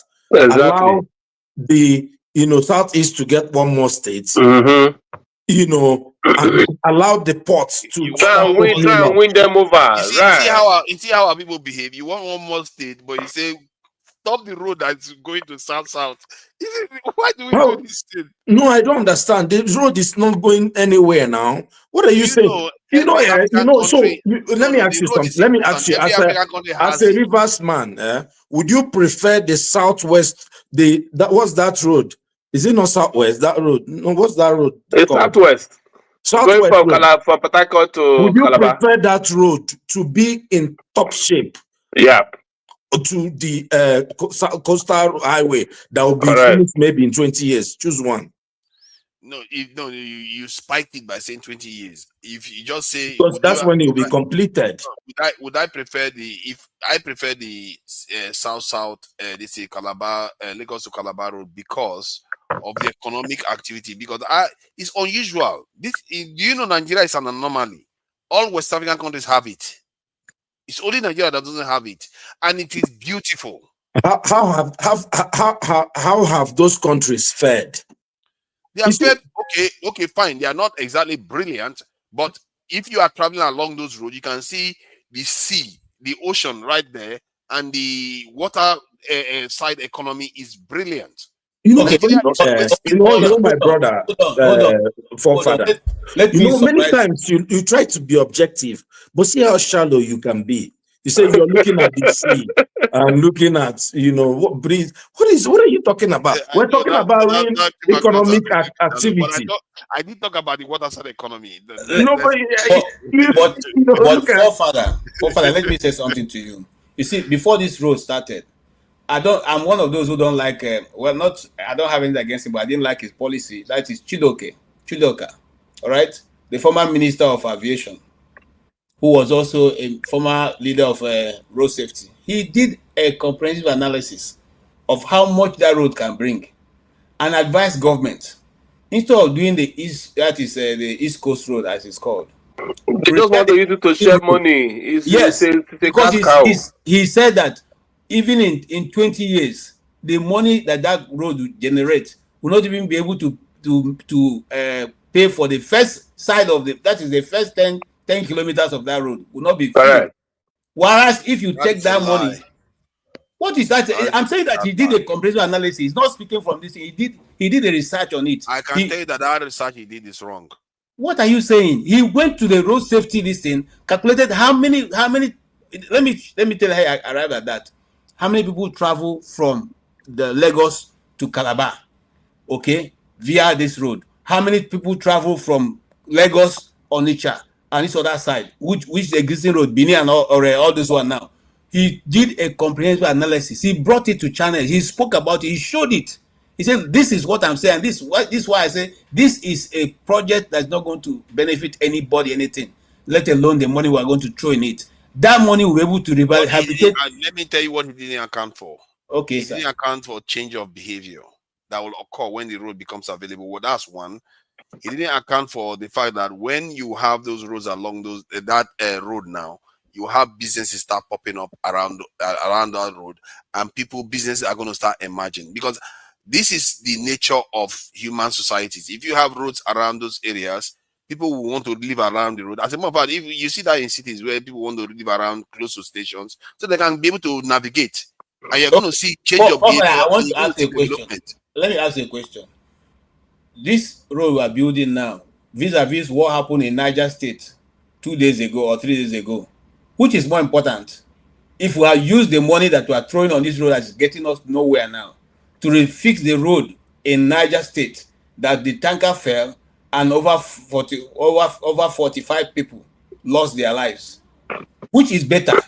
We are involved in missed priorities. Yeah, I think you can fix that road, but in terms of what you see, you know how you say that in the south they don't have international airport and all that. There is no major road crisscrossing in south-south. There's none crisscrossing in south-south, and is that the reason why? Is that the reason why? No, because it's also a commitment as part of the African Continental Free Trade Agreement. People are supposed to be able to travel from one country to another through the coastal region.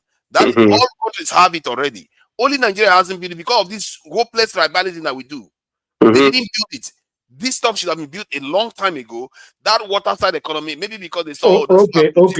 Let's make it easy. Let's say Tinubu, let him build the coastal highway. Let's add that one to our, wish list. Beauty. Now we are in the same page. You see, now you're happy. See, yeah. No. It's not only about that, but it's a fact too. Don't worry. No. See, it's gonna benefit the East too. Hold on. Look, see, let him. Whatever, if he had put that road up for bid, because that road is a white elephant project, of course, because it was given to his friend, just as a kind of a political. It's to keep money for election. Look, he should have put it up for bid. Let people come and compete. He will get the best price. Hold on now. Let me finish. You are not genuine. Let me. No. Look, I'm just saying. Look, what? Okay, let's just talk about what we agree. If Tinubu focuses on real governance, of the people, reduction of poverty, not just importation of food. I hope you know what's going on in Nigeria. They have the prices of food crashed. Why? Because of importation. Which look, I'm not mad about importation, but the problem is that the agriculture is dead. See, if people who are what usually countries do is that you go to your farmers and you buy their food and you subsidize it. That's what America does. Exactly. Instead of going to import food from, because when do you think the farmers will recover?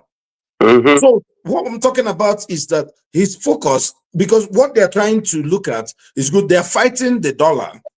We're getting good rates. Well, still the double whatever they met, but it's stable Naira rates. But all this is artificial economy. It just takes one event for everything to go to hell. And Dangote, of course, is helping, which inadvertently they try to fight him, by doing some things in Malta and all that stuff. But look, what we're saying is all of us, if Tinubu wants to be there for third term, fourth term, and Nigeria is good, I can fly home and it's safe. There's no terrorist. There's no, I can drive on good roads. I have good electricity and water. What's my business? Tinubu can rule with his wife and Shay. When he finishes, let him hand over to Shay. Correct. What's my business? Yeah. The problem is that that's not good governance. Is not. You guys can see because, like when I researched Nigeria South, I just wanted to say sorry about that. The Bayelsa, one of the oil producers, is one of the poorest states in the country. If you look at the Delta too is doing well, but the riverine areas terrible. They are not doing very well. Ondo, the same thing. The area where Sowore is from, they're not doing very, very well. And when I researched it, I looked at even Warri, the coastal, they have some good hotels next to the sea and everything. But like, why is it that it's only Nigeria that has not developed this coastal region? It's only Lagos. And then when they finish Lagos, then they cut the road towards this in Edo, then they put it in the southeast. It's like everything is carved based on politics. Like it's completely dysfunctional. The coastal regions of most countries, they capitalize on it to make a lot of money and for marketing. And in the case of Africa, it's been a long time they made that project that they have to build roads around those areas. But because of Nigerian politics, seaport, everything is one side of the country. Roads, one side of the country. It's just not right. And I think if Tinubu does that, if he does that seriously towards the election, I won't be surprised. People Let me shock you. Let me shock you, forefathers, because you like to talk fast, right? Let me shock you. If we have a beautiful coastal highway from Lagos to Calabar, just with the status quo, it will be a kidnapping den. You will not go there. I'm telling you, because if you go there, my God, that's your conclusion. I'm telling you, those Creek boys, once you go there, the Creek boys, they will just hold on now. Look, Kaduna to Abuja, they will have more jobs because they don't have jobs. That's now you are. God bless you. Now you're talking about it. So it's not just hold on now. Roads don't just bring jobs.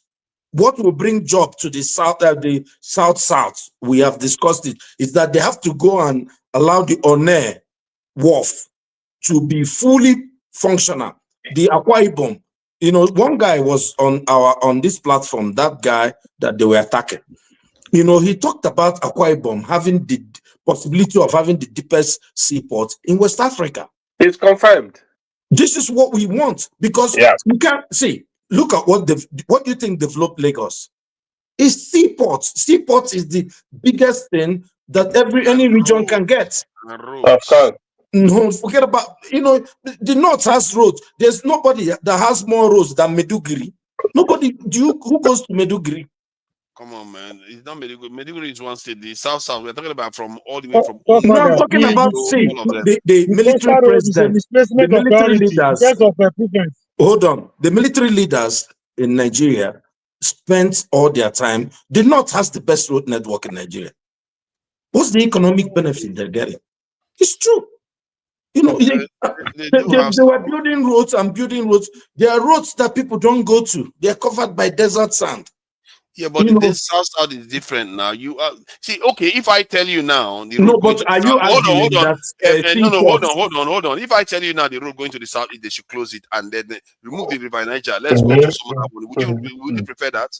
I don't understand. What do you mean? Let's shut the southeast one down. Let's take all the funds, the ones going towards the southeast, take all the funds and put it in the south. Why do you think in a warped start? No, I'm trying to trigger something in you. Trigger what? I don't understand. I didn't say that. I said Tinubu should build the road that you want.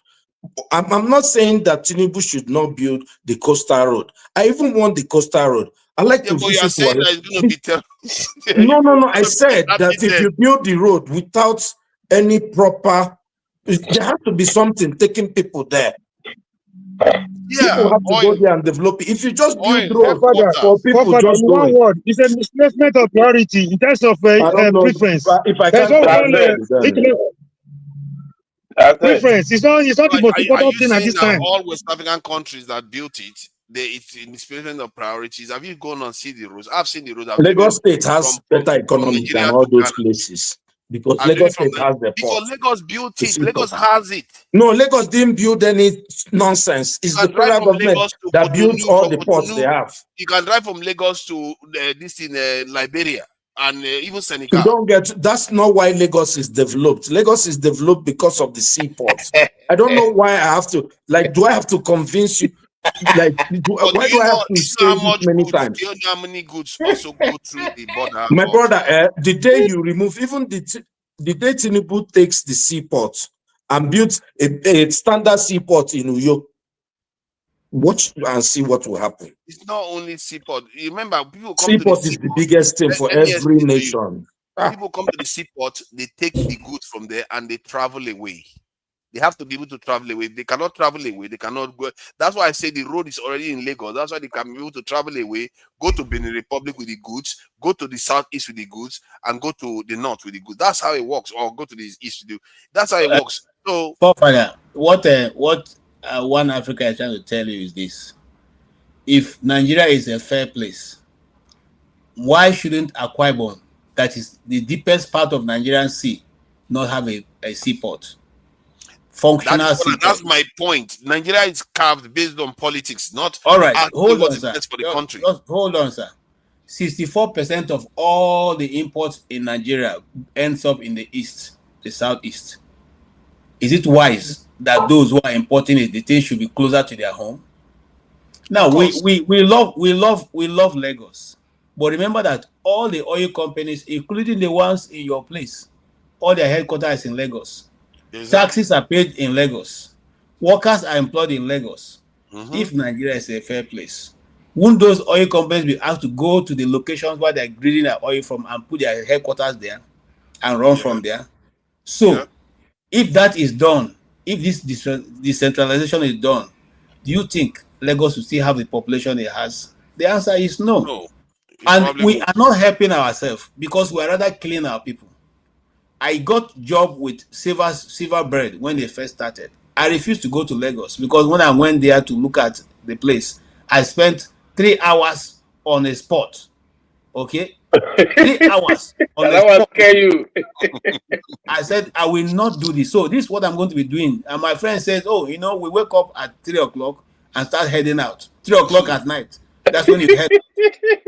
So who is going to, you are killing your people. Yeah. And I said, no, I will not do this. I returned back to Abuja. So what am I saying? I'm simply saying that we think we are doing other people. We are not doing, we are not helping anybody. We are doing that to ourselves. If the development is spread out of the country, away from other regions, people will not start traveling to one location alone. Let me tell you something about America, and I think other people here can bear witness. There's no location you go to in America, you not find Walmart, you not find McDonald's, you not find all the. No matter how little it is, you will see those things there. So the people around that location have no reason to say, okay, we are going to New York because that's the only place we can see so and so a supermarket. No, everything is everywhere. And people stay in their locations and develop it, except otherwise. And life is good for them. Life is good for them because they don't have to struggle to make ends meet. The same thing would have happened to us if our leaders accept to spread the things around. Spread it around. I'm so happy Father Elia of Benue State have started what we have been shouting since, that they should build fruit factories, fruits, because there's so many fruits in Benue that waste at the end of every harvest season. Now the man has gone there and done what should have been done since. If you have 5 fruit processing factories in Benue, it will still not be enough to harness what is coming from that community. What is wrong with our leaders? Then they think from, maybe from head, they think. You understand what I'm saying? So let's not make it look as if there's any special thing to bring development. Development is when the people are willing. If the leaders are willing to develop the people or put things in the proper place, we will not have to struggle. We will not have to struggle. Look at how people are struggling in Lagos, and with it comes all kinds of criminality. Why not decentralize these things? Why not decentralize so that every area can? If Tinubu wants to win an election, it's so easy. Decentralize the nonsense. Okay. But maybe that's what he's doing now by making that road in the South, because he knows a lot of South people have been agitating for this. Hey. I remember there are 2 sides of the road. They have this This one fellow was South. Yes, now they have this Kayama road. We used to drive those areas, so I know. And Onitsha road was so bad. So there was a time when people were trying to use the Kayama road. That too became very, very bad. So it wasn't possible. But Onitsha now has been fixed. Perfect now. But that area, they are still the poorest. If you look at that area, something like, when I hear some of the stories, I was like, how do the Nigerians not understand what these people are going through here? Like Bayelsa, when they first created that state, I remember they said that was the first time they had their second filling station. A whole state. A whole area, they had their second it was a village before that. Yeah, that is how crazy it is. And that's the area they first discovered oil in the country. So they are in a country. Yeah, they are in a country that deprived them of so much wealth that they didn't even have petrol station. So you can see what it will mean for those people if Tinubu is able to accomplish this. I really wish you guys understand the significance of that to them.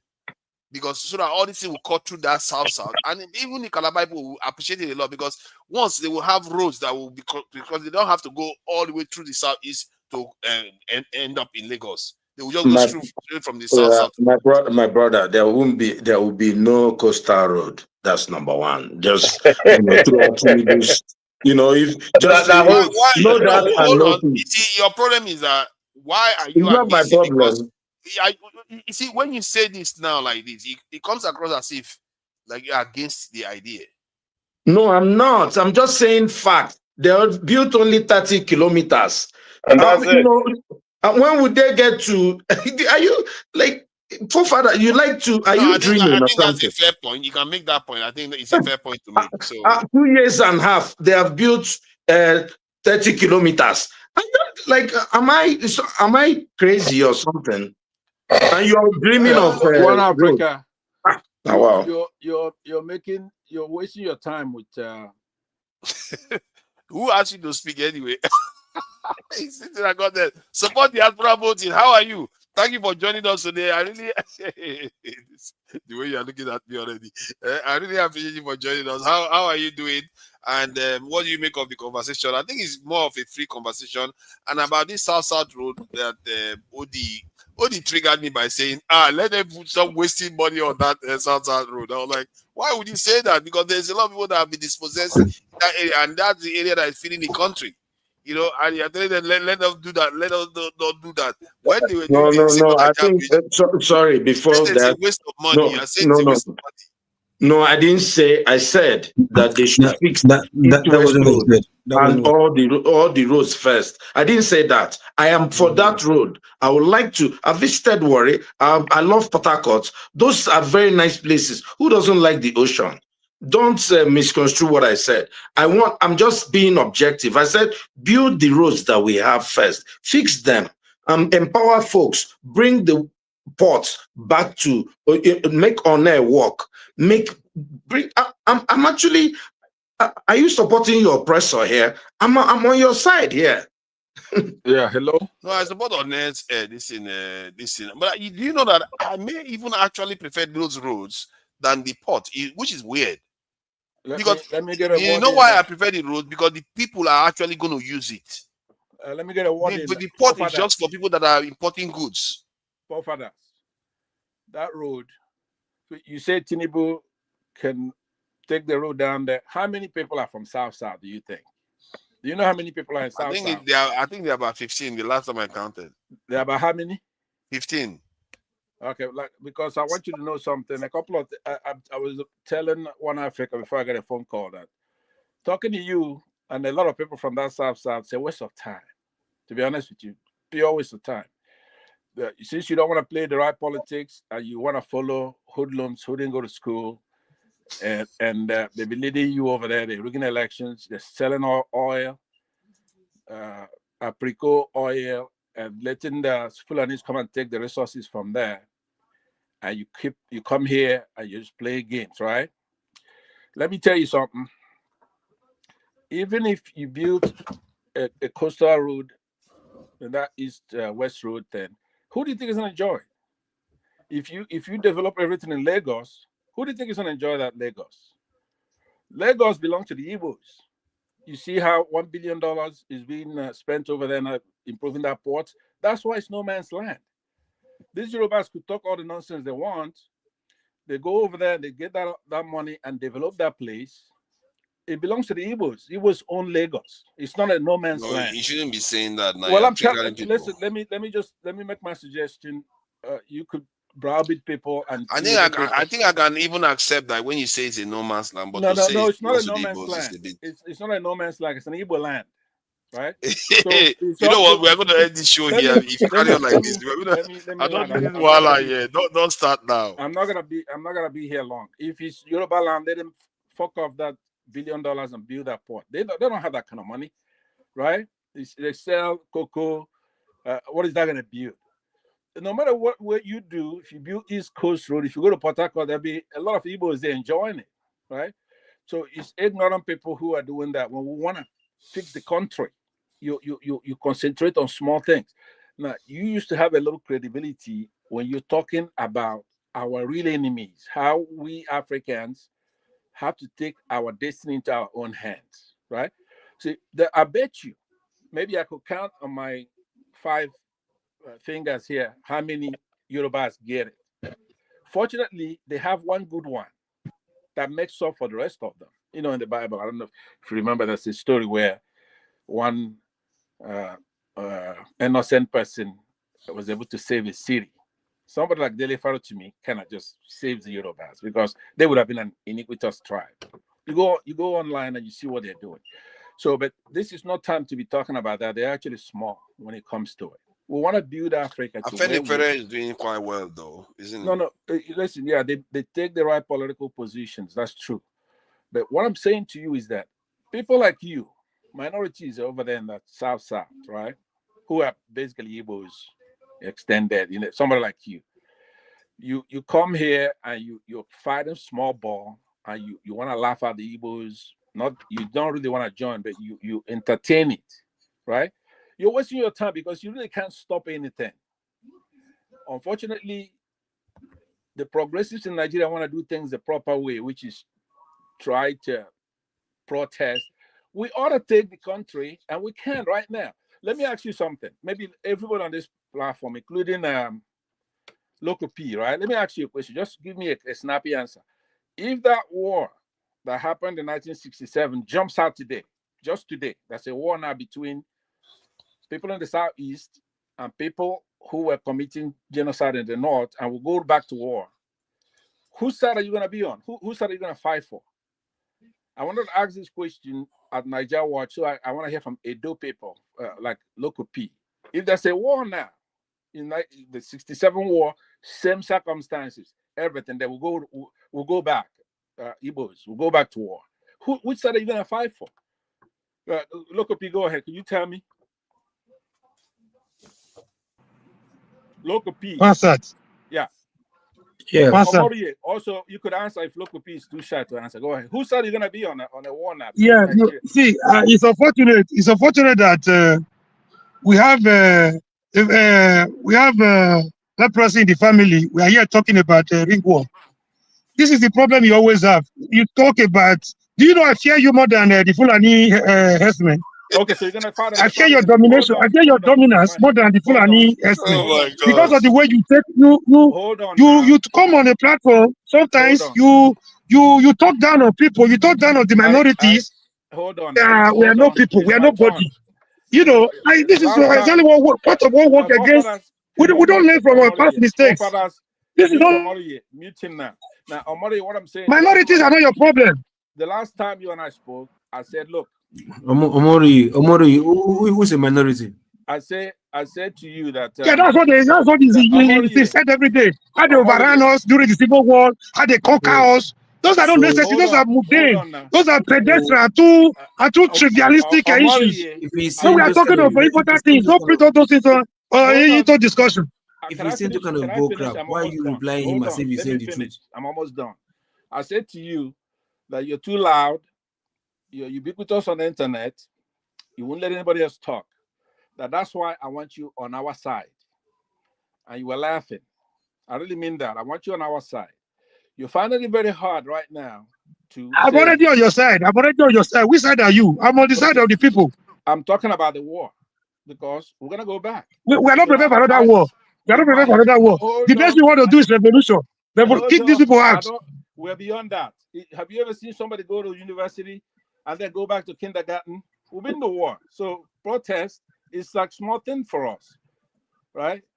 The problem we have as Igbos is not anybody in Nigeria. It's not the Hausas. It's not the Fulanis. The problem we actually have is the British people, Britain, and all that who collect our resources. The problem is within. The problem is here we go again.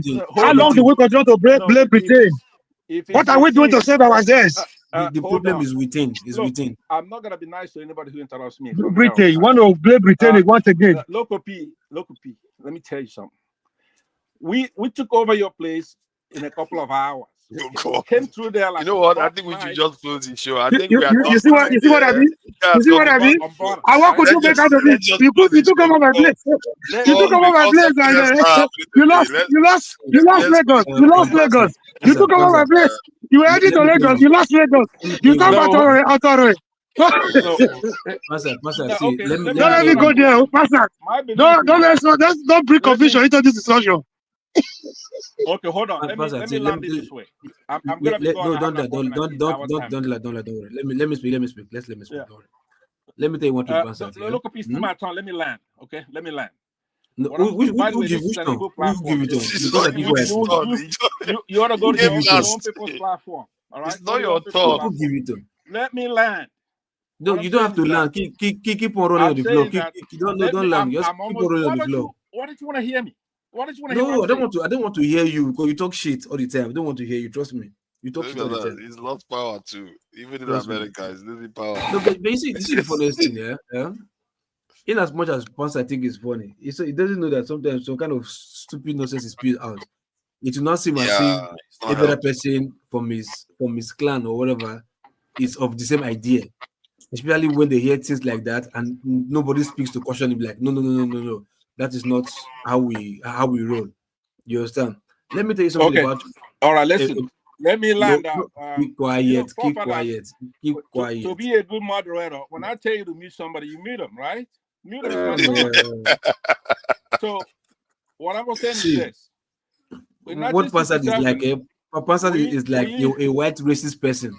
Yeah. No, hold on now. Look at me. Let me land. Keep quiet. Oh, just quiet. Let me speak.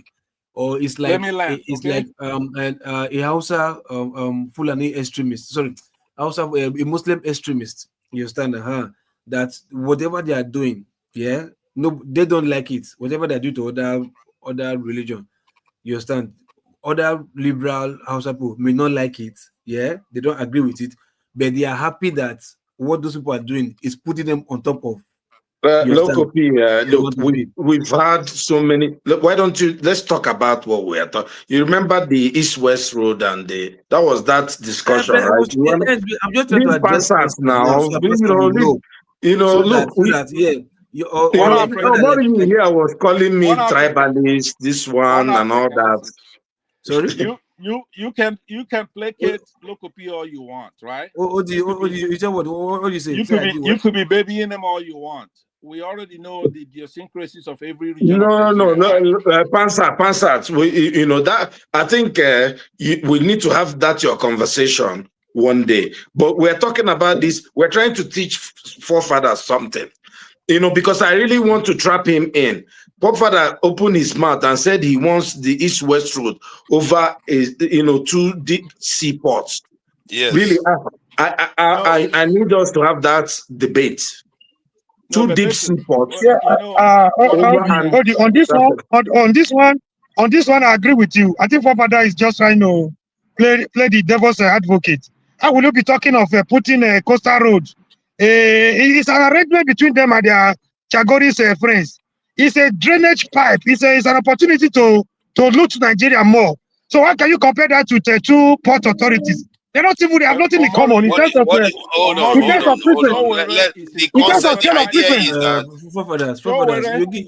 me a chance to talk to Forefathers. You give me a chance. Yeah, they won't let you talk now at this rate. Okay. Let me learn my point. Keep them out. Omori is diaspora voting turn. I think we are misunderstanding what it means to have such a road versus a seaport. But please go ahead. The road is important, but it's a misplacement of priority at this time. In terms of scale of preference, it's not the most important thing right now. Yeah. Let diaspora voting first. When you look, my brother, look. Roads are good, yeah. They bring development. You understand? But when it comes to infrastructure, you understand? Infrastructure is what put food. I'll be back later. Bye-bye. Yeah, don't even come back, please. Don't come back. You understand? Infrastructure is what put foods. You understand? What sustains family. Road do not sustain family. You understand? Even before roads getting tired or whatever, paved, there are earth roads. People can still use earth roads and go and do whatever they are doing when it's infrastructure. You understand? So infrastructure comes first. So if the seaports in the what was it called? If the seaports in like Calabar, Warri, or wherever, if you want to put, or even the one in Onitsha, the one that was abandoned in 1985 in Onitsha, if all of them are being put into use, you understand, more people will be, even more families will be well taken care of. The road are natural thing that will definitely happen. You understand? Communities can build road. You understand? But community cannot build infrastructure. Although they can, but they can't sort of, you understand? But community can build roads out of CSR or good gesture or whatever. They can do that. So when it comes to like infrastructure is utmost priority because it's where people can go and earn a living. Road can only bring development, maybe worst case scenario, housing, worst case scenario, maybe small scale enterprises or whatever. But when it comes to like major infrastructure, you understand, that is utmost priority. So saying you are doing coastal road, what are you transporting through the coastal road first? What is your aim of building it? You want to link these two places together to achieve what? So that people can be passing it from where to where. It's not people who has job that can buy cars, good cars, and drive through that road. Even if you are even talking about heavy duty vehicles, as in cargo, whatever. Where are they taking it from? From Lagos to where? You understand? So you are just creating job by making people from maybe from Lagos buying vehicle and just drive to wherever. Meanwhile, you have internal roads that you can easily open, that you can make people rural become urban. You understand? You can those inner roads, whatever, it can make rural place become urban. And before you know, they start developing, becoming exposed. You understand? So instead, you are doing coastal road that because of what? Because people do not, all other countries have coastal road. So you want to have coastal road. Why is it that is the one that does not make sense that you copy? Why not say, okay, other countries have lights, let us have lights too? Why is the government not thinking from that direction? Why is it thinking from the back forward instead of from forward back, from down up instead of up down? Why are they like that? So whatever your argument is for me is baseless. If the coastal road is rubbish, for me is that rubbish. You can do that for tourism's sake or whatever, just to view corners. Somebody wants to travel for tourism to, like, see the boundaries of Nigeria, this and that. Yeah, I can understand. But comes to infrastructure and internal roads, they are both of them are far important. Can I say something? First of all, I don't know why you decide to describe road as not being infrastructure. Road is an infrastructure. No, see, now let me tell you what is infrastructure for us. Hold on. You see, because of the way we see ourselves, because of the way the government have made us to believe, to think that, roads. Look, there are 8 roads, forefathers. There are 8 roads. But roads, major highways, and infrastructure. We are in agreement. Hold on. Listen, now, look. I put this in priority. Oh, let's not over-labor it. Is it not or not? Is it infrastructure or not? Roads are infrastructure, minor infrastructure, not major compared to ports. Forefathers, listen. You can say something is like infrastructure when you like, okay, let's just throw everything in there. You suggest let's just put everything because it's government that is doing, let's just put in everything there. But when it comes to priority list, whatever, road is even far. When it comes to infrastructure like health sector, like agricultural sector, like mineral resources, natural resources sector, roads can lead you to those places, fine. You understand? But you can use also, okay, now let me ask you one simple thing, yeah? What about like in a site where you want to have maybe like big plantation or whatever, you want to build something there? Do you say, no, I want to grade the road first and tar the road first before I start building something there? You first of all move with the earth road. You use the earth road to get to where you are going to. Build whatever you want to build first. When you are done building whatever you want to build, then on the conclusion part, that's where you not tar the road. That's what I'm trying to tell you. That if that's how you build is something that you can always get. Let me add to this. You made your own argument already. Say roads are the paths development follows. I will repeat that again. The roads are the paths development follows. There's a reason why the development followed the roads that are built now. There's a reason why the roads that you have are the paths the development follow. Why is that the case?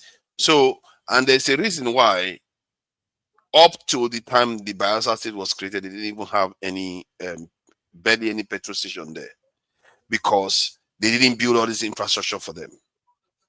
A part of the country that is basically supplying a lot of wealth into the country. Why are you shaking your head? No, this kind of stuff that frustrates me sometimes. They are telling me you're shaking your head like, oh, I see they don't deserve it. No, hold on. I don't know what I was saying, but no, I want to say something. Look. The Bayelsa you're talking about, before it was created, were people living there? Yes. They were living there. Were there companies there? There were none. Even if they were. Who said? If you don't, hold on, let me finish. Let me finish. You are not letting me talk. Maybe there were, but not significant. I'm telling you, there are. Go to Sagbama. So that's why they have just 2 petrol stations. What is the point you're making? No, what I'm trying to tell you is this, yeah. Infrastructure, or rather, building major infrastructure like companies, like major infrastructure, compared with road. That's why I say, like, when you put them in parallel together, road is far in time. I'm not comparing them. I'm not comparing them with anything else. I'm saying building that road is the right thing to do, because those areas of the country have not had enough development done in those areas because of politics. And I must say, hold on, let me finish my point. Which area? Let me finish my point. You are from Edo and you are from Benin. Hold on, let me finish what I'm saying. You are from Edo and you are from Benin. Maybe this is not your priority because Benin is not coastal. It's not your priority. So let me finish what I'm saying. Let me finish what I'm saying, because you don't seem to understand. That what? I grew up in Port Harcourt. I know what those people say. Which people? The so-called the riverine people. You didn't grow up in Port Harcourt and you don't know what they said. Sorry. I don't know. Okay, You now lived there for a short while. You don't know what to say. I'm glad you grew up in Port Harcourt for me. You did that for me now. No, you didn't know what a trust. Oh, Father, can I interject for a minute? No, let me finish what I'm saying. When he has been talking. So, first, roads are infrastructure. Secondly, development follow those roads. Of course. For you to be saying that they should not have it, it just shows you how our people. I'm not telling you. Oh, Jesus Christ! No, you are saying that. You are saying that. No, you are saying it doesn't matter. It's a waste of resources. I can never tell you. Just hold on now. Don't misquote me. I can never. You can't compare that road. You can't compare coastal road to two port authorities. They are not compare. No basis for comparison. You sound so. Okay, if you are those two port authorities are the major gateway to our economy. It will open up those areas in terms of employment and everything. That I'm not saying that shouldn't happen, but it hasn't been. They had seaport there once that was functional. Did it help the some people? It didn't help them. So the people that are going to get from them, who did not help them? Because I just told you when they created the state, they just have 2 petrol stations. How did that help them? Fathers, hold on. Father, this one is like when you come here to argue that when you come here to talk of today, Bayelsa has only 1 flyover, if I'm not mistaken. You say only 1 flyover? Yeah, if I'm not mistaken, today. What's the need for flyover when the earth roads are not good? Of course, it's not good for you now. Yours is good because yours they are developing it for you, and all they do is it's just like what Survival is doing in Edo State. We don't have good roads in Edo. You are building flyover at Tama Park. It doesn't make sense. So selfish-minded people. All you think about is yourselves. That's all you think about. You never think about. You never put some other person in your own position. Listen, they've succeeded in planting some sort of. Maybe it's brainwash that you think flyover is infrastructure. Flyover, like you understand. What do you think is the what do you from the word flyover? What do you think the first flyover that was built? Why do you think they built it? What was the reason? They built it for it was built because they want to build flyover. Enabling traffic to flow. Sorry? They built it for a reason so that to enable traffic to flow more freely. Either because there's a lot of development in that area. No, not development. Let me finish what I'm saying, please. To bypass development. Conjunction. Hold on, listen to me. Yeah, congestion. Listen, let me correct you. It's conjunction, not development. Conjunction. Congestion. What is development? What creates congestion? It's not development. No. If it's development, it's congestion that is main thing, not development. It's congestion. Yeah, but that's what I wanted to say. I said because of development in that area, they will want to use it to increase traffic flow. Isn't that the whole point of flyovers? And because of lack of development, and that flyover, it was just recently they completed it too. So it shows you the lack of development. I keep telling you, you keep acting as if it doesn't happen. Listen, and that really frustrates me that it just shows you how blind we are when it's not us. They built what's it called? Flyover in GRO Junction. Yeah, in Port Harcourt. The same Port Harcourt you see you grow. They built flyover there. The first design they did was like it caused traffic, heavy traffic. Heavy traffic. The flyover caused traffic. They have to break it down and expand the road first, just because this mentality of I want to be flyover to make name. Oh my God! I didn't say it as a flyover. I'm indicating that area is not developed. Sorry. My point is that area is not being allowed to develop because of political reasons. You're talking about flyover now. You're talking about the development. Listen, for others. Whatever you want to say, political reserve, like what Odi said, the argument like infrastructure when it comes to like seaports and roads and coastal road, yeah. Coastal road is nowhere close to even internal road. Coastal road is nowhere close to the seaport. If a seaport is even too far, the coastal road is not doing anywhere close when it comes to priority to internal road. It's not close because it's only when the internal road is congested. First, listen to me. When internal road is congested, that you can think of coastal road. Do you know what you're saying? Do you hear yourself? No copy. Let me help you here, please. Father, 1 minute. Millions of people that are in that south region, apart from your side that is in Benin. Hold on, apart from your side that is in Benin, ask yourself this millions of lives that is in the river. Have you ever driven? Don't matter because yours matter the most. Have you ever driven from? Listen to me. Have you ever driven from Warri to Oron?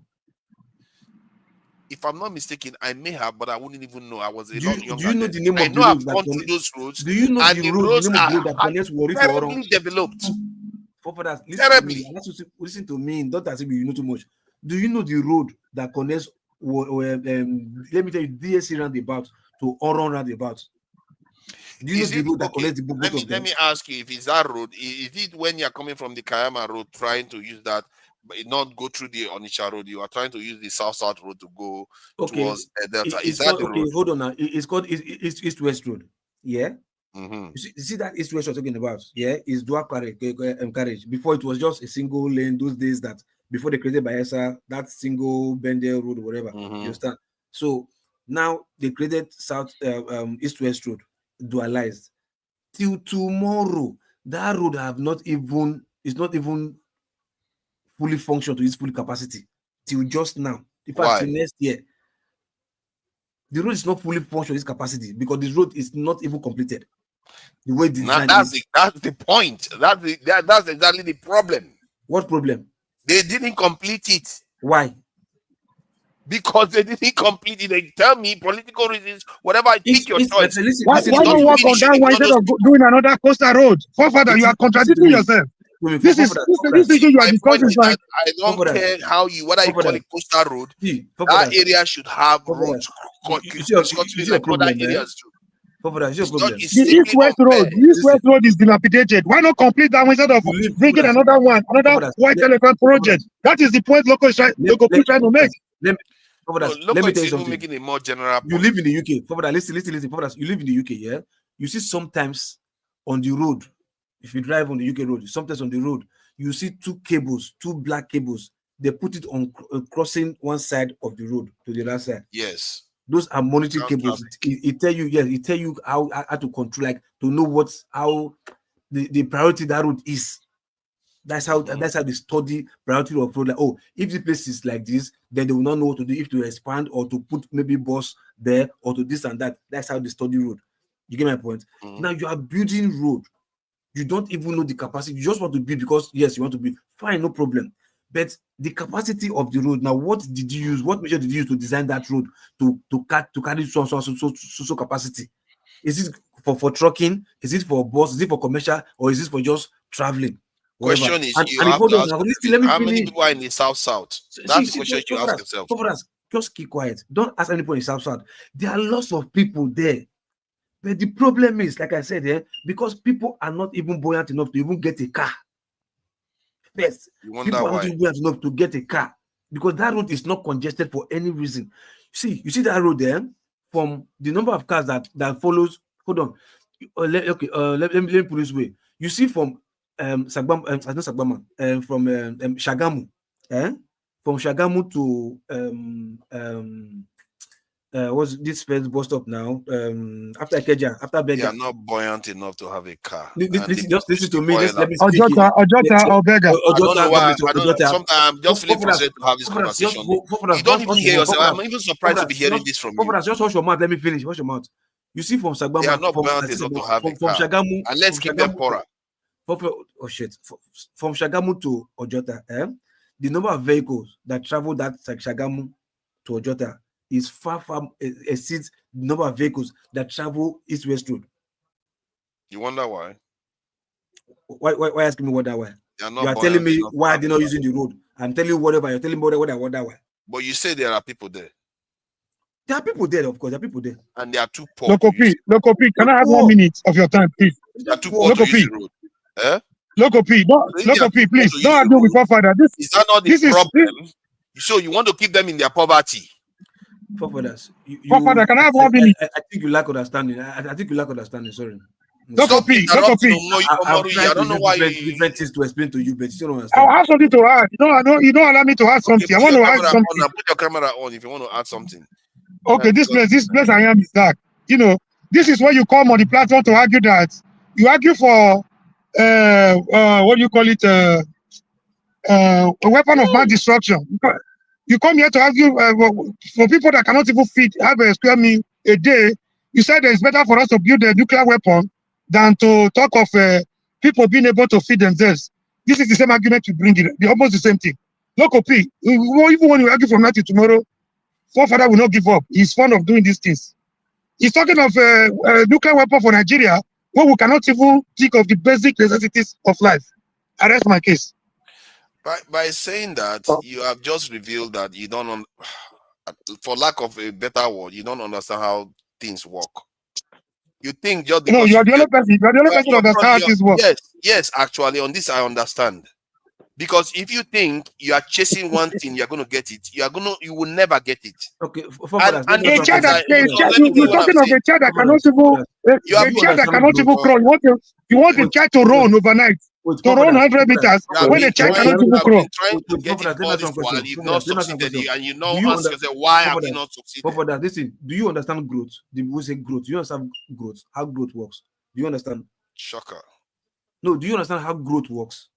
Growth, something becomes bigger and bigger. Yeah, no, because your mind, you think is, look, growth is putting the right step above the other like that. You understand? That is move. That is growth. It's not like, okay, no, growth is I can just jump or just stretch my leg and jump, and that is good. That is not growth. Because you are just moving. Let me tell you something. What you are saying, it just shows you are not a riverine person. That's what you are betraying here. I've never seen you sound so Benin person before. Why should I sound Benin? Benin or what? I be passing will be gothic. No, exactly.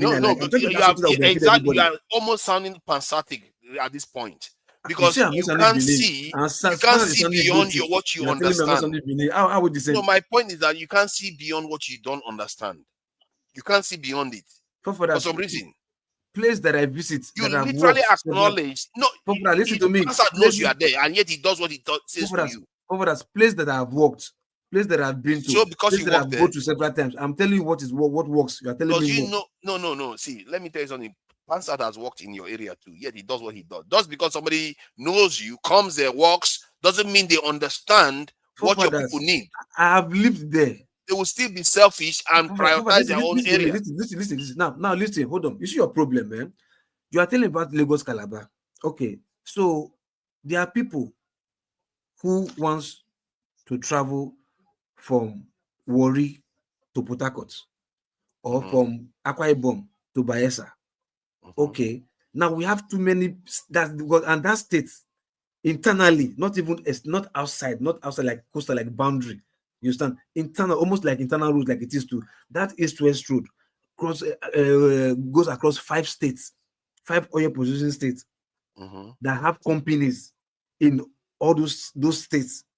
And if they want to travel from maybe because like anything has to do oil and gas from maybe like Warri to Port Harcourt or whatever, they have no business with the coastal road. It's just that east-west road that you need to go through. And you are telling me that the coastal road is more important to the people of the south than who? What makes you think that they will not use that east-west road? For us, if place Igbori the worry you, I don't understand. And I tell you, say east-west road is not even to its full capacity when it comes to usage. I give example. No, sorry. I mean, coastal. I made a mistake. I made a mistake there. I said the coastal road. What makes you think they will not use the coastal road? For that, I just give you a simple analogy now. I said Shagamu to Ojocha is more busier than East-West Road. What? It's busier than East-West Road, and you also said East-West Road is not complete. Who? It's even dilapidated. It's in a sorry state. I don't know what. You can't go from Benin to. You can't go from Benin to Warri. Forefathers, listen. If you tell you say no copy, there is no need for this argument. You cannot argue this with a forefather. He will never give up. You see, one day, Nigeria will take the Yoruba, Igbo, and Hausa giving problem with Nigeria out. Forefather and Logopi will get them. No, see, Odi, trust me. I don't know why people cannot see beyond their. Forefather has already said that you're not a referee person. You see, they'll be the ones accusing people. I don't know why people do that. Like now, if I tell him, okay, let's. But that's what you did. Hold on. When I did that, you can't even travel from Benin to Warri. It's a sorry state. Hold on. The road is so dilapidated. It's not in a bad shape. You're talking of a coastal road. Of what the meaning of what essence does that mean to people along that? Hold on. Now, when I did that to you, One Africa, you didn't like it when I said take all the roads from the southeast and bring them to the south-south. And the same thing I would say to Oloko. Let's take all the ones from Benin and bring them to the south-south. Since you don't need it, bring it to the south-south. Okay, you can have the it. Now riverine you have areas. all the roads. Let's bring it to the riverine areas. Let's see what are you like that. Forefather, do you know what they call a scale of preference in economics? South. What do you mean bring route to the south? What do you Because mean? right now, when you want to go to Port Harcourt, you have to travel from Lagos, Ondo, not the coastal region of Ondo, mainland Ondo, then get to Benin City, because Benin City is not coastal. You remember, so you get to Benin City, you cut from there straight to this in Delta, then you get to this in Onitsha. Take all those roads, bring it to the riverine areas. Since you don't like roads, since roads don't mean so much to you, bring it to the riverine areas. Let me say something here, okay? Are you gonna support that? Are you gonna support that? You see how selfish people are? People are selfish. They want stuff for themselves, but they don't want it for other people. No, are you gonna support that? Let them move into the south, the riverine areas. Forefathers, which moves out? Give me my east-west road. Give me my Lagos or Benin or a road. Give me my Auchi Abuja road. So you want the Benin one? Let me say something. Okay. Hold on, forefathers. I think you're trolling us now. I think you're trolling. I don't think. I think you're not serious. But hold on. See, I'm going to tell you something. So that professor in practice, you remember him? That one, right? When he was governor for 8 years, he built that idiot. 23. He built 23 flyovers in Ebonyi State. 23. Abia State has about 5 times the GDP of Ebonyi. Do you know how many flyovers Abia State has? I don't know. 1. Oh, be quiet. Monkey. So, you're asking. Abia State, no, hold on. When did Abia State have their flyover again? How many petrol stations do they have? Sorry? How many petrol stations do they have? I don't know. I'm not. Don't distract me. I'm trying to focus on you. I think you're trolling now, but you know Abia State and Bayelsa are not the same. You know, it's like comparing Abia State and Lagos State. You know, you can't do such things. You know, I see a lot of Southeasterners come here. They will say, "Oh, they don't have any airport. They don't build anything for them." It's funny because when other people say they should want the same Hold on thing. now. Let me finish now. Nobody says the airports. See, we'll come to airports. See, they have 23 flyovers. Personally, I have seen some of those flyovers. Do you know the people that go on the flyover? Is goats. Because there's nobody, there's no car. Point is the development. You said something about that you need more flyover. There is no flyover. No, I didn't say I didn't explicitly say I need more flyover. I said it's development that we need. Yeah, but you know, there has to be.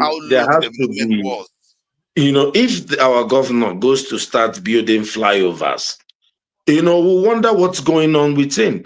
Port Harcourt was due for those flyovers that Wike built that made him infrastructure. That was good for those places because everybody has been crying about Aba Road not having those flyovers. So they were important. Aba has somebody, the other guy went and built a flyover, which was an important place that he built it. Now, why should Ebonyi State have even one flyover? How many cars are in Ebonyi State? Exactly. You go there. There's nobody going on the. That's what I told you. When you build that your coastal road, those Ebonyi boys, you know, you just do open supermarket for them. Even you, forefather, you know, go there. You see, let me tell you something. You see, this is what I. Hold on now, let me land. That like they tell you now that in the south, if you open road for them, is this in the iPod boys are going to end up there. You're not going to like it. I don't know why I want to bring it home now. Hold on. Do you think that road, that Lagos road, see that Lagos road, whatever, that is bad? You know, I can't travel on that road anymore because it's a kidnapping. That are they not kidnapping people in Edo State now? You can't be traveling. If you value your life as somebody coming from outside the country, you're going to fly over all those things because you don't want all this. Yet thousands of vehicles crisscross our road every day. Yeah, but you know what we are talking about is what there are things that they say Ebonyi State man built airports in Ebonyi State. no plane goes there. You know, he built. So people, your you have problem, to build things that will bring. That is a different thing. We are talking about a coastal highway that is going to link West African countries. We are People not have talking about only nothing to Nigeria. go We're talking there about West for African now. countries. You know, Oh my you have God. to give reason. People, you have to give people reason to go through that way. Why would they go there? The reason, okay, let me give you the reason. The reason I just told you is not only Nigeria. The entire West Africa, they want to be able to crisscross. How are they doing, my brother? How are those people doing? Now you don't want to hear it because you don't like the idea of other people getting. You see the entire. Hold on. No. When you keep when I try saying to give this you the thing, reason, it appears as if it hurts your ears. The When entire I West try to give you the Africa, reason, they want. as if it Hold on hurts now. They your want to ears. crisscross whatever. Listen, you see your problem. Your problem there, because okay, entire West Africa wants to. Then, but the So you are people saying the viability. You are asking me about why should they have to build it? No, but listen to me. First thing first, get this. Father, you have made me to have a fan now. Boom Boom Ray. Can you imagine that? Boom Boom Ray is supporting me on the comment section. You know, I don't get care this. about. Get this argument. But he should come in now and you know, I think he needs to come in and clean you out. You know, nobody is saying. The truth is always there. You all are being selfish. You are not going to give up. No, your this own. is not And this is why, selfishness. hold on. I think I'm almost tired of having this conversation. You all are dishonest people. You don't want to give up your own. You don't know what you you're don't want saying. other people to have it. If you are not, hold on. If you want to show me you are honest, tell me you are willing to give up your own. I'm giving up my own. Come and take it. Nobody is telling you. It's just now. Forefathers, come and take it.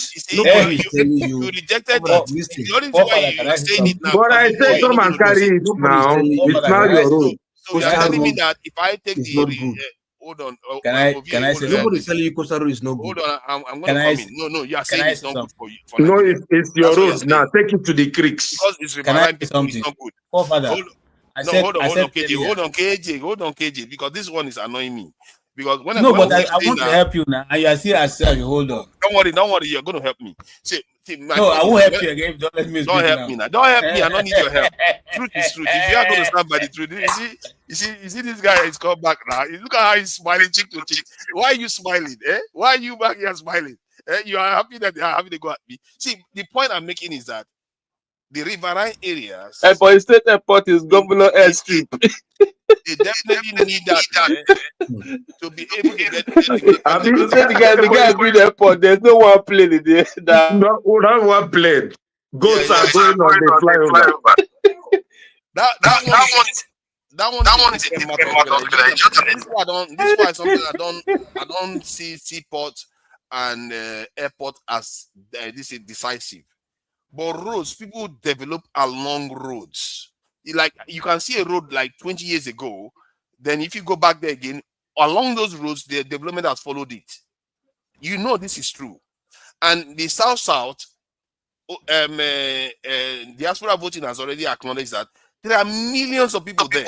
In that Father, wait, you are not convinced that coastal road was a cash cow, was actually for a purpose. That is not actually what we need. You are not convinced. No, he's not. You don't know that thing is just a business for them. You don't know. Maybe. It's a business plan. It's very obvious now. When I was in Akwa Ibom, that was when Akpabio started doing flyover. Akpabio, do you know that flyover he built? Now the shit put for the flyover. How many people That is the easiest way for them to make money. Tell me that it's actually being used. I don't know. A road that you have never seen a hold up for 10 minutes. You are putting a flyover. Now you just said something. You are on the fact session. Show me that flyover that they are putting on now. That you are telling me Akpabio build that they are putting on it. I don't understand. Have you spoken to people in Port Harcourt? No. It's going to have a video. There's going to be a video of it. There's going to be a video of this thing. If there are people who are doing that on the flyover, show it to me. Forefathers. I was in Akwa Ibom for 8 years. Yes. I was there when the governor was governor of Akwa Ibom. That was when I was there. I'm telling you what happened then. When he built it, I said the place was a ghost town. Only one car passes in a while. That's what I mean. Is he a ghost town? I've left there. I've not been there for like 10 years, 15 years ago. Give us the name, then we search. Oron Road flyover, Oron Road. Yeah, Forefather, you're echoing. Abikore Ekpene Road. You were there when it was there. Yes. Even KJ said. You remember that Protea Hotel? Yes, now. Okay. That Protea Hotel right now has become a ghost town. Can you imagine Costa for Protea Hotel for 1,000? Yes. Oh my God.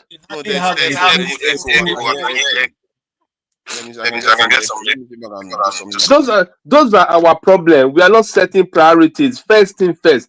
I drove in America. I drove from New York to Texas. For 22 hours, bros. I not see one gallop for road. Give me the name again. Oron Road. Correct Road. The correct road flower.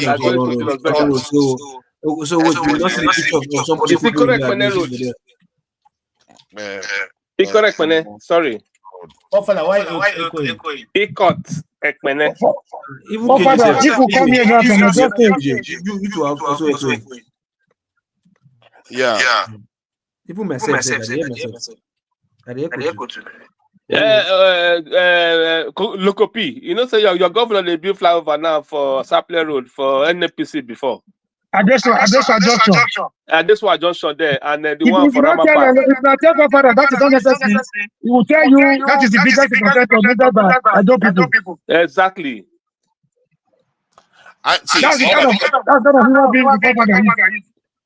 See, I don't understand why anybody. I wish somebody that is from the riverine area comes here and says we don't want any of those roads here. Father, I just spoken to people from Port Harcourt to let you know that those flyovers built by Wike was a tribute price to make money from them. If it is necessary, they will do it. I just told you one simple thing. I say in the UK where you live, you will see two black cords they put on the ground. They use it to control congestion, to check if it's necessary. That's how they do it. That's how they study traffic. They study vehicular movement on the road. You understand? I don't know. Okay. How would you know when the road has not been built? You know what Steve Jobs used to say. How would you know what people need when you've not? Just listen to me. Listen to me. Look. That's why they call it projects. Yeah, projects. You project something. How do you project it? Oh, these people, this road, there has been so much traffic in this junction over the years. You understand? Maybe visibly you are seeing it there. Oh, that's how you propose. Okay, do this project. This place needs a flyover for decongestion. That's what is needed for decongestion. Not because I want to build so that they will say yes, I built flyover. Nobody needs flyover. God bless you. I didn't say anything about flyover. Let's not make it about flyover. Exactly. Nobody needs flyover except for let me the point you raised. Like the one in Rama Park City. Let me tackle the point you raised. You raised a point about whether it is viable that when you are building a project, when you are about to do a project, you conduct surveys and have an idea of the usage or the utility of that project, isn't it? That's what your point was. I'm telling you, I told you earlier on, one, there are millions of people there that need to navigate. They have been stuck in some serious poverty that has not enabled them to aspire to the Nigerian so-called dream. Then there are also other people that they must have had the data to show that people want to travel from Benin Republic, cut through Lagos so that they don't have to cut through so much this in interland. They want to cut through that, go through to Calabar and head through to Cameroon and maybe even Central African Republic because they are planning to build it all the way to South Africa. Now, this is something that needs to be done. Let me ask you one question. If you don't answer me, I know you know go school.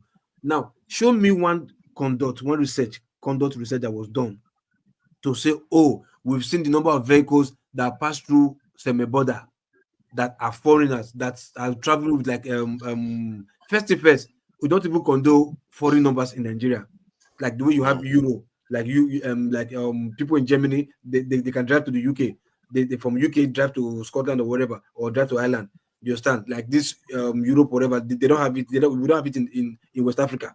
Say maybe a car that is carrying Ghana plate number can just drive through Nigeria and go to Cameroon, or go to Nigeria, drive through Burkina Faso and go to Ghana. You understand? With Nigerian plate number, you don't even have it. So now you now tell me now, yeah, which research or conduct have you carried out to say, okay, this semi-border that we have in Benin Republic, how many vehicles are coming from there going through Nigeria to somewhere else? Now tell me how many. Where's the research? Now let me read this, because I didn't even check that earlier on. But what I said to you was that they must have done it. If you're about to invest, they must have done it. So Father, nobody is telling you it's not necessary. Let me show you the evidence now. They are necessary. They are not proud. Because of priority. Coastal roads cannot be comparable to two port authority. Get this thing wrong and let's move on. Must you argue with every panel? No, stop it. Don't say I'm arguing. It's a very, very important argument. That's the way you argue for nuclear weapons for Nigeria. Yes, and it's also a very serious argument. You are welcome. No, we cannot even play our military. We cannot even give our military good food to eat.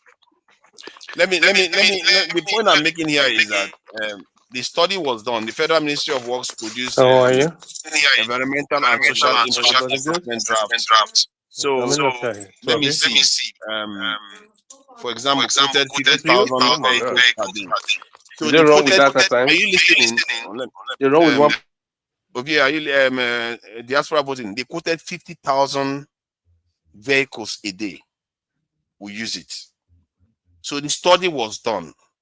To assume that they will invest billions and no study was done is crazy stuff. If 50,000 vehicles are going through that road every day through the riverine areas, guess what is going to happen? Development is bound to happen, because those 50,000 people, they will stop along the way. Do you know what they call services? They have to stop and spend money. I'm sure people in the West know what services are. Oh, Father, we're not arguing with you. In terms of priority, coastal road is not the priority right now. You cannot prioritize the coastal road over two port authority, according to your question. This is the point of argument. And this is that's not the discussion. Nobody said that coastal road should not be built. I don't know where you're getting your own argument from. What we said is what is priority. You said you should leave it. You literally said leave that one and come and do this one. No, of course I said they should build. No basis the of comparison. priority is to get the port. When you get the port, then you get the road. That's simple thing. I'm not saying they should not get the port, but personally, because the port is going to only benefit a certain people that are going to come to get the load and go to their regions or whatever. But I think you are better to be a panelist than to be a moderator, because we cannot be here talking about one thing. You argue with everybody. Yeah. They are different. Next time, go to the panel so you can have opportunity to have your say. Yeah, you can just argue. Stop complaining. See, because there are different. I'm not complaining. People are telling you the fact. Imagine what I tell you the flower at Tchiroma Park is not necessary. You and Ovie will tell me that is the most important need of Edo people. That is the same argument you're Imagine getting me and Omori to become on one party. This is impossible. Me and Omori we're ending this. I'm glad. You are my brother. In one party. You are my brother. I know where the argument was coming from. Congratulations to you. Obi matter. Sowore kind of bring Obi to that project was the basis of your argument against Sowore. I know where the point is coming from. You guys don't want Obi to participate in any protest. But you are happy that Abiola died for Yoruba to have the presidency. This is the problem. I know you are my brother. I know where the argument is coming from. Mori, you are a force of nature. I have to give that to you. Forefather, I thought you were big. I thought you are big in data. You always insist on data. I've given you Chidoka's research on this road even before they started trying to throw money into it. He told them from research available to him, which is open, is there in road safety listing. You can go look at it. He said to them, they have looked at that project.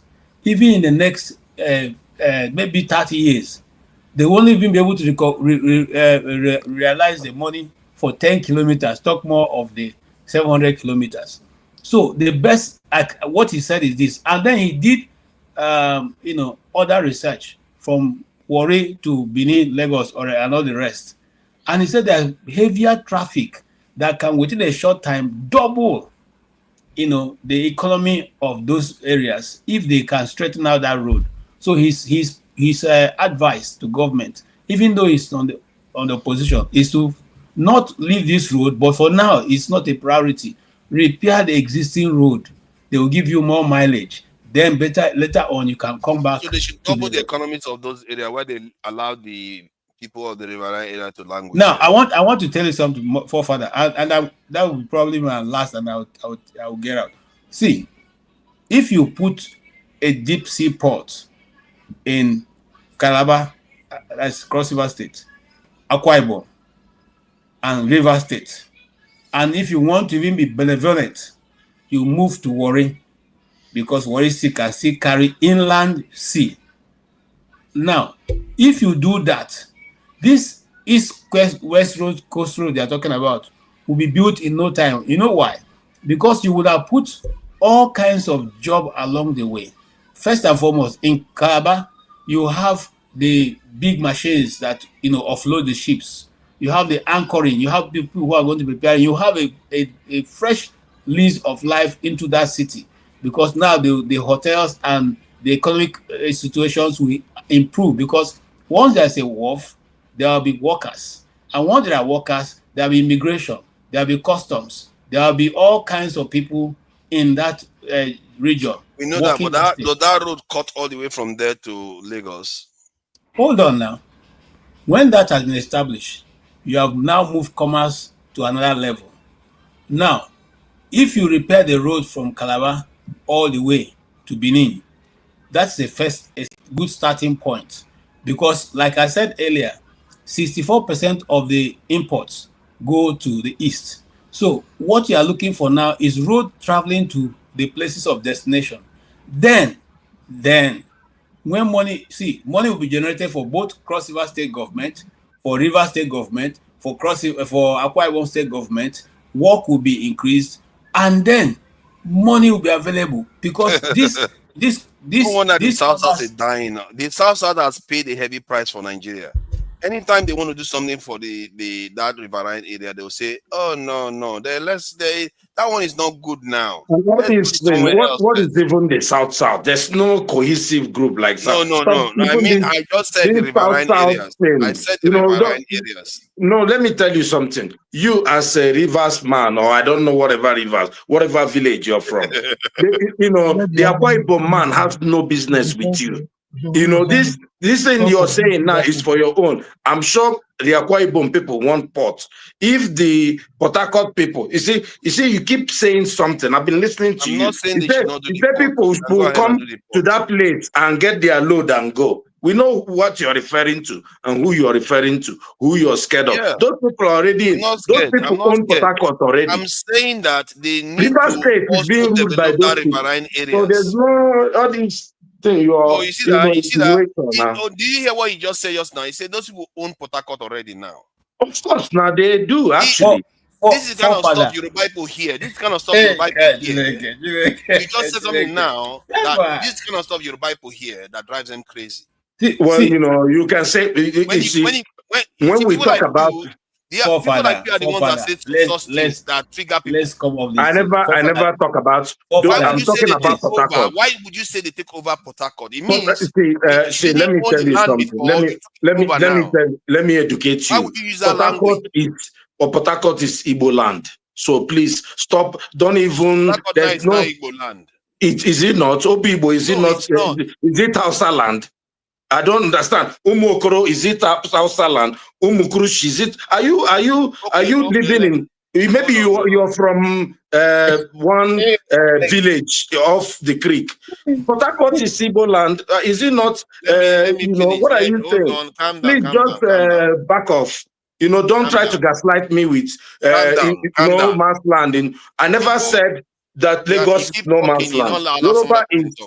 Let me finish my point. Then you talk. You've been talking all night. Don't even get tired. See, you've been attacking everybody. See, Lagos State is Yoruba land. Port Harcourt is Igbo land.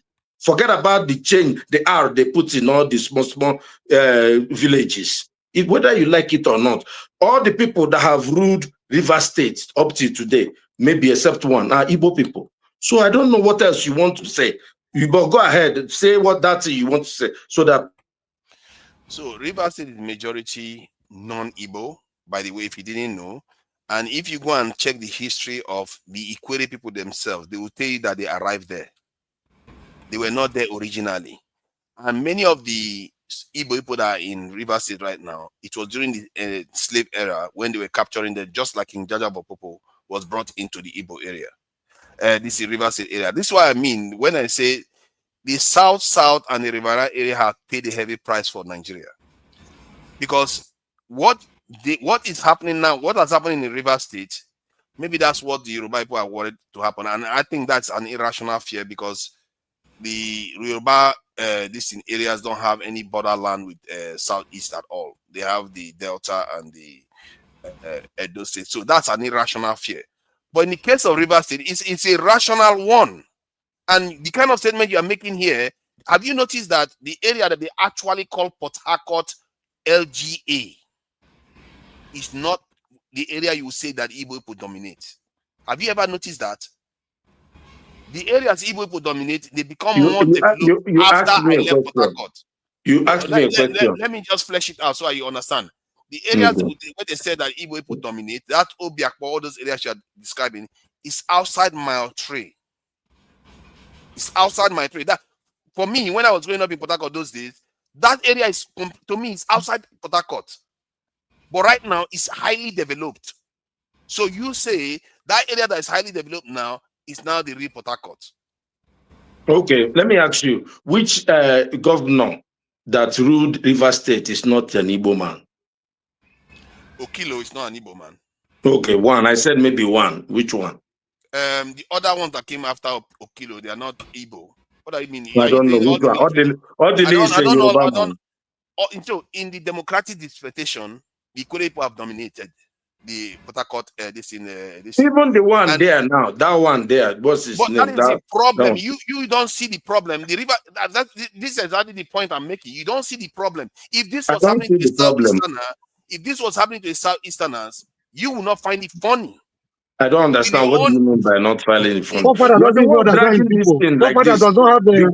He doesn't understand his people. I grew up there, and maybe this is something that really needs. How old were you when you left? How old were you when you left? And when was the last time you visited? I left there a long time ago. Fair point. But when was the last time you visited?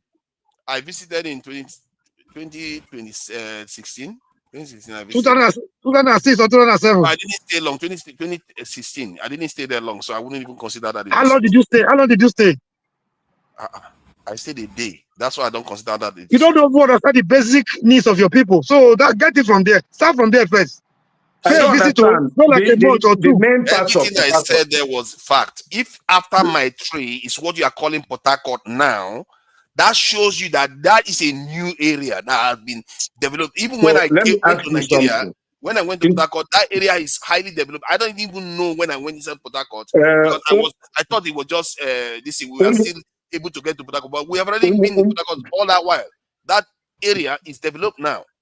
Umokoro, is it not main Port Harcourt? Umokoro. Is it outside my tree?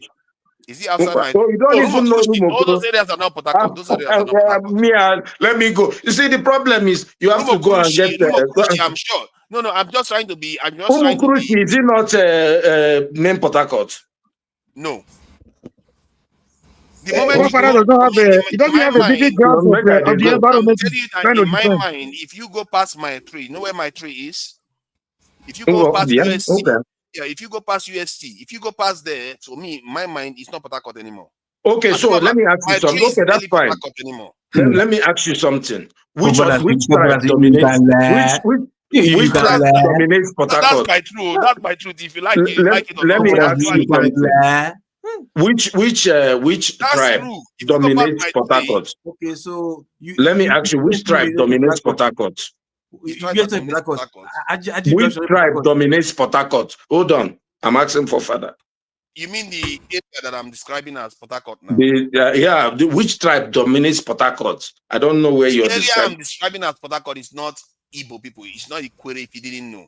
I I'm know about asking smaller who is area and all who? those areas where they dominate. Who now? Who is it? Is You have it the Ikwere people, you have Boni people, you have the Irish other people? Ijaw people. There are other Ijaw people Is now. that you the dominant tribe? The dominant tribe. Is that too difficult to understand? Oh my God, this kind of stuff. You see, this kind of stuff that led Ezekadagaboro to do what he did. This kind of talk, that's what led all those things to happen. Because you just come there, even your own people tell you that their history says that they arrived there, but you just say, "Oh yeah, it's our place now." So you're telling Ikwere people now that they are foreigners in Rivers No, State. I'm not saying they are foreigners. How I'm do you saying say this guy? you are saying that they own it.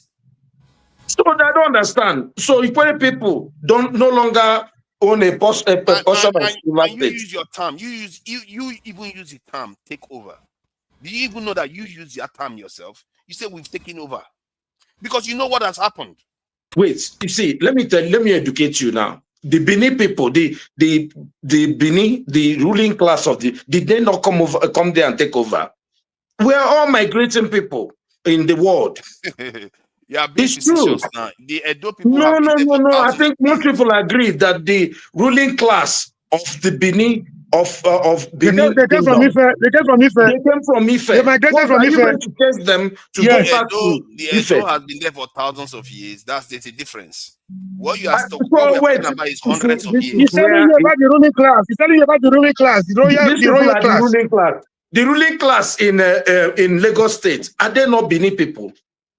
You know, so will you chase them away and say these people go back to? They are the people chasing people away now. I'm not saying that you should chase them away, but there is a reason why some Yoruba people are upset when people say this is a no man's land. I never said that. I didn't say. I never said you said that. No, you even said worse. What you said was worse. Oh no, I actually taking over. No. I said that the Igbos own Port Harcourt. That's what I said. I didn't say taking over. The first time you used was the taking over. No, why do you have to take over what you own? What's the problem with you? Okay, fine. Just leave it. Personally, I always say it all the time.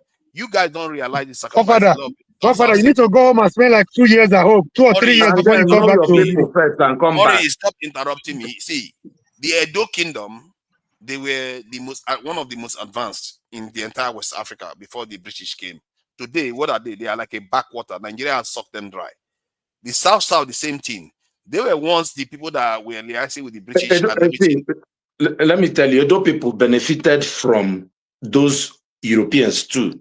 It's not like, the history. History is not a very nice thing. It's not Europeans that did it to them. It's Nigeria that, when Nigeria came to life. No. The people that destroyed Edo are the British.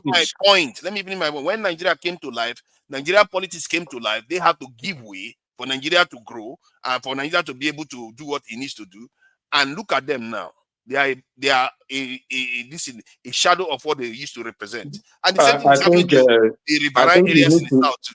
I think you need to read a little bit of your history. It was the British people that decided to destroy the Benin Kingdom. It's not Nigeria. It was already completely just destroyed. And then now they just found a way to integrate it into Nigeria. Yeah, they could have built it back up again if they were free. But they were not allowed to do that. When did Europeans start building up Africa? Because they are in Nigeria, the Wazobia groups basically decide that they have to get priority of everything. Which is understandable. The people that signed for the amalgamation of Nigeria, there was not even the Biya people were not there. I don't see. I don't even begrudge that, because that's the sacrifice you make to become part of a nation. So people are these people. All these problems that we are. Oh, let me know. We don't want to bring up old the one I have an wounds. issue with is all this. The one I have an issue with, like the original discussion, was simply about developing those areas, and all these things ricochets into all those. We want those places to be developed. You're the one fighting us. We're helping. There's a reason why they are not developed now. There's a reason why they are not developed. No, we're saying that you say you don't want the. See, when this thing went left. You said that if you have those deep sea ports, there are people those people will come and take goods and go to their places. That's where that was a trigger. When you say that, you should. No, of course. Why would you say such a thing? Those people are already there. They are not going anywhere. But it's the same thing. Okay, so are you saying that, okay, the only reason why you're asking for the seaport is because you're going to come and take the goods? I'm talking about the people there should be developed. I gave you example after example how underdeveloped they are. You still don't care. Let me tell you, see, my brother, Port Harcourt and Aba are the same city. Whether you like, see, you see Aba and Port Harcourt, they should be one city. You understand what I'm saying? Those, you need to open up your mind. Aba and Port Harcourt should be one city. They should be one city.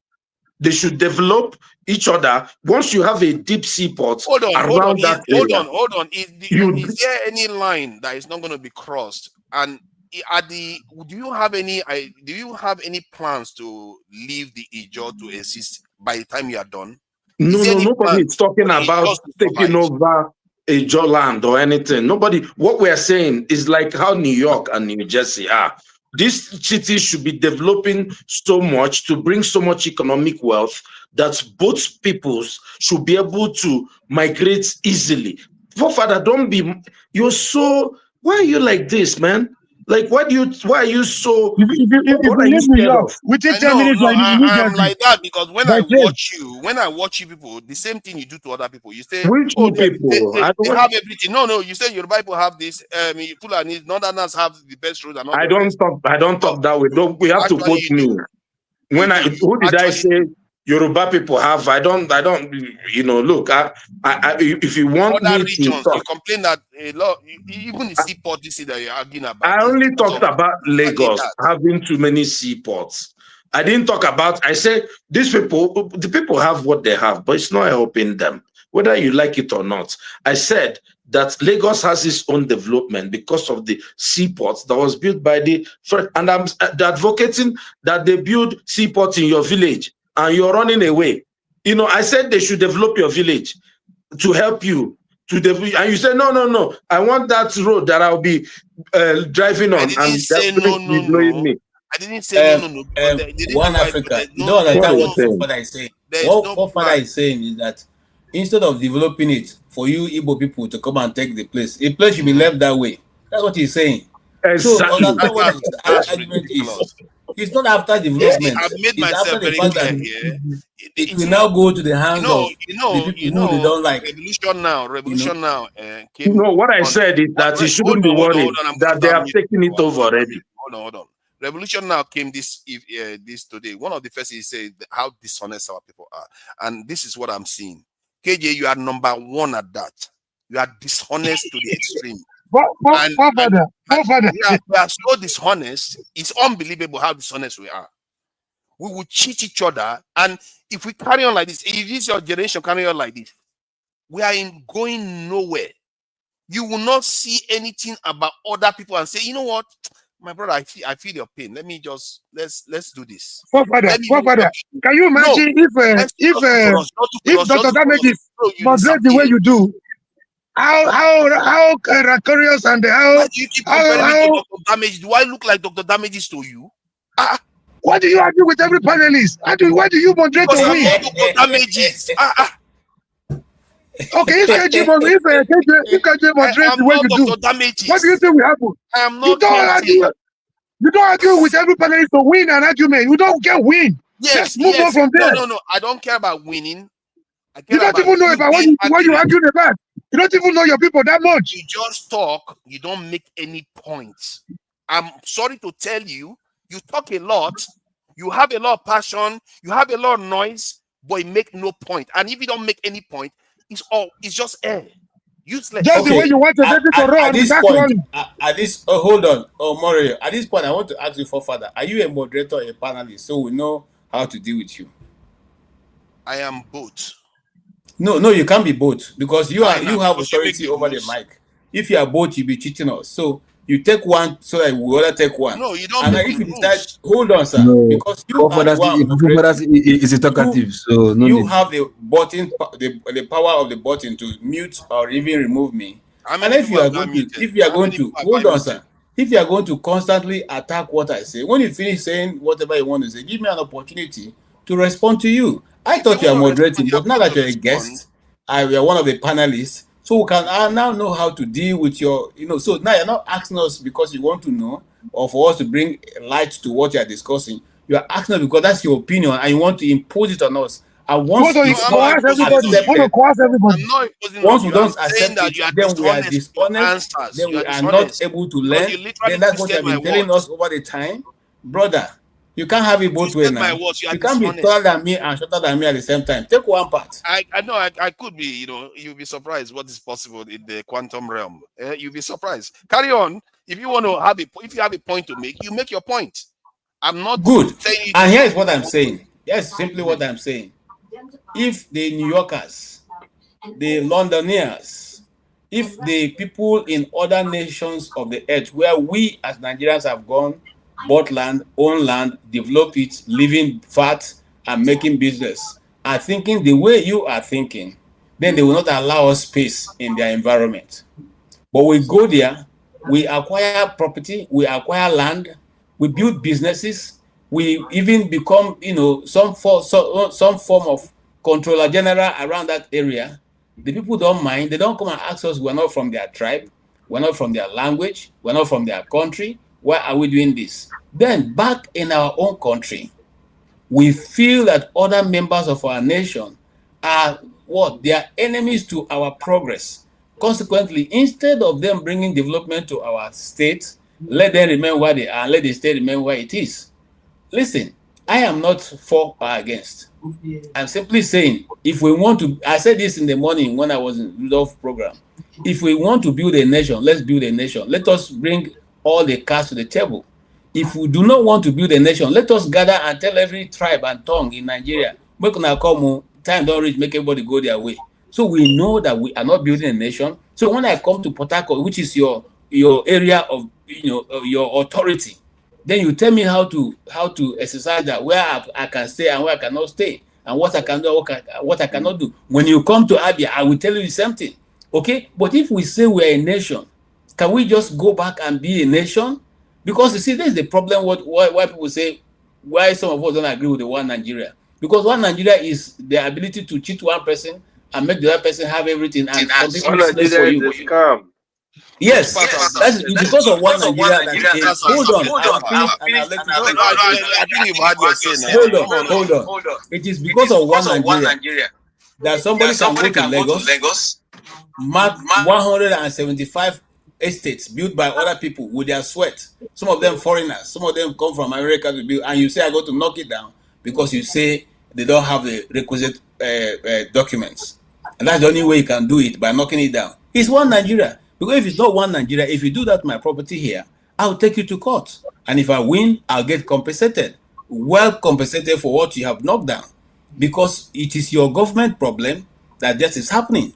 But one Nigeria allows them to be knocked down and nothing happens. Okay? Nothing happens to anybody who does that. So what are we saying? Is either we want to build a nation or we do not want to build a nation. Let's not choose one. But we cannot do two together. Okay, so one... The issue I have with the conversation we've had today was, I made very clear, if it was some people, they would be like horrified that the area, part of the area that is producing well, as a matter of fact, the state that oil was first found in Nigeria barely had any development occurring within it, and that was for decades. I think 48 years or so that this was going on before they even put a second filling station in that area. That should horrify you. But no, it's not your problem, because who did it? It's you guys that made it happen. You guys left that area to be like that, and they are part of your country. They made the sacrifice to be part of your country. You guys did it. And then when one of them decided that, you know what, let's build a road to go past there. Oh, no, that's not our issue right now. Let's worry about something else. And I'm telling you that road, development follows roads. And the fact that it's also tied to West African this thing. No, it's not still good for there. It's not our priority yet. Other countries have built it. It just shows you that the bias is so strong that you can't see it. Okay, have you landed? Something that is not even tied only to Nigeria. Not only for our own development now, Just because it's not, if there have been that road was going through the southeast, something tells me that that's not the language I will be hearing today. Let me just Why is that the case? Okay, can I just put this point? When you say it's you guys, no, Nigeria, man, the majority did that to those hold people. on now. You said you guys, hold on now.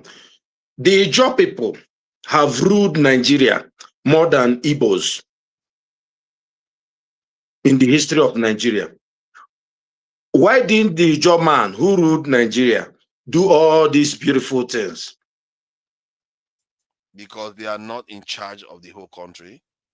And when did they rule Nigeria? Just how many years ago? They are not in charge. What are you talking about? What did the man do? The man couldn't even build East-West Road. That man, he couldn't build East-West Road. Even that East-West Road. He didn't do that. He got into office. What did he do? I'm not excusing him. They are bad leaders. Is that not possible? No, so stop blaming other people. But it doesn't mean that the ones that the man was building things. Amajiri school. You see, what you just diverted from the point. You are trying to blame individuals that are knowing well that not because it's it's not a reason for him to be able to develop the South. It's not a reason for him to be able to do that. After all, what did Buhari do for the North? Did Buhari transform the North? He didn't transform the North in any way. So the point is that area is underdeveloped. Why are you saying so? Buhari didn't transform the North. Did you go to Daura before Buhari became president? And did you go there after? Come on, man. What are you saying? Okay, tell me what he did for Daura. But guys, wait to if somebody like Jonathan actually come back, the way the guy go perform, I don't go believe he go not correct, he go not understand all the mistake before. The way the guy go perform, I don't go believe. But he's not going to come back. He's not going to come back. My brother. He will be more of a president than what he was before. Obe, that man, he no go do anything. Really? He no go do nothing. You mean for what's going on, man? Really? My issue is that I think it's Obe's phone. Whenever there is development happening in Nigeria, it tends to happen in it's Obe's phone, It tends to happen in areas where people have influence, which is fine. I don't have any issue with that, because the sacrifice you have to make for being a nation, sometimes some people get more than others. There's no issue with that. I don't have any issue with that at all. The one I'm having issue is, or I'm trying to point out to all of you, is that try to understand that that's riverine areas have not been developed for a very long time. Even if it's not for the this in West African thing, I actually believe it's important to give them that, to have them so that the development will increase in those areas. They feel part of the nation. Because sooner or later, that could be a problem too. It could emerge again. Who says these Avengers they could not show up again? If they watch the entire country developing while they are still not underdeveloped, they show up again. Is that what you want? No, they are waiting for the coastal road.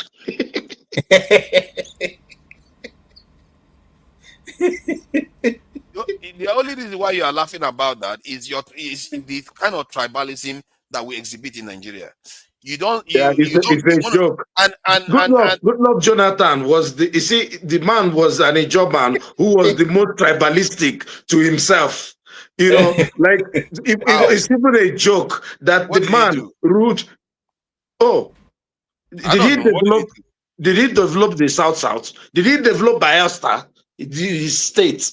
Or river? What did he do? He brought people like Wike, and they were all drinking ogogoro all over the place. What did they do? Are you serious? Let me tell you something. Now you are coming out with your true color, and this is why that guy is correct. Revolutionary. That's why I say if I'm going to stand with anybody, that guy I can stand with him. You all are false, lying. It's true now. You are lying tribalists. That's all you do. You come out publicly, say one thing in one people's face, but you have a tribalist in this thing. Let me tell you something, Father. You can call tribalist. There's nobody more tribalistic than you.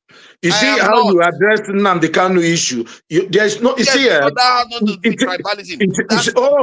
it does actually. Let me tell you, the only place Igbos lost anything in Nigeria is from your forefathers. we went after the war, we went back to Lagos State, we went back to the north, we got everything back. It's your people that stole our property. And after they stole it, we bought all of them back. You see, you cannot succeed in your tribalism. There is nobody that is more tribalistic than your people. So stop talking about tribalism. Don't go there. We know the history of Nigeria. Your people who did abandon property. You mean Ikwere? Yeah, you are right. They took your properties. I grew up in one of them. That's all true. Well, we bought all of them back. He didn't actually. They still own, the landlord still owns it. See, my point is the one that forefathers people took, they didn't give it back. They didn't give it back now. My point, I'm not. You think I'm here like you? You think I'm like you? You see how happy you are. You see how you're gloating. I'm not gloating. You are not listening. Letting me finish. Why do you think I hate tribalists? No, you hate Igbos. Well, you're the worst of all of them. You're the worst tribalist. Actually, you don't have a clue then. Just simply say it. You show it everywhere. By their fruits we can know them. That's why we're going here. That's okay. Your thing is that you just want people to be quiet and let's pretend as if everything is going okay. It's not. What is happening, and it happened before already, and you don't want to learn any lesson from it. Why do you think I feel so passionate about it? Because I grew up in a property that was an Igbo man's property. Or like, how is that fair that you took the property from this person? They said this is what happened. This is what happened. I said, then how is it that we want to repeat history again? Okay, so you want to take the property again, the one we have acquired now? No. What I'm saying now is that if you keep dispossessing people in their own land and telling them that they don't have any say in their land, you're going to have problems. Why do you think Adakaboro, did you even bother to read his speech? His reasoning for why he decided to secede from Nigeria? He wasn't complaining about the entire Nigeria. He was complaining about the Southeast. I know. Okay, let me tell you something. Let me ask you a question. Was Adakaboro's people better under the Eastern region or under Nigeria now? You just said that until the states were created, Bayelsa didn't have a petrol station. So of all the fight that Adakaboro did, and he got his beautiful paradise in Nigeria, how far? It's better off. They are better off right now. So then why are you complaining? Why are you complaining? Have fun. You want me to tell you why? Because most of the development was going to Enugu then. Now it's not. Is it? the Enugu was the capital then. You actually have no clue about Nigerian history. You need to go and read and come back. Not. But all I know is that Enugu was the capital then, and most of the resources was going there. Yes, you can say that the development is not that much in the riverine areas. But it's actually true. What he did then was to try to register a complaint, and people today is still not even being listened to. Let me tell you something, forefather. Even with Adakaboro didn't do anything for the South, as they call it now, because in geography, there's nothing like South in the first place. Only in Nigeria you have South. But that's okay if people want to bear that. Now, Adakaboro, with all his greatness, he didn't move a pin for you people. The development that came to Port Harcourt was initiated by an Igbo man, and his name is Michael Okpara. He's the one who brought the development. Even that Trans-Amadi, it was Michael Okpara's development. It was his southeastern, I've forgotten what they call it, development that brought about that. It was him who opened up the area. He opened up the area. He opened them up the same way. He didn't go to say Port Harcourt is not Igbo land. So the same development he brought to Michael Okpara is the one that developed River State now. Is that what you're saying? I'm saying that he brought the first development. The industrial area that you call Trans-Amadi was started by him. He started by him. And, what part of the development this thing? Was he part of the government of River State then? Oh, you don't even see. That's why. One Africa. I'm asking you if he's a governor. He was the prime minister of the Eastern region. Oh, he was the prime minister of the Eastern region. Premier of the Eastern region. Okay, the premier of the Eastern region. When the Eastern region occurred, during that Eastern region period, the people of the South didn't feel like they were getting a fair share of the resources that were coming from their region. So are you sure? Yeah. Okay, now nobody feels they are getting a fair share. No, let us even go to. No. Actually, now they are not complaining about that. Actually, let me tell you something. Which state is the hold on? Which state is the poorest state in Nigeria? I think it's Zamfara. No, it's Bayelsa actually. I think Zamfara is poorer. Well, I think Bayelsa is close. If you ask me, Bayelsa is close. But so how far now? If out of 36 states, Bayelsa is competing with Zamfara. So, and you're saying that, come on, don't try to, why are you doing this? Why are you doing this? Let me say this. We're fighting together, but we see, and this is what your people did. We are fighting together. Once we turn our back, you shoot us at the back. What we are saying no, this night we are not fighting together. They were fighting. Was it not Ojukwu that helped put down the secession? What are you talking about? Well, let me tell. Well, let me tell you. So, I thought you were saying that nobody should be that Nnamdi Kanu should not threaten the state. I thought that was the argument today. Oh, you don't like Adakaboro's own. You don't like Nnamdi Kanu's own. No, he paid for it now. He paid for it. My point is that you are an intellectually dishonest man. No, I said even Nnamdi Kanu 600 this is amnesty. Like I think if I'm not mistaken, Adakaboro got amnesty. He wasn't fighting. If he was fighting the state, why would they give him amnesty? They will not give him amnesty, would they? My point is consistent. Your point shapes based on whether the person is linked to you. That is the problem. No, all we are saying here this night is that we're advocating that they build a seaport in your village. This is what's causing problem. And when they build it, they will not build the coastal road for you. And then that is good for everybody. That's all we are saying. I don't know why you're fighting the people who are advocating for development of your state. All you're saying is that people will come there and take things and go. That's all you you understand how tribalistic and sick what you're saying is. What you're saying is sickness. Every day you say black people did this one. Your own, this is sickness. You are not listening. You are not listening. How can I listen to you? You're not listening. I hear how that sounds, but it's not tribalistic to say that I prioritize the people of the locality getting development over a seaport that is going to actually give development to other areas. Why should I do that? Is that sensible? If a Southeasterner says, I want to prioritize something that will bring development to my this area, as long as it's not hurting other people, why is that a problem? You see, this mentality is why all the headquarters. No, I'm asking you now. Why is that I'm trying to answer you now. Let me build my narrative.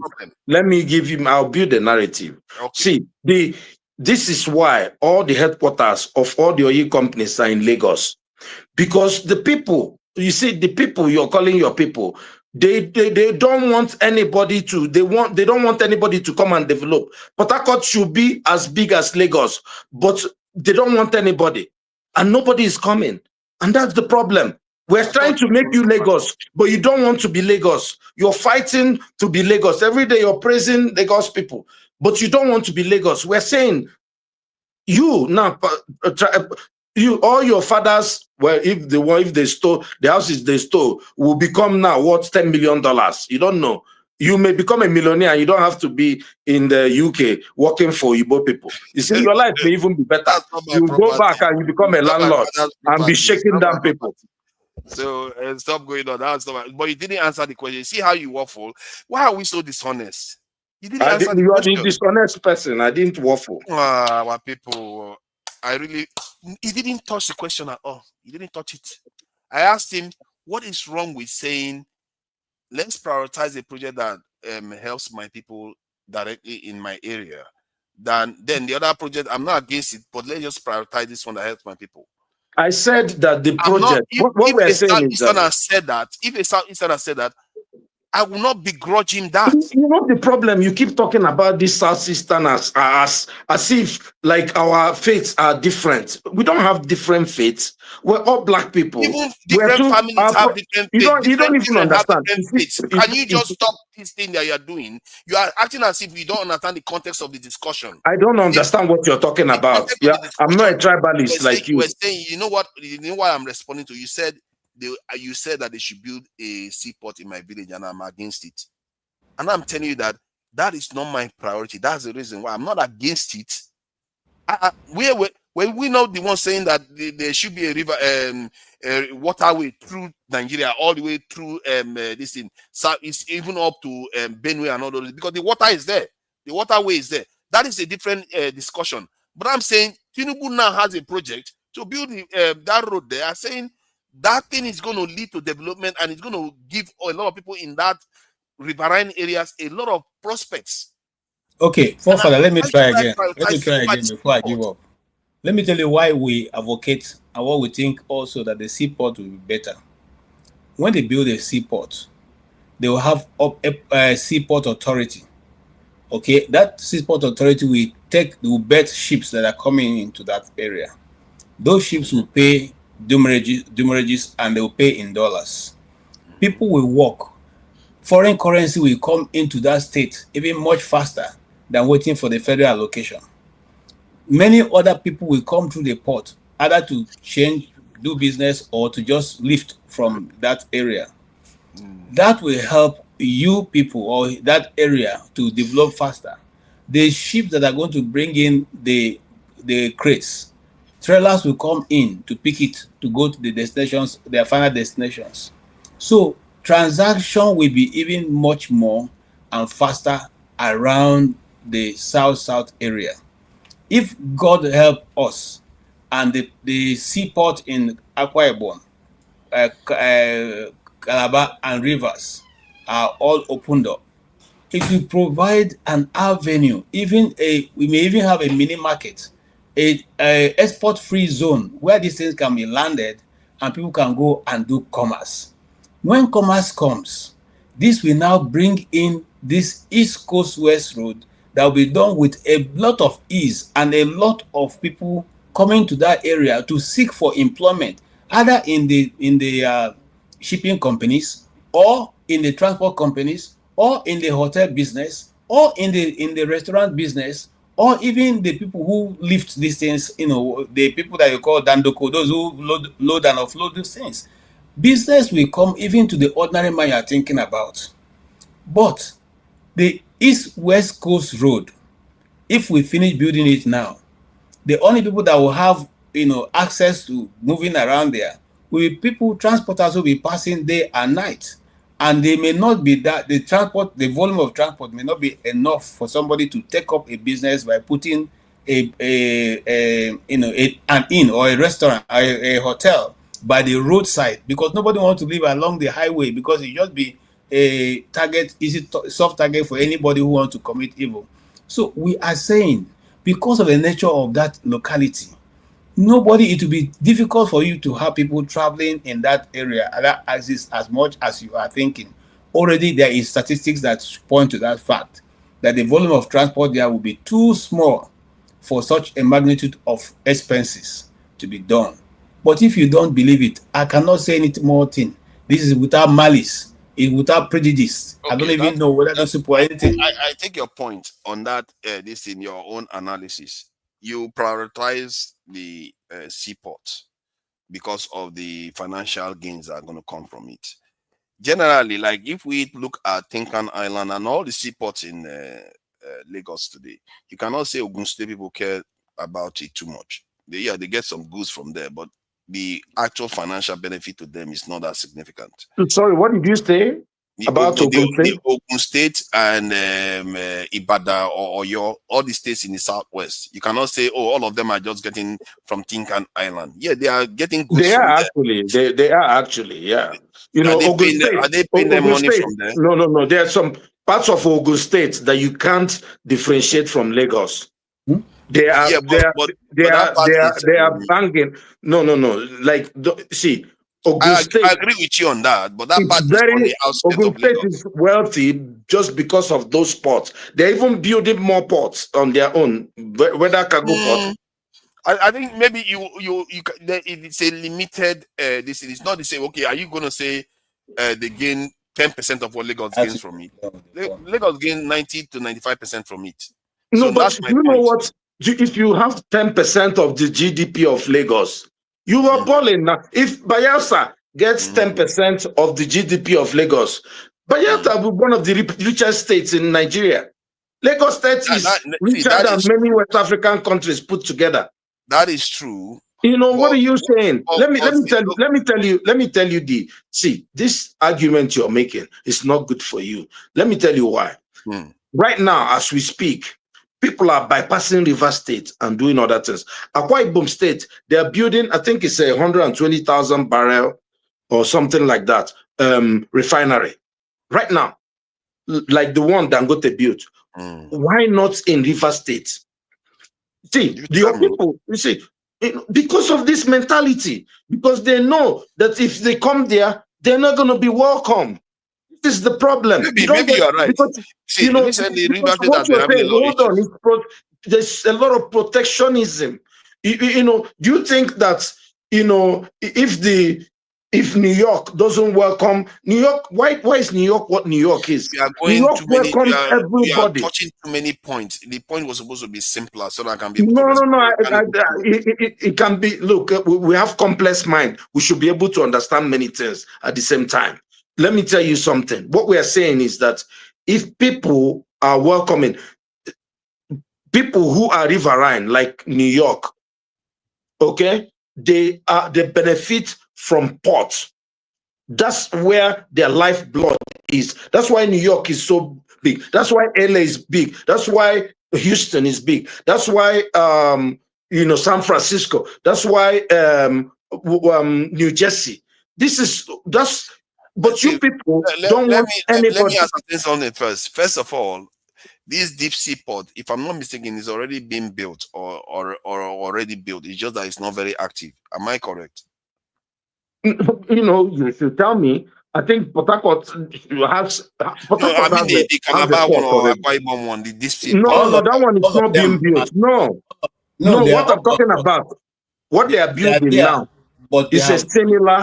is a similar refinery to Dangote. Do you know what it will do to Akwa Ibom? That's fine. It's still part of the South. I don't have any problem with that. See, no, Akwa Ibom people don't have any business with you. Stop talking about South. You're saying South as if you go, somebody that is an Efik or Ibibio person will now say, hey, come. What are you talking about? It's South as if has something to do with an Efik person. Can't you understand? I didn't say that they have to have something. This our people. In South, we are one people. Did I say our people? You said in South. You're talking about them as if you're one people. You're not. This Nigeria is playing a trick on you. I have a question for Papa. It's South. I'm fine. Papa, I have a question for you, sir. Yeah, please go ahead if you have a question. Papa, yeah, why is it that the properties left left behind during the Civil War, you seize them, you refuse to give it to your Igbo brothers? How many houses did you steal from them? They are coming to you. The one that was in Lagos was they were collecting rent, and after the war they gave them the house back and the rent, and you back to Igbo people. But you that's supposed to be a brother, you sat on the property tomorrow. They told you have two properties in Port Harcourt. Why are you holding on to them? Release it to the owners. And it's this forefather that is telling us that we are fighting with Yoruba people. He's the one every day trying to tell us there's a war. Why are you holding on to those properties? Why are you holding on to those people? When that happens, you will be the first I will call out if you show up here. If that happens, no, you will be the one that they will attack first because you are Momoibo. So now, Momoibo, you are saying all this while saying I'm not Igbo, but it's okay. I think in the eyes of Nigeria, you're a full-fledged Momoibo. If you don't know, no, you did. Oh, before you know that, I'll become a Yoruba demon. You will be shocked. So what was this thing? The question was about. Sorry, Omoro. You see, Odi has harassed me out of my thoughts now. What was your point again? Question, Omoro? I say, why did you refuse to give those property back to the rightful owners? Why are you sitting on them? First of all, I wasn't the one that took the property. I wouldn't take anybody's property. I tell you. Maybe your forefather. Maybe your forefather. That's why you're called forefather. Can you stop it?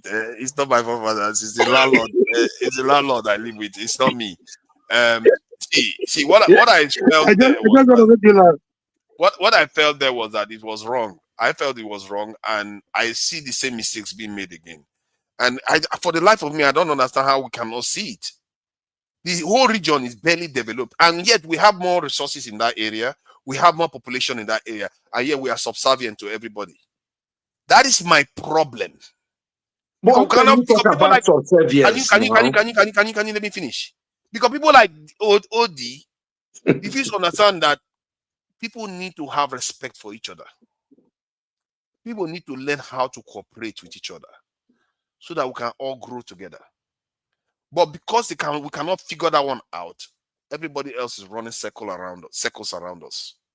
I don't like to see what happened in the past repeat itself again. And personally, I don't care who I insult, who I hurt. If I believe anything I say might even help that, I don't care, because I don't want that to happen. Why should somebody have a property and then because of divisions amongst us, it leads to a situation whereby people are taking property? It's so sad, and that's not the future you want to see in Nigeria at all. It means we are done. No, we did it before and we are not done. The only people that did it in Nigeria are your people. And I'm not even sure. No. Let me tell you something. You see, you keep talking ill about other people and dressing other people as if they have a warped mentality. The only people in the history of Nigeria, the only people who have taken advantage of their neighbors are your people.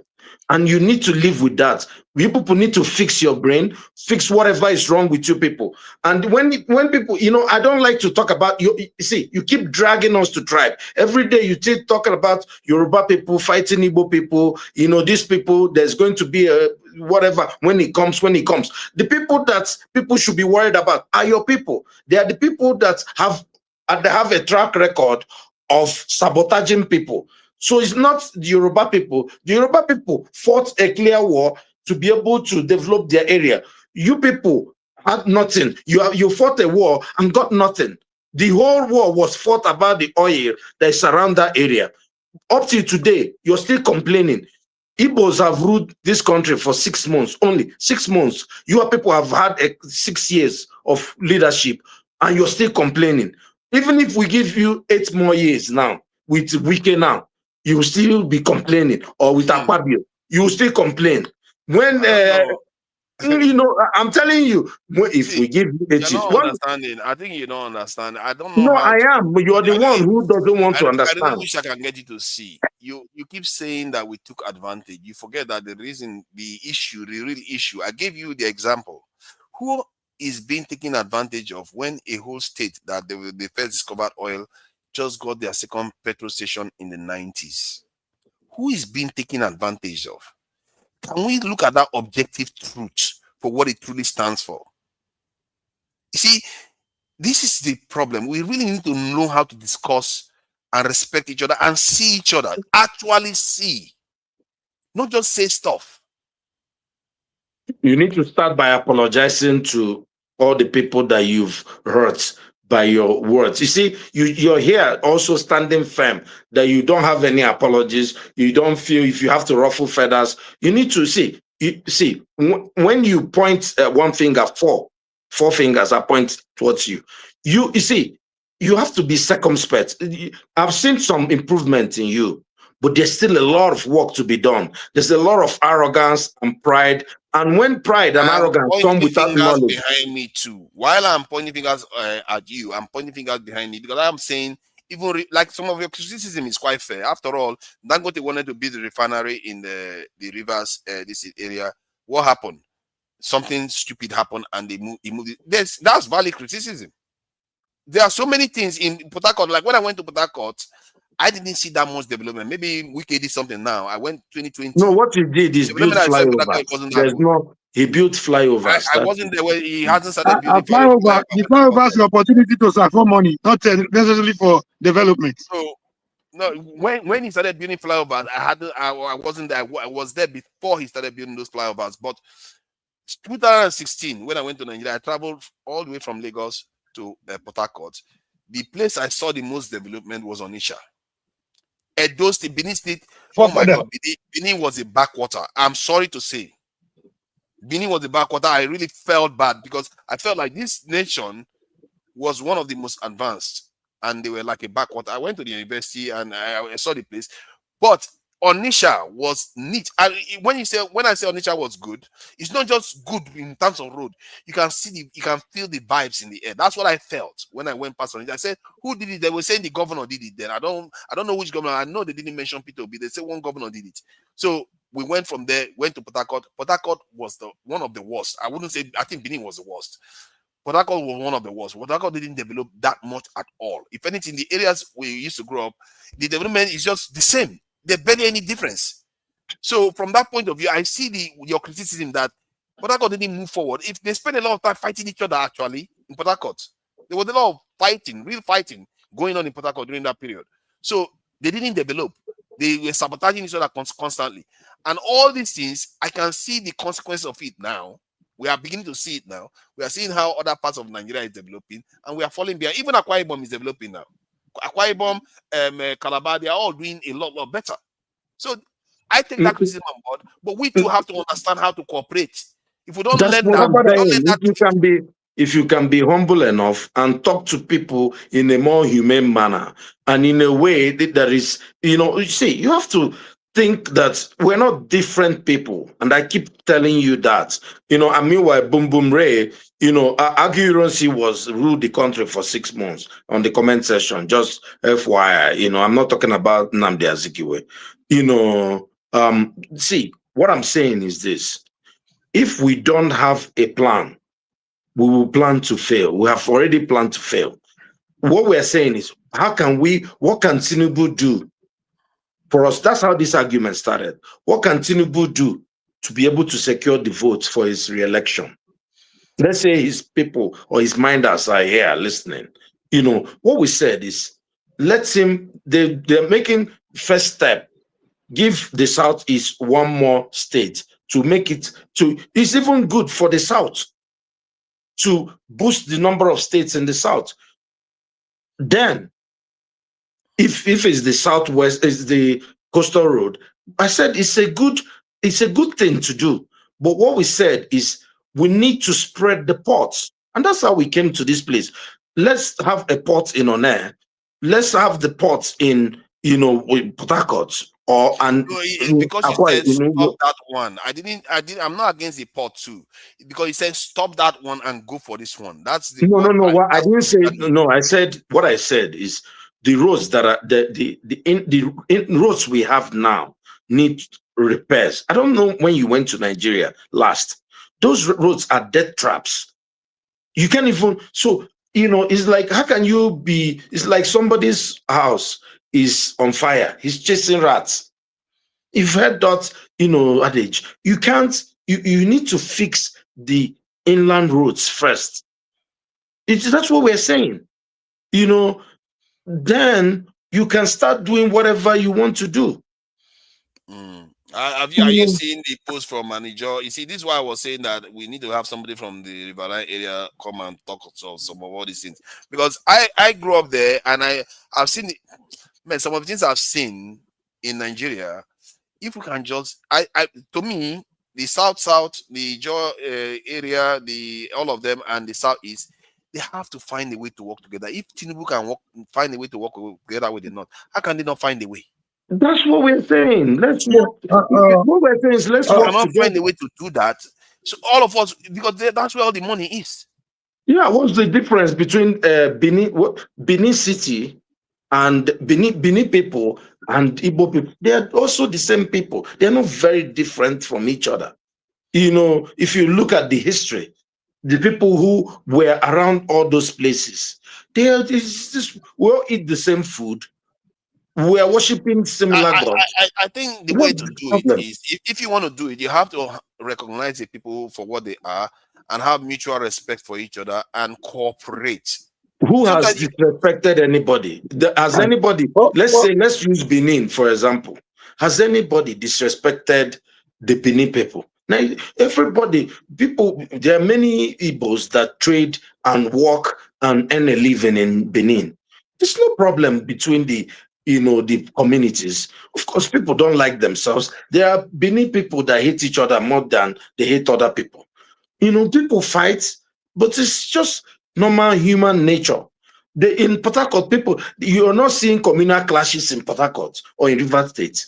People are having fun, eating their seafood or okra, and doing all the, it's Did true. you just say seafood okra? Yeah, can I, please, Father, can I say It something looks like about you're working enjoying a lot together? of seafood okra.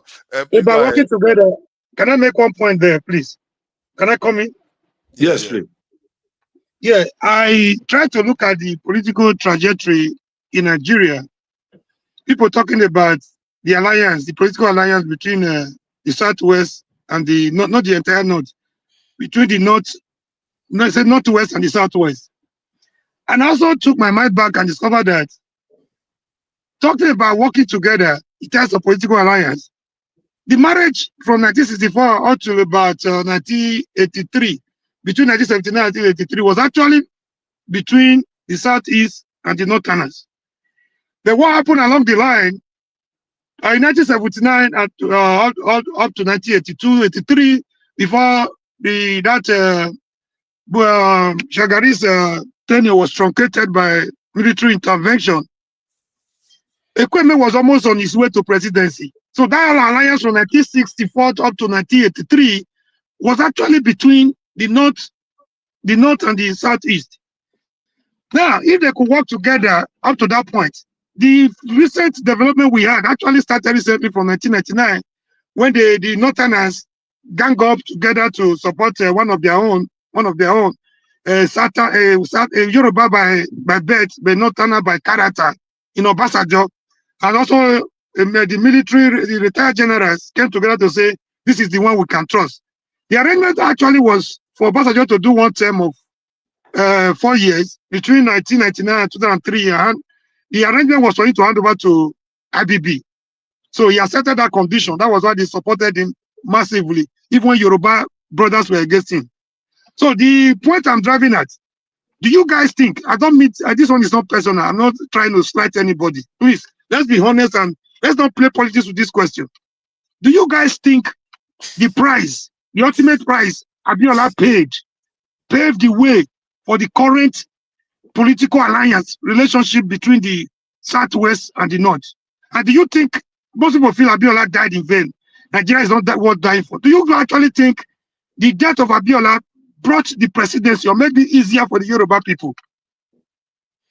No, okay. In terms of giving it to Obasanjo, I think it was inevitable. If they had Abiola win election, die in jail, and just handed it to another, that would be a disaster. It would never have worked.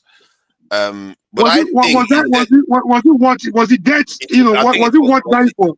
I think it was a worthy sacrifice that he has made, because okay, the reason why I'm asking this question is, if Abiola could die for a cause he believes in, sacrificing all he had, all his billions, his family, he lost his wife, he lost almost everything. After they dealt with him, they dealt with his business. And people feel it's not worthy for Obi to protest in a common protest and wants to be the president. This is not personal, please.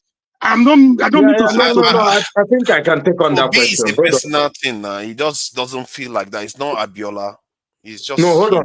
Let me land. If you feel Abiola paid the ultimate price, why do you think Obi is too big to protest for the cause, or to even die for a cause he believes in, for an Igbo presidency to emerge? No, so that's a very good question. See, you're asking a very good question. And I want to go back to history so we can be all guided. See, the Igbos and the Northerners didn't start working in 1979, right? They started working in 1959. Okay? So the Before then, so sorry to cut you short. Before then, instead of Zik working with Awolowo, he preferred to form alliance with. I'm telling you now. That's the NCNC worked with. No. They worked 2 times now. That's why they formed government. NCNC formed government with the Northern People's Party. Is it not true? Or council? Exactly. Congress. They formed government in 1959 and formed government again in 63. Is it not? Yes. So the Igbos have worked with the Northern. When people say Igbos don't know how to play politics, they've actually worked with the Northerners 3 times. This idea of that Yoruba people know how to play politics or something. Sorry, even So 79, the between problem is, 79, hold on now, we will come to EOP. Okay, go ahead. It looks like you have more questions. even between 79, if you look at the alliance between Ekweme and Shagari, it was also a very formidable one. So the alliance actually, the political marriage was actually started between the Southeasterners and the Northerners. You know, so all of a sudden, this is the romance between the Yoruba and the Northerners actually started from this current dispensation, 1999. So okay, if I'm correct, death. No, see, because of Abiola's death, why do you think Obi is too big to protest for a cause is believing? Let me answer the Obi question now. You need to understand. See, the question is all these alliances, whether it's ethnic group with this one, with what has it benefited Nigeria?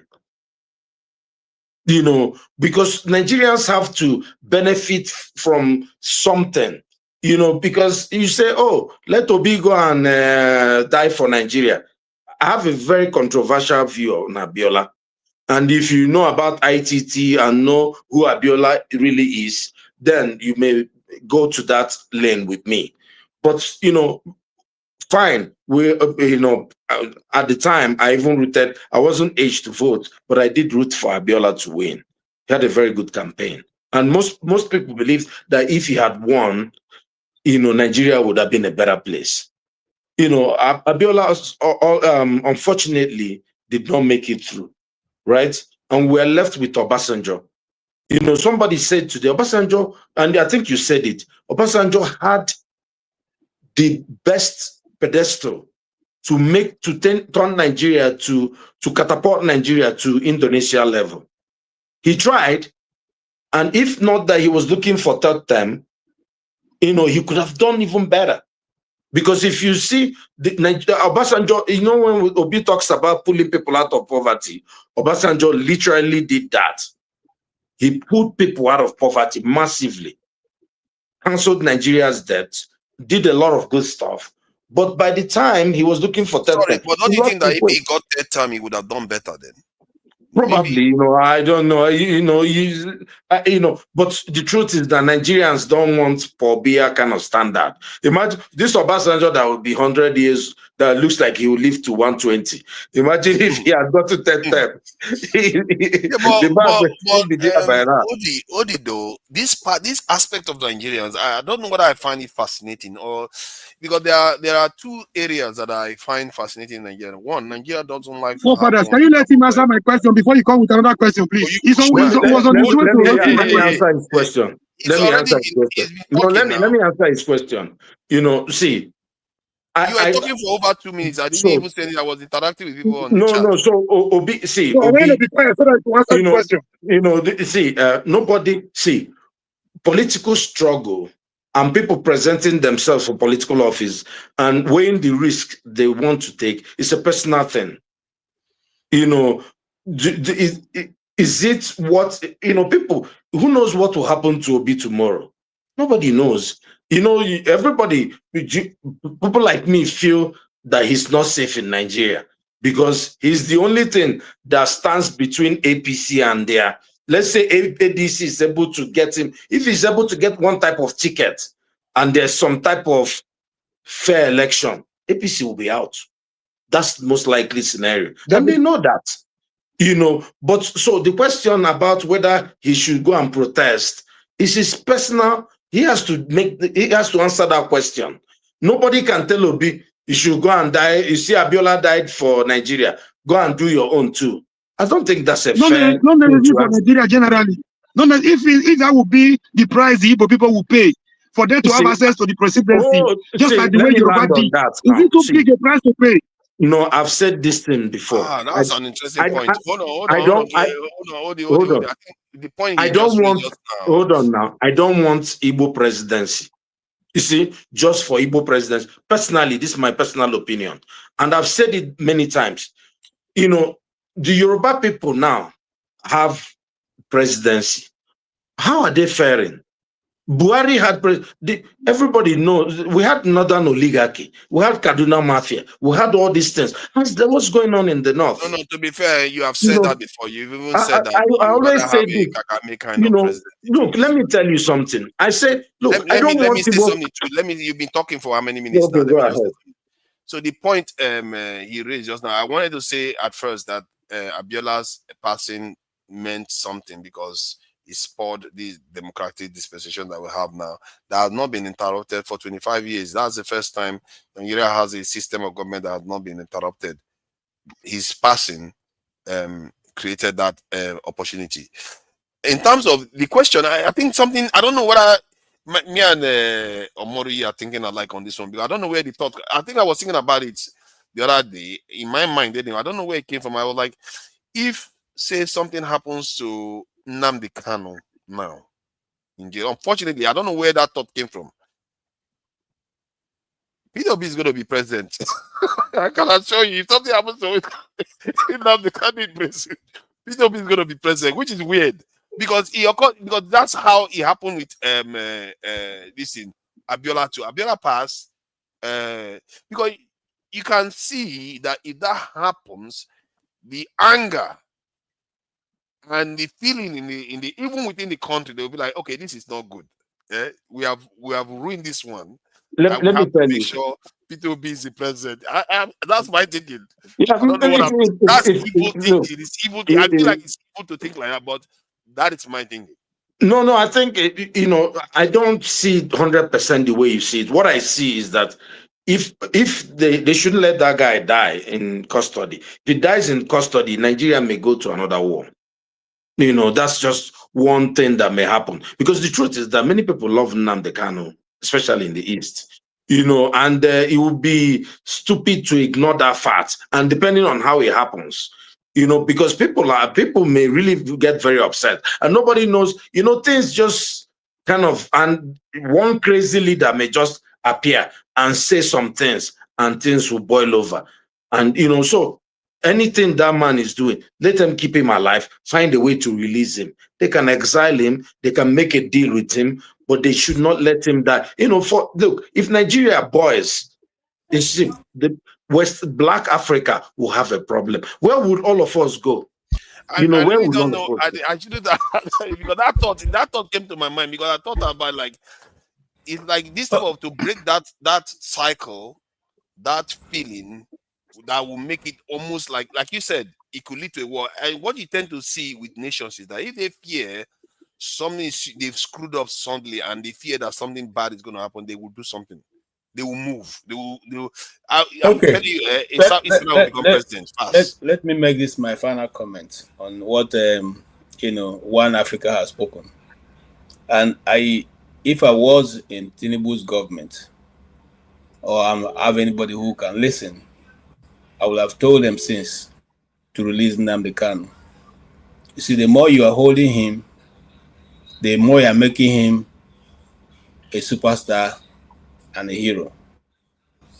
Nnamdi Kanu, just like one of the Igbo prominent leaders, the ones who seek under leader said, so they should not try him, they just release him.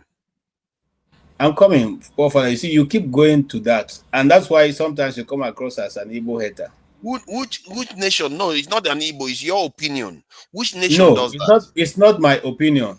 Let me tell you what has been going down in the just this week alone. Just this week alone, some local governments have been taken over in Nigeria. I have videos. You see, one of the things I've learned discussing with you is that sometimes when you talk, you say, the other day, AY was here shouting, bring evidence, bring evidence. If I bring the evidence I have and put on this channel, you people will run away. I'm not disputing those evidence with you. So now, these things, this evil have been going on.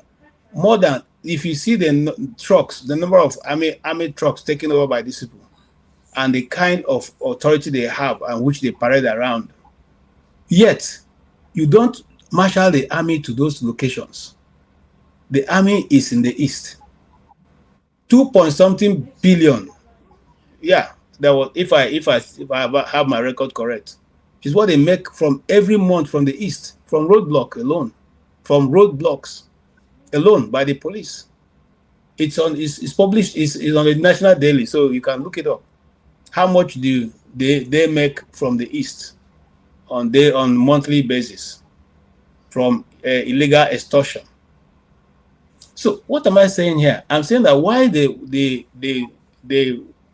insurgents, I don't want to call them insurgents because they're not insurgents, they are terrorists. They are terrorizing the North and massacring people in the Middle Belt. You take your army and station in the East, looking around, any young man you see, you call him IPOB, and they disappear him. And you think that you are going to solve your problem that way? Just like One Africa have said, whether you like Nnamdi Kanu or not, he is a force in the East, a mighty force, because no politician living now that can tell people in the East certain things and they will do it, like Nnamdi Kanu will say. And so if they don't recognize that power, which the majority of the Eastern governors are afraid of, and they let anything happen to him, it's going to be difficult to contain what will happen. Nnamdi Kanu above some other, like, in terms of Nnamdi Kanu's clout, is it stronger than that of Abiola when Abiola passed?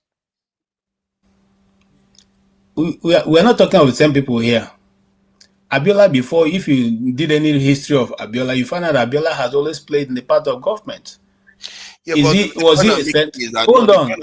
They jailed him after he won an election that almost unanimously the country voted for him. Are you saying that?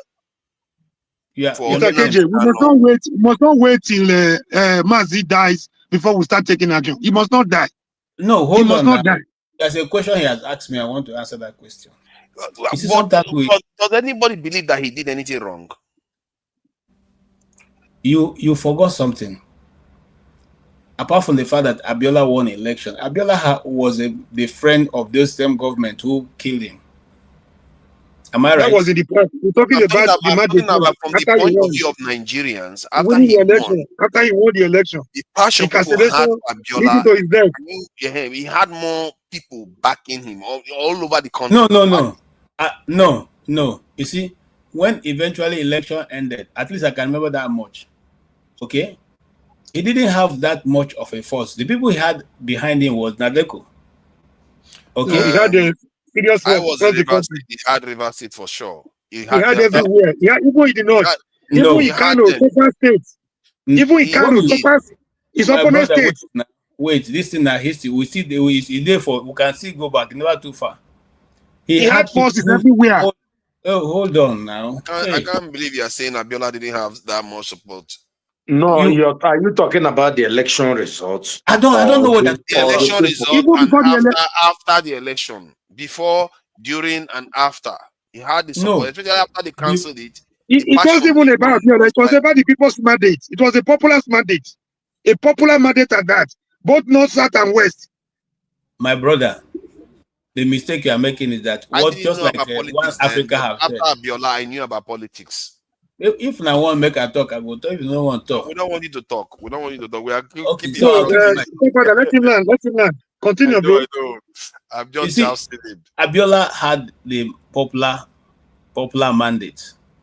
He was able to move people around. People voted for him. But at that time, when eventually it was nullified and annulled, that was the first time the word annulled came to Nigerian political history. We all scrambled to look at our Michael West dictionary to find out what's the meaning of annulled. So, and then eventually it became clear that Abiola wasn't going to take over government.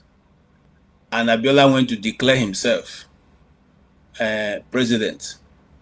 Before he went to declare himself. No, first of all, he ran away to the West, thinking the West could come and help him. Yes. He left the country, first of all.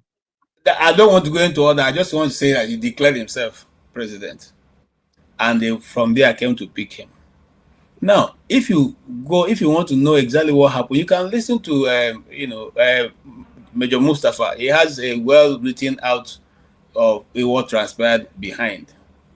But all I'm saying is this. He didn't have the kind of leadership that Nnamdi Kanu have and control over the young people from the southeast. And now, almost everywhere. And I'll give you an example.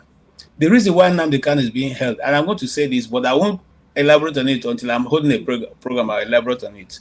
One is one of the statements he made, which is causing ripples in the south, in the north now. He was able to open the eyes of the Hausas to the point now that the Hausas are now saying they are no longer part of Fulanis. Today, I was listening to a broadcast, a guy, they were making, and they said now the Hausas have gone ahead and formed their own geopolitical associations that have never happened before. And they are now saying from now going forward, they are only going to agitate that Hausa people also come to place of prominence. Who brought about that? It's not the kind that opened their eyes and said, look, this is what happened to your people. And you people have emasculated from your own region. Even you are losing your own identity. Okay? That's one. Two, I will not open the other one until I have that broadcast. I will bring that other one. I think that's the man you made there. I have a correction. Hold on now. You know me, I like to talk a lot. How can you just forget that? This is very important. People understand. I can't live without it. See, point is, I made that point earlier on, about a year or two ago, that the Hausas have never ruled the country, especially in this political dispensation. That it's not only the Southeast. That if the Southeast was clever, they will work with them. But now you are now saying that Nnamdi Kanu actually did that, and that is the reason why they are doing that. I'm not so sure, because what I'm seeing in Nigeria right now is that they are fragmenting us badly. The other day, I even had between Edo people, they are fragmenting themselves. I don't know what is going on, but something is going on. I can observe it. Forefather, I don't usually want to take credit or give people credit for one day. Look, you are talking about yesterday. I'm talking about when Nnamdi Kanu started his broadcast 2012. Okay? He started his broadcast 2012. Mr. KJ. No doubt, Mazi is very popular. But to compare Nazi's popularity to the mandate we fought for, both South, North, East, and West of Abiola, it wasn't about Abiola, it wasn't about Yoruba man. The mandate, the June 12 we fought for, you will be, it's an understatement to be comparing Mazi with the people's mandate of June 12. I think it's a joke taken too far. I know that Mazi is very popular, very, very popular. But to compare Mazi's popularity with Abiola's mandate, I think it's a big joke. Yeah, it's on a different level. Even don't let your imagination run away with you. Listen, we're not talking about the presidency of Nigeria. It's not what I read in the book when I was told. I participated. You have talked now. Let me talk now. You were participating on a national level. I'm talking about a regional level. I'm talking about the Igbos here. I'm not talking about the Nigerian situation. It doesn't matter to me whether Abiola was commanding the whole Nigeria. I'm talking about the East. I said no politician from the East has the kind of followership that Nnamdi Kanu have. The politicians themselves have said this. The last person who spoke about it is just maybe like a week ago, Danny Wanyan, who spoke out his mind like I have never heard an Igbo man speak on a national TV. Okay. Yeah, but Peter Obi can be said. This guy won 99% of votes. Man, come on, man. Let's not do that. Listen, forefather. Take my word for it. Peter Obi is quite popular. Compared to Nnamdi Kanu, it is not there. Peter Obi may use money to organize his rally. That is, you go and pay for venue. If Nnamdi Kanu say, let us meet at Umuahia field, before he gets there, the field will be filled by people. People come there with their own transportation and go back with their own. We're talking about somebody who the people see as their leader. It has. I don't know the last time that happened in Igbo land where a politician this guy is not even a politician anyway. How are you? See, I think some of the way you are putting it across. Yes, the people that are with him, that those ones surrounding him, they feel passionately about it. Their passion is very, very strong. It doesn't mean it is broad. is as No, broad as hold on. Let me. You know, What are you I'm not. saying now? Hold on, KJ. No, Let I'm me. not, because if it was I, that broad, I think we would have known about it by now. hold on. You know, I don't. You know, me and KJ, when it comes to the certain Nnamdi Kanu issues, were different, right? I don't. I have a different point of view. But you see what he's saying now, my brother. You don't know. You see, the analysis will be P2B and Nnamdi Kanu now. They are the main leaders in Igbo land, right? You know, but you can compare them to Ojukwu and Nnamdi Azikiwe. Obi is a national leader. He's accepted. I think he even has as much popularity in the southeast as he has in the south. Even he has a lot of popularity in the southwest and even in the middle belt. I think he has, and even some parts of the core north. Nnamdi Kanu is a factional leader, but he can be very. My brother, if Nnamdi Kanu speaks, sometimes one Nigeria will just come up with these brilliant points. Father, let him land. He's making a very valid point. You need to stop. Let me praise him now. I want to praise him because he's going somewhere. He's going somewhere. Let him land his point. Can you stop? Please. Okay, stop. Don't tell me how to moderate now. You are doing it too much.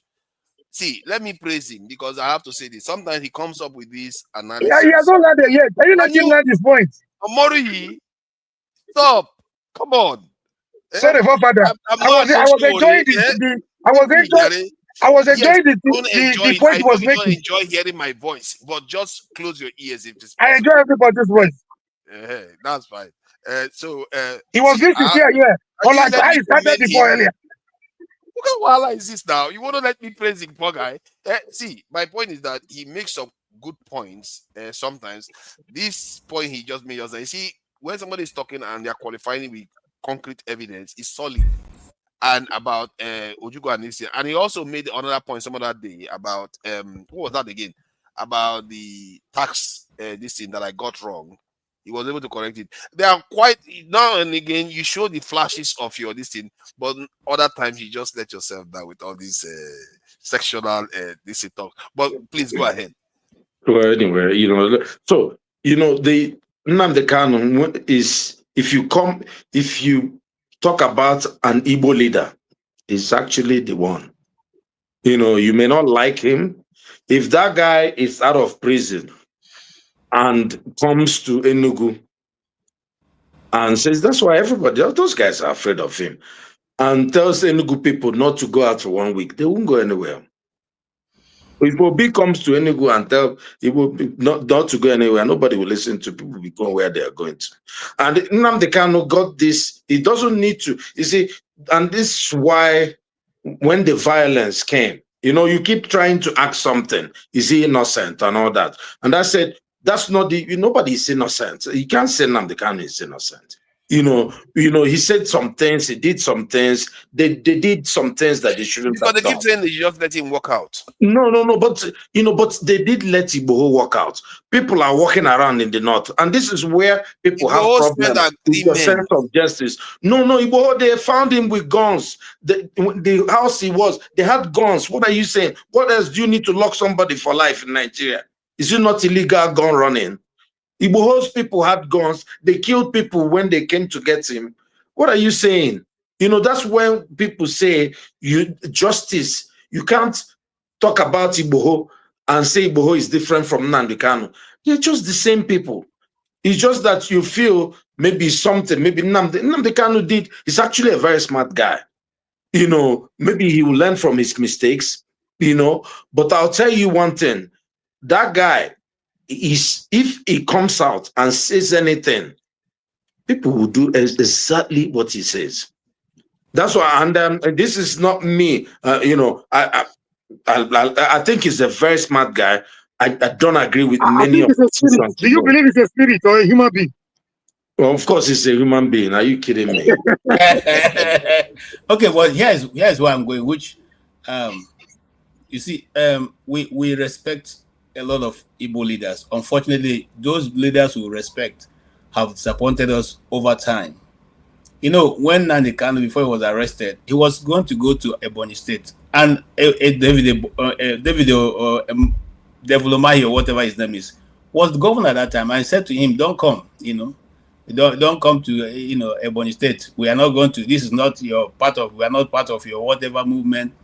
And he said, told the people of the state not to come out. I can play the video for you. The people, just like One Africa said, at the time he got to enter Ebonyi State, the whole place shut down, including the markets. Yeah, but maybe he wanted to avoid all these problems that has occurred now in that region. No, listen. We have to see the wheat from the chaff. Listen. You see, in every popular movement, there will always be people who will take advantage. It is not because that is how it's supposed to be.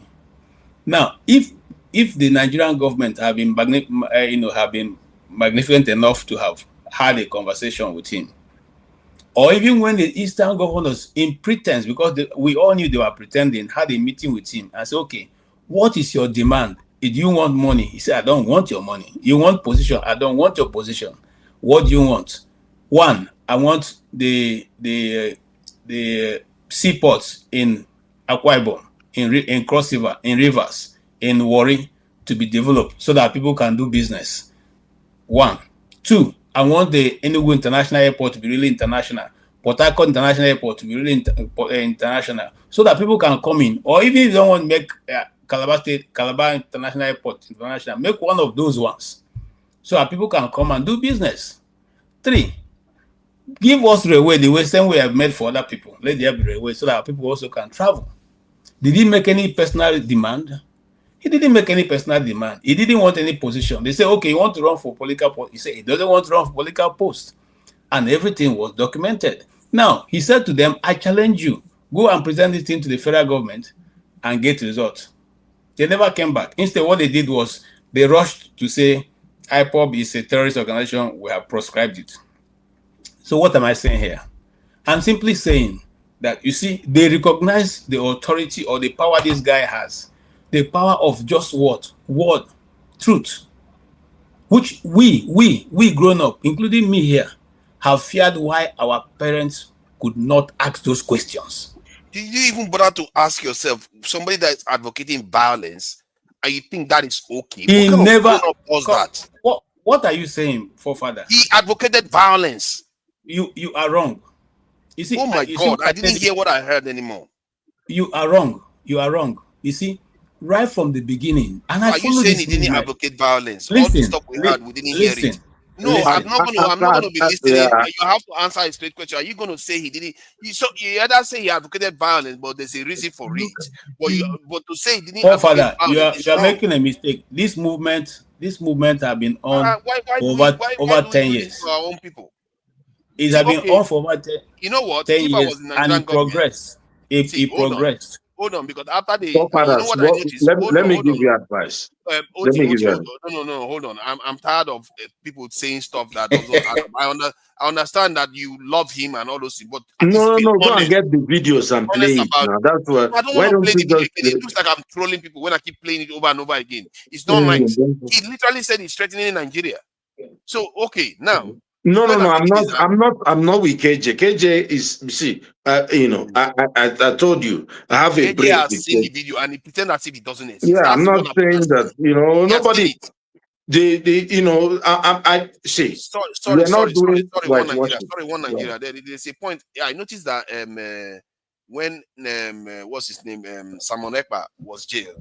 No, it's One Africa, please. Yeah, KJ was a One Africa. Yeah, sorry. One Africa was KJ was able to condemn him for certain things that he did, and because of that, I thought about it again this evening when he was talking about this. Now that maybe the Nigerian government shouldn't have bothered kidnapping Nnamdi Kanu. They should have made a case, the same case of what he's doing, just like they did with Simon Ekpa. They should have made a case, and if it was the people that sentenced him, then they will. You see, the funny thing about Nigerians is that they will accept that then, and in a way, that's what the Nigerian government is doing wrong. They are not prosecuting him. They just basically leave him there. No, they can't prosecute him. Look, come on, you can't kidnap someone and prosecute him. This is a very simple thing in law. You can't, you're not allowed to kidnap Americans people. will kidnap you and prosecute you. Israelis will kidnap you and Well, prosecute you. I'm just saying in Nigerian law. Let me tell you something. See, I think it would be a mistake to compare Nnamdi Kanu's case with Simon Ekpa's case. Simon Ekpa, they are very different cases, and the level of intelligence of both men very different. So I wouldn't even engage in that. But I think KJ has a lot. Nnamdi Kanu is far more charismatic than Simon Ekpa. I think Nnamdi Kanu. You see, what you do very well is put word into people's mouth. But for me, I say what I want to say, without looking. I don't come here to look for popularity. Correct me then if I put word in. Now listen, I said here on this channel many times, even before Sanekpa ran into the problem he ran into. I said I don't listen to him. The very first time that Kanu was arrested, the very first broadcast he made. By the way, I know that he wasn't supposed to be the one who's supposed to take over the radio broadcast. I know that. I know how he got into it.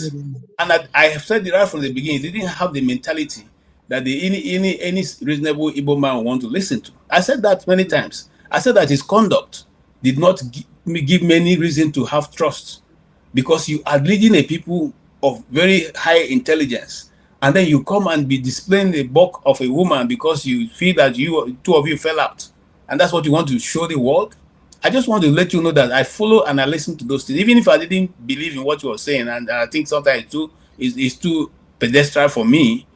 I still listen to him, okay? Just to see, just give him a benefit of doubt to see if whatever he's going to say will make any sense. It didn't make sense to me, and I was surprised, plenty surprised to hear that he was a lawyer, because I don't think he carried that, that thing anyway. However, even having said that, I still believe that he will eventually get justice in Finland. So don't be too do this thing about it. Remember, I also follow the proceedings in Finland, and majority of what the Finnish lawyers say is that is even novel, and they are questioning on the ground for which he was found guilty, because in their law there's nothing that says that if you think somebody committed an act in a foreign country, by the word of hearsay, you can put a man in prison. I'm telling you what you probably didn't follow. But I will not discuss this because, like I said, I don't really have. It's up to the country to decide. Haven't said that. Just like again, one Africa said, you can't compare both men. You keep saying that Nnamdi Kanu was advocating violence. Go and look at these things again. There was a reason. The time he was talking about, and some people have said, oh, he broadcast about violence in NSAS. It was when the people started buying people. Now they called him to come into Lagos, and he said no, because at the end he said the BW advocate violence. They are saying now is what they will say. Just because they are five people doesn't mean you should advocate violence. Oh, you are saying they should kill they should get rid of a monarch and their children. Come on, man. No, I don't know why you got. I don't know why you got that. Was there a how about forefather? You too big for this kind of thing now. I'm not going to argue that one. I beg. But all I can say is palace and born, kill and their children. He never said that. He never said that. His father himself is Nnamdi Kanu's father himself is a king. He's a king of the place. What did he actually say in that broadcast then? Listen, because again, I don't want to give anybody a word to go and use against Nnamdi Kanu. I would like to play the message that he was talking about. Then you can hear for yourself, or the people can search it up. On your next broadcast, let me ask yours. He didn't want to say what Nnamdi Kanu said. Let me ask you something. Sorry. I think Boom Boom Ray. Of course, he doesn't like Nnamdi Kanu, and I understand. That's fair.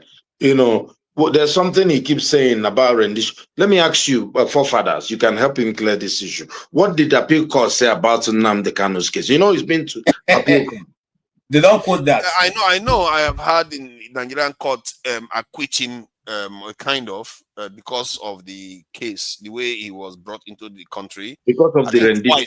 Almost twice, they did something about that. Yeah, they didn't like the way he was brought into the country. That is technicality. Nigeria doesn't have any law on the ground saying you are allowed to. Father, no matter what he has done, if the court has given its ruling, the ruling of any other person supersedes. That is the grand norm. No, if the court has decided, nobody. National security supersedes all that. No, hold on. Which is national security? What are you talking about? God has made a ruling. As the somebody, you are saying, no matter the offense you feel he has committed, he assumes he's innocent until contrary is proven by the competent court of law. So if the court has discharged if the court says you cannot build something or nothing, the way he was kidnapped from Kenya, I mean, there's no basis for trial in Nigeria. So be it. What are we talking about here? You can't do this. There's something in law called double jeopardy, right? You can't try people for the same crime twice. They already brought him, and this is what the appeal court did. And this is when people treat people this way, then you know, like there are some people who are second-class citizens. And that's why people get upset. You already went to appeal courts, they discharged you. Then appeal court went back again, and without no new evidence, now reversed and now allowed a lower court to start trying him. How can you be tried by appeal court for one thing, and then high court? Who is high court to try you for any other thing? In fact, listen, let me tell you what really happened. They went back to the same court after almost 1 year to go and ask for stay of execution. After the law, stay of execution. Even so after, this is why nobody likes injustice. Boom, boom, raise. This is for you. Injustice. You see, if even all this, you see, all the people that even Trump deported somebody to Venezuela or somewhere, not Venezuela, to somewhere. They made him to go and bring him back. Yes. You know, but do you think that though? Do you think that if the court had acquitted him and he walked out of that court, you think that is justice being done? It doesn't matter. Court has been taking his decision. You know, your personal feeling. It's a straight question. And your personal feeling. Let me answer now. You see, and your personal feeling, no matter how you feel. Can I answer him, please? Oh, go ahead, please. You're not my brother. And your personal feeling. We are brothers. We are brothers. I know where the disagreement was coming from. You know, Sowore was doing too much, trying to touch the untouchable. You know, our almighty Obi. That is the board of contention. Sorry about that. You know, we're about to have a disagreement, but at least we disagree to agree. Father, disagree to agree. Father, no matter how you feel, your personal feeling as a human being. Oh my God! Cannot take a precedent over the decision of an appeal court. He was on bail. He was on bail. He was on court bail. He was enjoying his bail at Afaroku in Abia State, when his home was invaded and his personal heirs and his dog were killed. He was lucky to have escaped by the whiskers. He escaped by the whiskers. He was almost killed. I think I gathered that he had his own militia. He had his own militia in Nigeria. It doesn't matter. It doesn't matter. It could be his personal security. I don't think you're allowed to do that now. Yeah, you see, these are so. You know, look, you know, we're going to. These are serious stuff. We shouldn't just be saying that. It's okay. The military has no basis for invading his home in Aforuku, Abia State. There was no need for that. I don't know why they went there the way they did. Maybe they are trying to eliminate him. The violator is bail. I don't know why they did what they did. Maybe they're trying to get rid of him. They were looking for a way to cause confusion. That was wrong. That was wrong. After court decision, the same thing they did to Omoyele yesterday. So how can the will of a man be supersede the decision of a court? And a big court, not just a high court for that matter. Like, what are we talking? Are we in Banana Republic? I'm not saying his approach was 100% okay. And I disagree with most of his approach and methodology. Was he fighting a just cause? Yes. But his approach, was it 100% okay? Of course, no. I did not subscribe to certain part of his utterances and his methodology. But that one cannot be enough for a court to have taken a decision. Somebody is saying you have to remain in prison perpetually. It's not done anywhere. Yeah, that is wrong. If they are using him for political reasons, they should have tried him by now. I don't know why Nigerian government they always make everything bad. they've already tried him now. That's what we're saying. You know, there's something you asked, and that shows like your mindset also. Then You figure said out a way to try him hold on now, properly hold on, and hold convict him on. of something instead of pretending as if he didn't do anything. How can you not figure out a way to find there's something that he has done? Hold on now, hold on. Hold on. You said Cannot figure something. it out, then let him go. No, yeah, that's what you said something. You asked me a question. You said if if the appeal court had acquitted him and he walked away, would that have been justice? You see, when you ask that question, it shows your mindset. Let me ask you: when Tinubu granted a swooping presidential pardon, is that justice? That is not necessarily justice. That's just based on the law. And I can disagree with it. Wait, but you know, those people, you know, when you get look, how many people do any you of the think people that a pardon advocate violence? Oh, some people actually are murderers, convicted murderers. Are you kidding me? You don't know? If he pardoned convicted murderers, I don't know what he did. Maybe he thought they were innocent. Oh, you don't know about that. People that are sure that killed innocent people by themselves. Are you? You know the problem is murderers. Some of them were murderers. That is not and his justice. fellow drug pushers. But are you they know, already see, that's dead? why. Okay, maybe they are already dead. Then these are already dead people. But when they kill people, they die. Actually, Father, whether no, they were, I mean the people that he pardoned were they already dead? Whether they were murderers or not, it was still within the ambits of the law. Thank you. So it was invested. It was a power invested in the president under the Constitution of Nigeria that he was allowed to pardon someone whether he stole candy or he murdered. But does that amount of justice according to forefather? Does that amount of justice? That is not justice. That is the law, but it's not justice. The same thing with Nnamdi Kanu. If a decision has been taken by court, it remains, and that is justice for you in the sight of the law. For Nnamdi Kanu, and the only reason I came on was because of what Artie said. And thank you for flogging the shit out of forefathers today. I really appreciate No, I didn't do that, man. Oh, yeah, you did.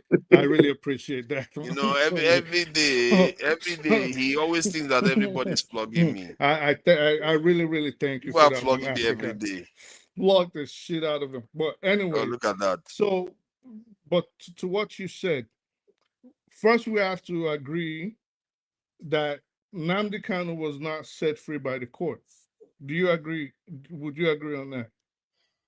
Well, he was. What I know is that, you know, they dismissed his case. The appeals court. Yes. Then the federal government, within the time frame, appealed to the apex court, to the Supreme Court. It's not within the time frame. No, it's not. Let's go back. If it was outside the time No, frame, they didn't appeal to the Supreme Court. Hold on. What they said is hold on. They asked for a stay of execution. Yes. And they requested a revisit. They didn't, because Nnamdi Kanu has not gone to the Supreme Court. He did go to the Supreme Court. So if you ask the court, if you ask the apex court to revisit the case, you're just telling them to look over the rulings of the court that it was previously before. So they brought it went to the appeals court. Mm-hmm. Then they lost it. And then they appealed. They did not. No. How did they lose there? Bring the evidence now. I don't know what you're talking about. Boom, listen. They went to after the status of limitation had gone by, and they didn't release him because the appeal court said release him because he cannot be rude. Hold on. That's why you tell me now. Hold on. We can't just be throwing. We are going to be closing soon, just in case. I think at the 30th hour, because this is 7.5 hours now. Yeah, we can't just be throwing legal terms around. Okay, so statute of limitations was over As to what? When a ruling is made, you have the time frame for which you must appeal if you want to. But that is not a statute of limitations. It's That no, is the nobody time said. for a appeal to be No, see, let's leave the details. I want to ask you a question. Boom, boom. No, So you let's can not. take it on. Let me ask him a question. Listen. No, let me ask him a question. By the Let me ruling, ask him. hold on. Hold on. Let me ask him a question. Let me ask him a question since we don't have too much time. You know, my question to you, Boom Boom Ray, is considering Igboho and other activists in Nigeria, what do you want to do to Nnamdi Kanu? Let's say you're a Nigerian president. What would you want to be done to Nnamdi Kanu? Well, if I was a Nigerian president, of course, I cannot interfere. Technically, I cannot interfere with the courts, right? I can't interfere with the court system technically while everybody's not looking. But if I was a Nigerian president, I would tell my attorney general immediately I came on to proceed as quickly as possible with the case. Meaning, if his rights to a speedy trial have been violated, let the man go. This is what I would have done. Now, if the case is carrying on as it is, which is basically very slow, I would try to reach a political solution to the case. This is what I would have done. I would have said, okay, let's sit down, let's talk. Are you going to renounce this struggle? Are you going to call for peace? Are you going to tell your people there should be no more violence? Do you proceed with one Nigeria? Do you swear allegiance to one Nigeria? And then let's move on from there. This is what I would have done as president. And that's fair, but you didn't put the other leg. The other leg of it is Igboho. I said, and then the other people in the north. Igboho is walking around. Okay, so with Igboho, this is the thing. He was not arrested in Nigeria. He was arrested in the Republic of Benin. Right? Yes. That said, same thing with Nnamdi Kanu. He was arrested in Kenya also. Right. But that said, you will agree with me that a political solution has been reached on his end. A political solution. But he hasn't renounced the Yoruba struggle, though. I don't know that much. Yeah, but it's not no, he said it. Oh, no. It's not advocating I know that much. Help me out. But he's not advocating violence. That's the difference. I don't think they would have gone after Nnamdi Kanu. No, don't go ask those Fulani people if he's advocating violence. Advocating violence or not is not the issue. The issue here is how would I have settled the case? And Thank you. That's what I'm saying. So the thing about it is, for me, what I see and what I do know, because I actually do know at least two people that are with. Anyway, a political solution has been reached with Igboho on that end. Now, what I would have tried to tackle would be Boko Haram. Now, those ones, I'm not reaching a political solution with them. And the only reason I will not reach a political solution with them is the carnage and destruction and the loss of lives has been astronomical. And theirs also relies on a sort of violence that Nigeria has never experienced before. So my aim as president would have been to completely decimate and destroy them to the last man. That's what I would have done.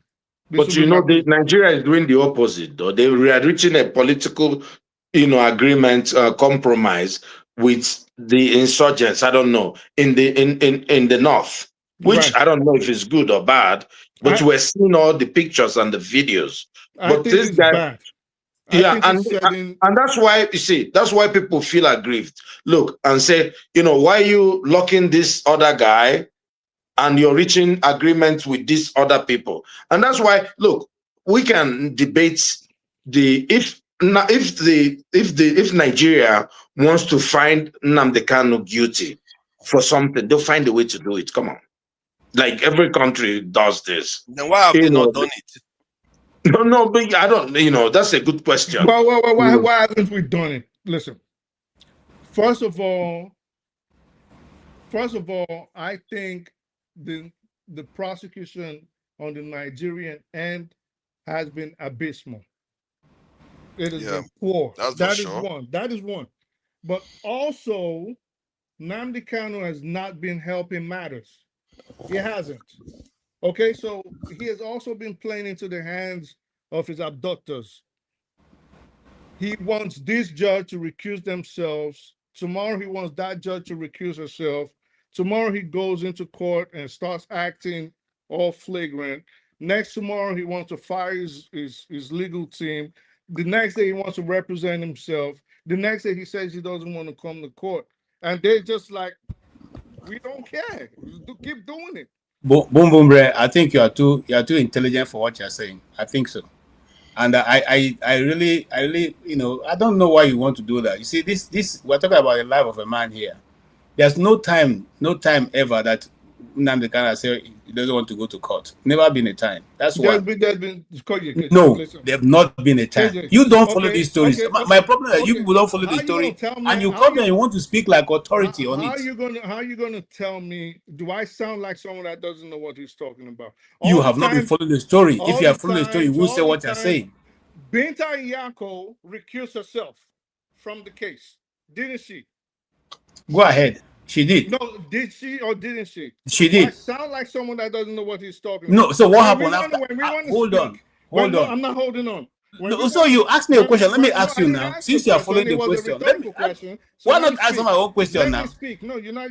I don't understand this game. There's no time anymore. It's either we are gonna sit down and speak truth to power, or we are gonna keep running around with propaganda, and we will never get anything done in that country. My brother, now you the kind of propaganda, not with me. Nnamdi Kanu got extraordinary rendition from Kenya. He has no leg to stand on in that regards. Do you think his lawyers are stupid? Stands that they presented. You are making a very big mistake. That they presented that position. Let me finish, please. So you think his lawyers are that stupid that they presented that position to the court, and immediately the court dismissed it, they moved on. The court never dismissed it. The court, hey, boom, relax. No, relax. We don't have a lot of time left now. We can't go on forever. In court, a judge. So tie him now so that he speaks so I can speak. Yeah. Okay, try to finish. A judge does not care how an absconder is presented before it. They don't care. As far as you are a fugitive from the law, at the point that they drag you with whatever means possible and hand you over to the judge and present you in front of the judge, you have no leg to stand on to say, well, listen, this is why I ran away. This is why I violated the bail conditions. Because at that point, you have shown yourself to be something that the court finds untrustworthy, which is a flight risk. So the moment you are in flight risk, and you have also shown that you are a danger to society, no court is going to listen to you when you start crying about an extraordinary rendition. Okay, can I speak now? My brother, you are being disingenuous, and it's unfortunate. First and foremost, there's a ruling on this what you just said now. The Supreme Court itself acknowledged that Nnamdi Kanu never jumped bail, and that nobody who the army will come after to come and kill will remain on the spot. The Supreme Court, this is a Supreme Court ruling. That's why when you are coming, put away your bias. So don't take it that. Hold on, let me speak. You spoke, and let me speak. Let me speak. Let me speak. No. I'm not going to allow you. I'm going to stop you. No. Let me speak. Let me speak. Okay? There's the Supreme Court that has brought this back. The case you quoted ruled that this is an anomaly and that Nnamdi Kanu never jumped bail. That's one. Two. The Supreme Court also ruled that the revoking of his bail was wrong. It should be reinstated. That's why legal luminaries said in Nigeria, this is a novel thing for us. You found that these things are wrong. Instead of you to, because you go to the Supreme Court to get clarity, since you know they are wrong, you should have ruled, not sending it back to start. KJ, why didn't the Supreme Court then reinstate his bail? If what you're saying is true, Thank you. I think we'll carry on this conversation tomorrow evening. The Supreme Court said that it is not. And then lawyers, legal luminaries say it is not right. Anyway, listen, nice talking to you guys. And I'll be listening in the background. Yeah, we'll carry on with it tomorrow evening. I will end with this, and that is why Nnamdi Kanu says when it has to do with him, everything becomes new. They don't agree with whatever. The rules are always changing. I want people before you come and begin to argue and show bias here, go and look at what's available. These things are available on the internet. You don't even need to go far. And further, let me end with this. What Boom Boom Ray said right now, and I want to put it out there for anybody who is listening, is totally wrong. It's fallacy. Okay? If you go somewhere and kidnap somebody and bring him to your country, you cannot try that person. Even here in the US, when they are deporting people, the judge will ask, if you break into your house and carry you to court, the judge will dismiss the case. Let me tell you, if that was the case, America should have come to kidnap the super cop, so-called super cop, who was found guilty, who was found wanted in America for drug peddling. Okay, they applied to Nigeria to give them what? To allow them to extradite the guy to America, whereby Malami, the former AGM, quickly arranged something and they put him in prison. I said, oh, he had been sent to prison for drug, this, whatever related offense in Nigeria. So he was not extradited. Is that America couldn't come to Nigeria and take him, just like they went to Kenya and stole this guy? These are things that are there. Let us not come here because you have a certain evil bias and you come and display it before people and you think it's going to make any difference. The law is the law.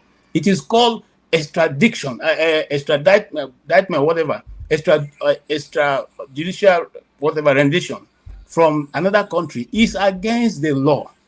Kenya okay. Just for clarification, let me read what the Supreme Court said. It said the Supreme Court acknowledged that extraordinary rendition. Kanu's forcible repatriation from Kenya was to Nigeria in June 2021 was illegal or unlawful. The court held, however, that despite the illegality of how he was brought into the country, the trial court still retains jurisdiction and can proceed with the criminal case. Specifically, the court said there is no Nigerian law that authorizes trial to stop simply because the accused was illegally brought into the jurisdiction. The remedy of the illegal act is civil redress rather than dismissal of the criminal case. So he can go and seek civil redress for the kidnapping and all those things, but it doesn't invalidate the criminal case. You cannot do something or nothing, forefather. So, forefather, what is that training that lawyers get? What you said, you can't build something, you can't build nothing on something, you can't build something on nothing. It's not. I can see the logic we need. Otherwise, that's recipe for chaos. Just because they kidnapped him, then you just say everything is forgiven. No. Listen. Even the Kenyan country where they kidnapped him from, where they were quoting as the government collaborating with them to bring, have ruled on this issue and said it is illegal. Nigeria is not operating its own law. Our own law is not declared.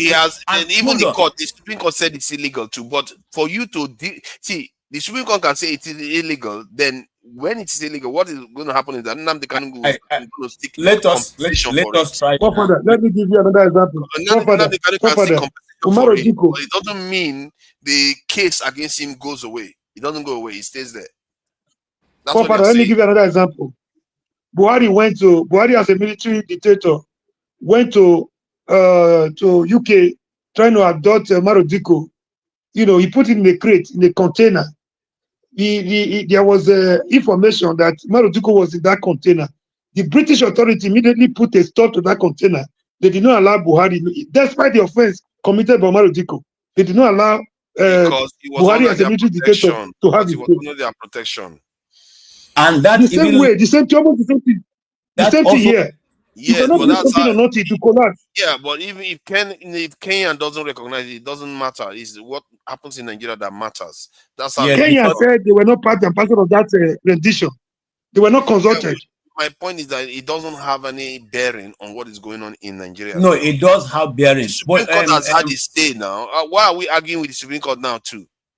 So the Supreme Court itself, what we are saying, which the lawyers have argued many times, is that is a wrong ruling. It is wrong. You cannot. Are you going to change Kudos the law cannot make because a of right. that? I see the logic The in the federal government was wrong to have violated I see the logic his in the bail condition ruling. number one. Let me give you an example. Let's say I want to come and say you did something to me, God forbid, you did something to me that is heavily illegal. Let's say robbery. Then I come to your house, and in the process of trying to get you, I hurt you. So that hurting you and coming to your house and breaking in, I've committed a crime to do that. That aspect doesn't mean you are still innocent of the robbery. You see what I mean? That's what is going on here. That you still have a right to prosecute me for breaking into your house, but it doesn't mean the robbery case goes away against you. That's what Supreme Court is doing. Forefather, that is why the Europeans look at us as animal and barbaric. I just want to say this to you. I'm sorry to say that.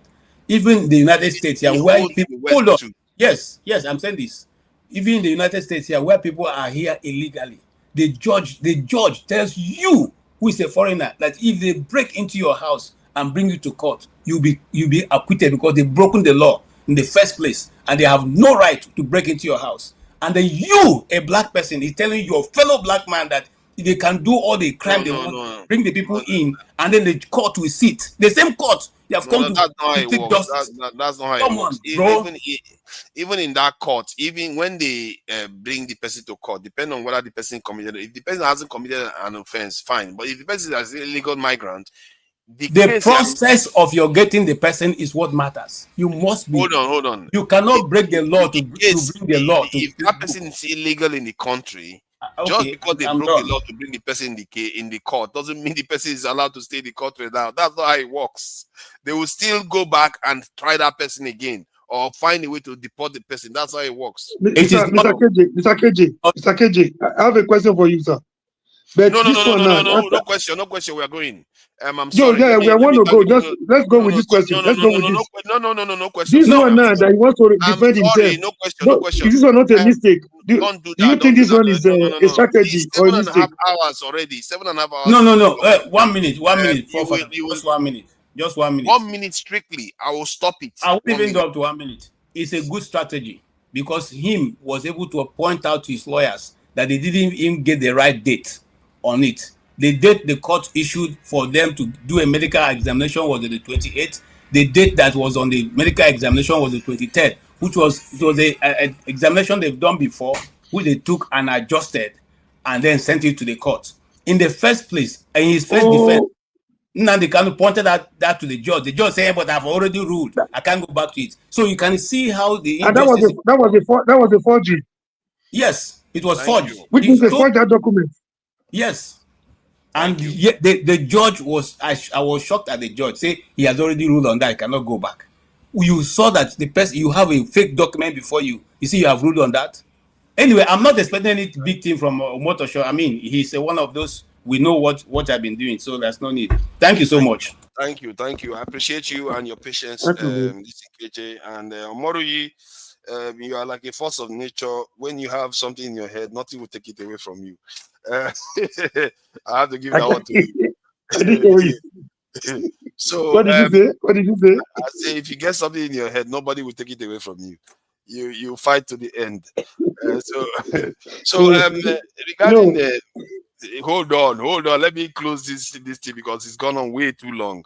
The people that are going to edit it are going to have a lot of trouble.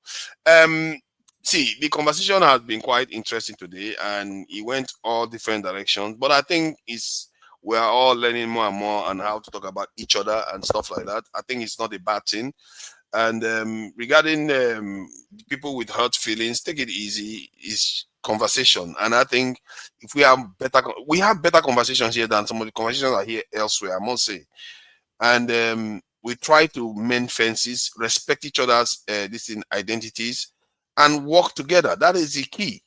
You know, I've seen people that hate each other and they still work together perfectly fine. Many Europeans hate each other. They are still working fine. Can you imagine? I can't even imagine that Germany went and signed a defense pact with the UK that they fought a world war against. It's crazy. But that is that. Regarding this court case, this matter, I've said it before. I don't know why somebody's arguing with me in the chat.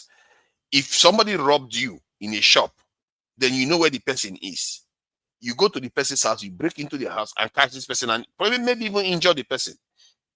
the court will find you problematic. Your behavior is bad. What you did, you're supposed to call the police. But it doesn't mean that person is going to go free. That person is still going to answer for the robbery. No, you have another case of breaking an entry. You can't break into somebody. That's a different case. I will answer whether he has, and that's what you taking laws, apart from taking laws into your hand, you break it. That's another case entirely. It has nothing to do with the person has stolen from you earlier. That is exactly what the Supreme Court said. The Supreme Court said Nnamdi Kanu has a right to get a recompense, redress. They call it civil redress in another situation. But this criminal case still stands. That is the point I'm trying to make. All right. So, and we've seen it in movies all the time where somebody's family. There's no court in Nigeria. Let's not deceive ourselves here. No court in Nigeria. I'm not happy with the Nigerian court for the election. Thank you. Now you are talking. I'm not happy with the Nigerian court for the election. You see what they did to Sowore yesterday? Somebody was granted bail. The IG sent his boys to come and kidnap him against the court decision. Him to a secret location without his lawyer, just to make sure the judge was still sitting. The judge was still sitting. The court was still sitting within the court premises. He was abducted. He was kidnapped. What kind of in a guest outside? I'm trying to close the show. Let's not start an automatic session again. No, this was my annoyance at the beginning when people thought I was still laughing. He was my annoyance at the beginning. Back Eneli, all this. Listen, Fofana. Listen, like you are a lawyer now. Let's close. Hold on. Let me tell you the funny part. Fofana. He's not a lawyer. Fofana is not behaving like a lawyer. Let me tell you like a lawyer. I'm not a lawyer. Funny part. Hold on. Let me tell you a funny part before you go, Fofana. Allo Ejimakor and Nnamdi Kanu's brother, they smuggled them from where they listened, took them to a remote area where they didn't have any representation, and brought a judge to sit and proceed with their case. So they didn't even have a legal representation. I'm talking about a lawyer, a full-fledged international lawyer, was taken from a place and to unknown location and charged and then judged and sentenced. Do you understand what I'm saying? This is not done by ordinary people or by the police. It's a system. So how do you then... An IG that's supposed to be retired, a retired IG that refuses to go. I saw what happened in the P2B's case, in the way they were conducting themselves. It's just not proper. Many of us, we see our legal system. I said it here before. In the UK, they have 1.something million convictions every year, criminal convictions in the UK. In Nigeria, 35,000. And they have the same amount of lawyers. So our legal system is basically lying flat. They are not doing it. Do you know the implication when people lose their interest in the judiciary? The next thing will be anarchy. When the masses lose their interest in judiciary, you know the consequence of that? Anarchy. Thank you. Mark Eneli, yeah, look at that. When I'm going, that's what the only good thing they say. Bye-bye, you hosted the show. Everything else is an insult. It's all good. This is what we do here. This is a thankless job.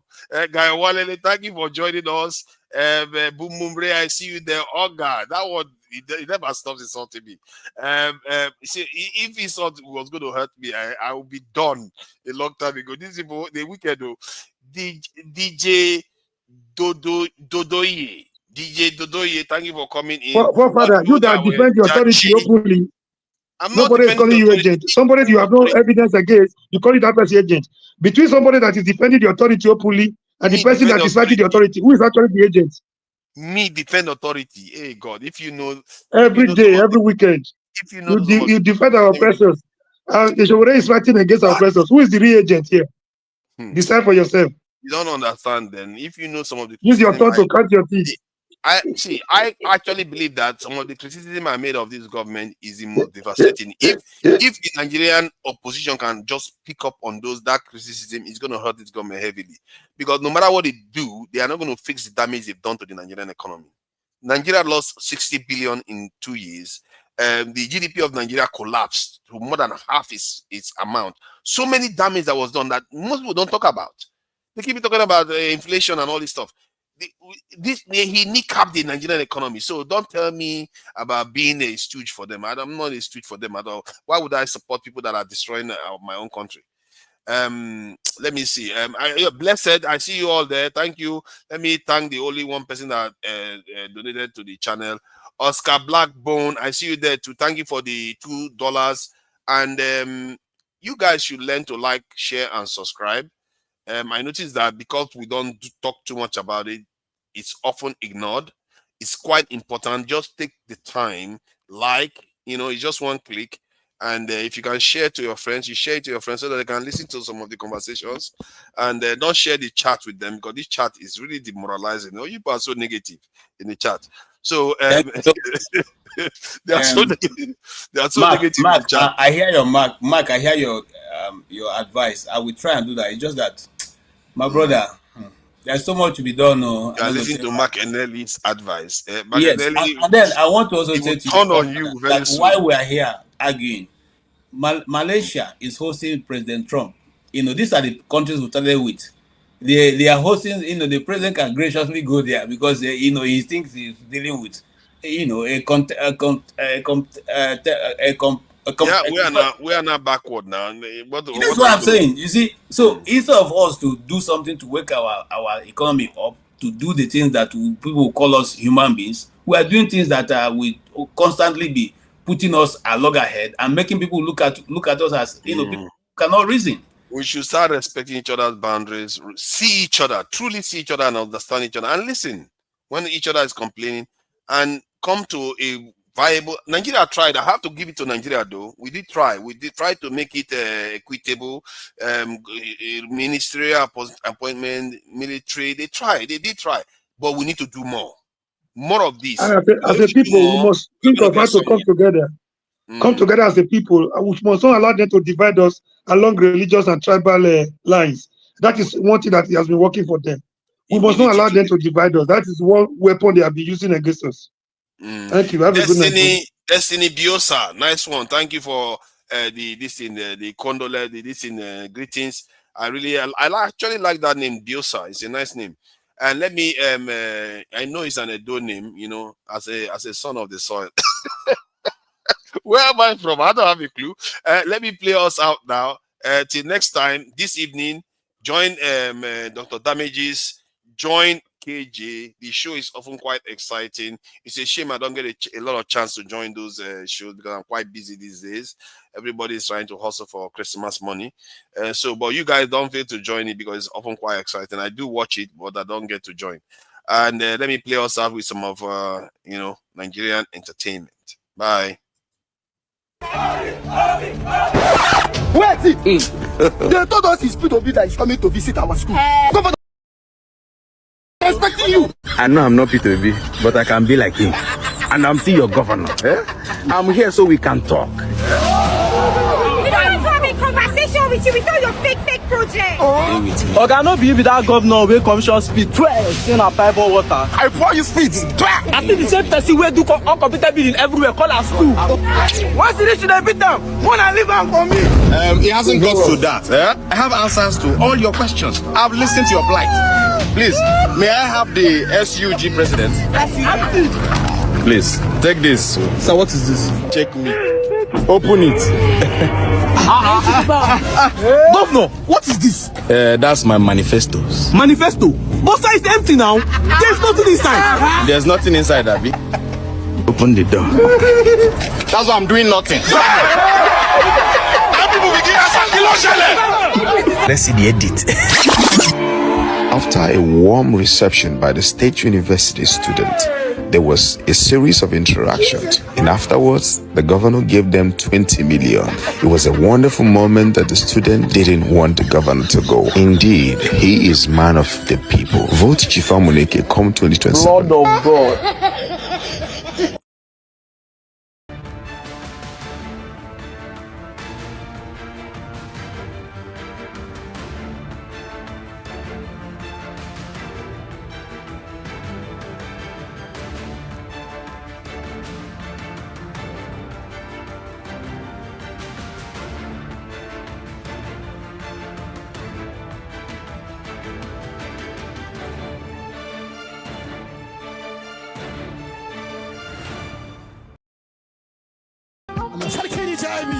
La ilaha illallah.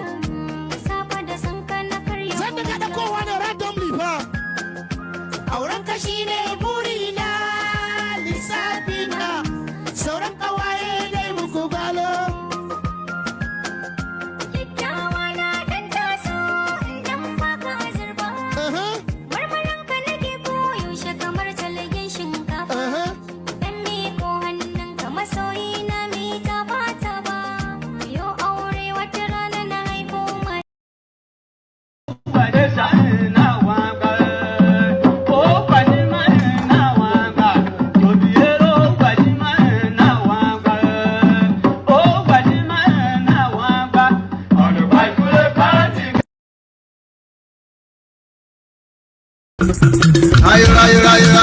Tchiroma